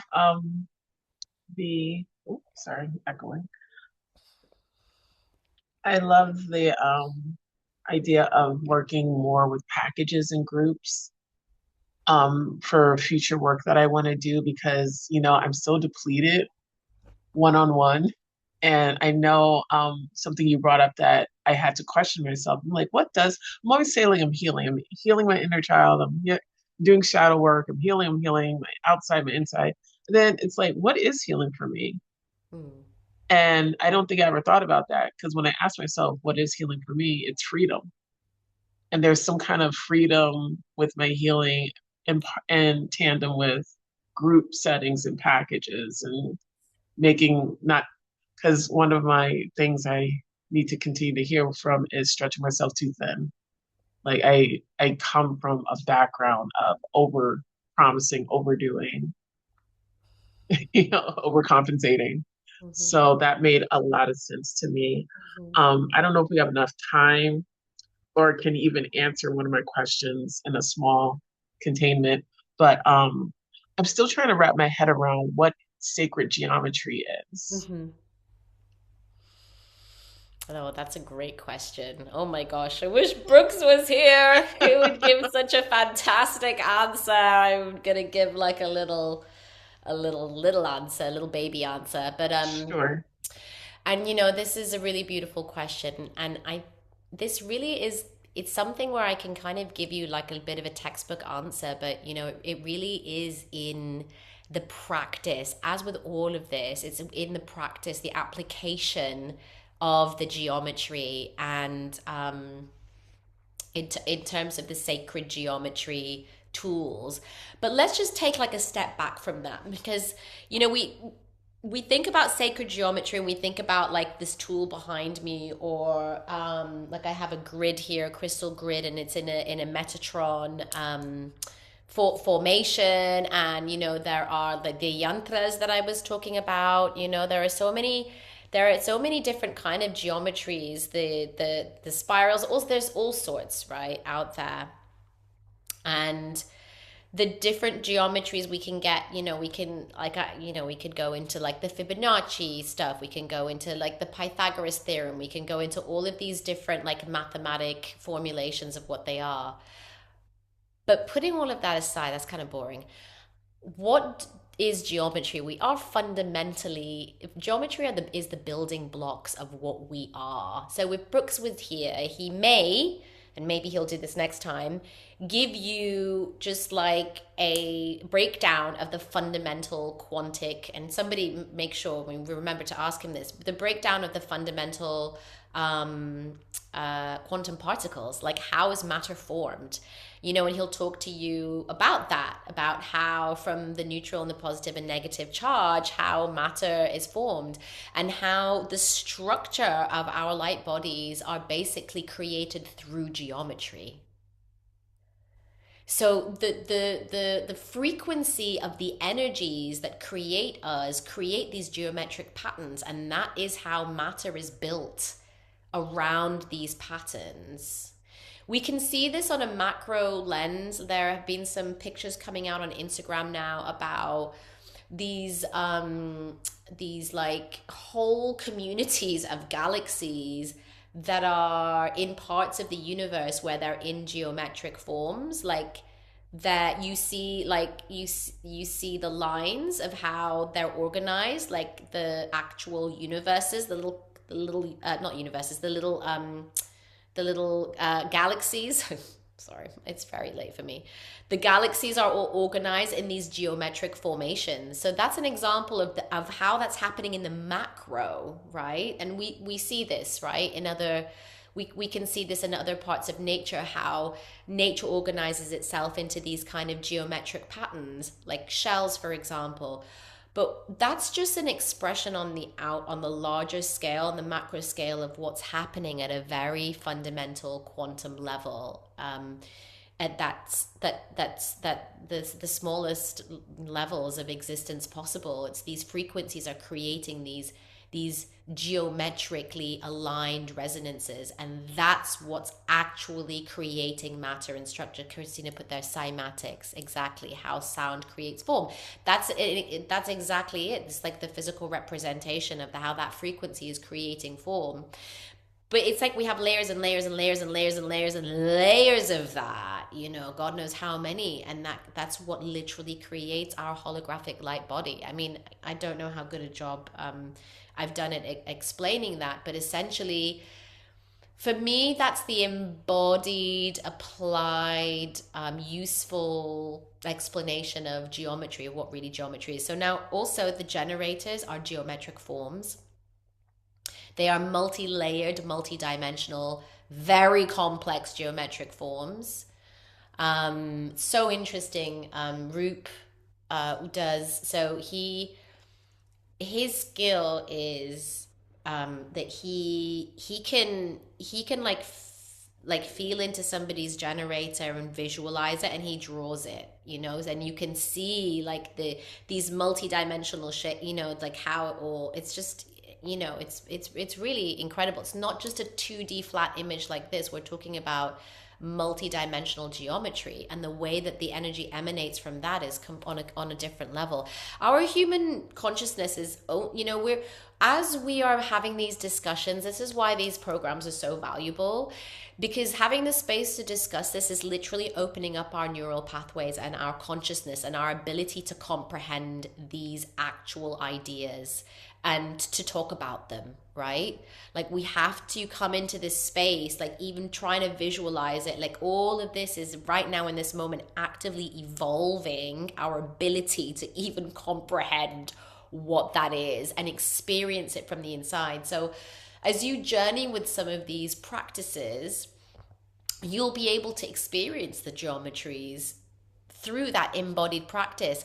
And the more you switch on you open up your multidimensional human technologies through solar alignment, through accumulating energy, through grounding. All of this is about aligning you and opening and switching on your multidimensional human technology, everything that we've spoken about today. And when you do that, you will start to see the geometries. You will start to perceive them, the geometries, in different ways. It will come to you. You'll sense it, you'll know it. It will just happen in your own way. Because fundamentally, that is exactly what we are. We are just made up of billions and billions and trillions and infinite layers of geometry. So that's why when we use these tools, what's happening is there's an energetic interfacing happening there. That tool is emitting a frequency, a set of harmonic frequencies, especially something like this, multi-layered, lots and lots of different harmonic frequencies coming out.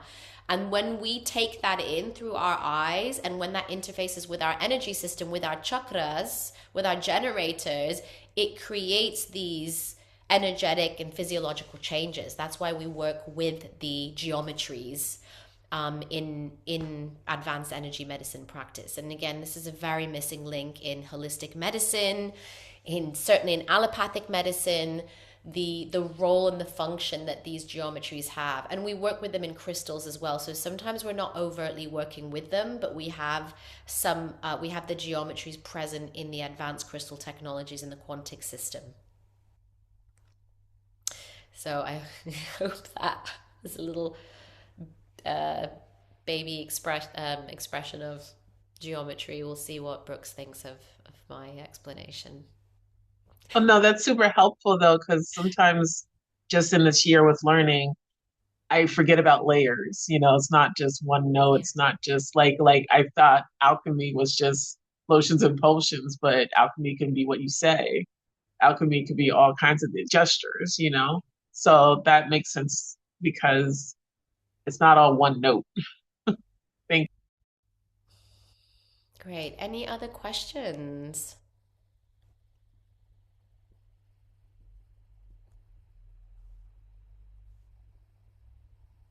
Yes. I have Great. a note on the accountability self-assessment chart. I was just wondering what is meant by interrelating to score it 1 through 5. I think that's a great question. It's a really nice thing we can clarify there. I think let me have a look at it. My intention on that was, I guess, maybe the degree of interrelating that happened that day, So maybe I didn't do very much interrelating today. So I'll give it a 1, or I did loads, I'll give it a 5. And that interrelating is that practice of kind of going and observing what is going on in our internal system, noticing the kinds of feelings and emotions that were coming up so that we can, kind of take stock of that. Because the thing is, Brooks is very, very much, a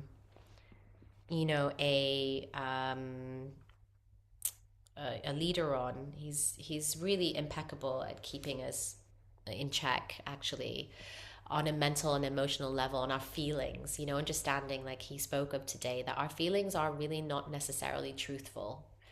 Our nervous system have been calibrated, has been programmed essentially because of the experiences that we've had in the past. And if we didn't have the tools, we learned to program our own nervous system in a particular way. So we have a feeling that is giving us a signal that something is bad, and it may not necessarily be the case. It's just that we've learned to associate that situation that we're in, or something happens and this feeling comes up, with that past experience. So this whole system, is here to be corrected. Actually, there's a lot of work to do to really correct this whole system of thoughts, feelings, emotion, how the thoughts that we had because of a situation that occurred, how that mental neurosis happens, how we create heavy and dense emotions as a result of those experiences, as a result of those thoughts, as a result of that mental neurosis, and then how that then impacts the physical body. This through the nervous system. In one of the sessions, we're going to look at that interfacing, and we're going to explore this much deeper so that we can understand more about that journey that we must go on to correct this whole cascade of information, of thought, feeling, emotion, because that's ultimately is impacting on the physical. So yeah, it's really important to consider how start to watch and observe our nervous system now. Become the observer, like learn to be embodied in self energy, so that from that place we can observe what's going on, so we know what work that we want to do to correct our system. Great. So we are bang on time for completing our first immersion. How wonderful. It was so great to be with you all. Thank you for those that were able to stay till the end. I know it's a Friday. It was really difficult for a lot of you. Sending all of you that are watching this in the future our blessings and love, and looking forward to meeting you all on the next session, which is coming up very soon. I can't believe that we've gotten through this very intensive 8-hour day. So thank you all. Please take care of yourselves so well. And hope you have a really beautiful sleep. And please unmute yourself and bring your energy into the space before we leave. Thank you, Natasha. Thank you, everyone. Thank you so much. Thank you. You're so welcome, my loves. Such a pleasure. Lovely to be with you, Kate. I'll see you soon. Oh. Thank you, Natasha. Thank you, everybody. Thank you for a wonderful day. It's been amazing to be in these teachings again. And I'm feeling, even though I'm feeling quite tired today, it's been a busy day for me, but I just felt, yeah, rejuvenated again. Great. So thank you so much. Looking forward to next time. Sending you all lots of love. Hey. See you soon. Join the Telegram. We'll see you on there.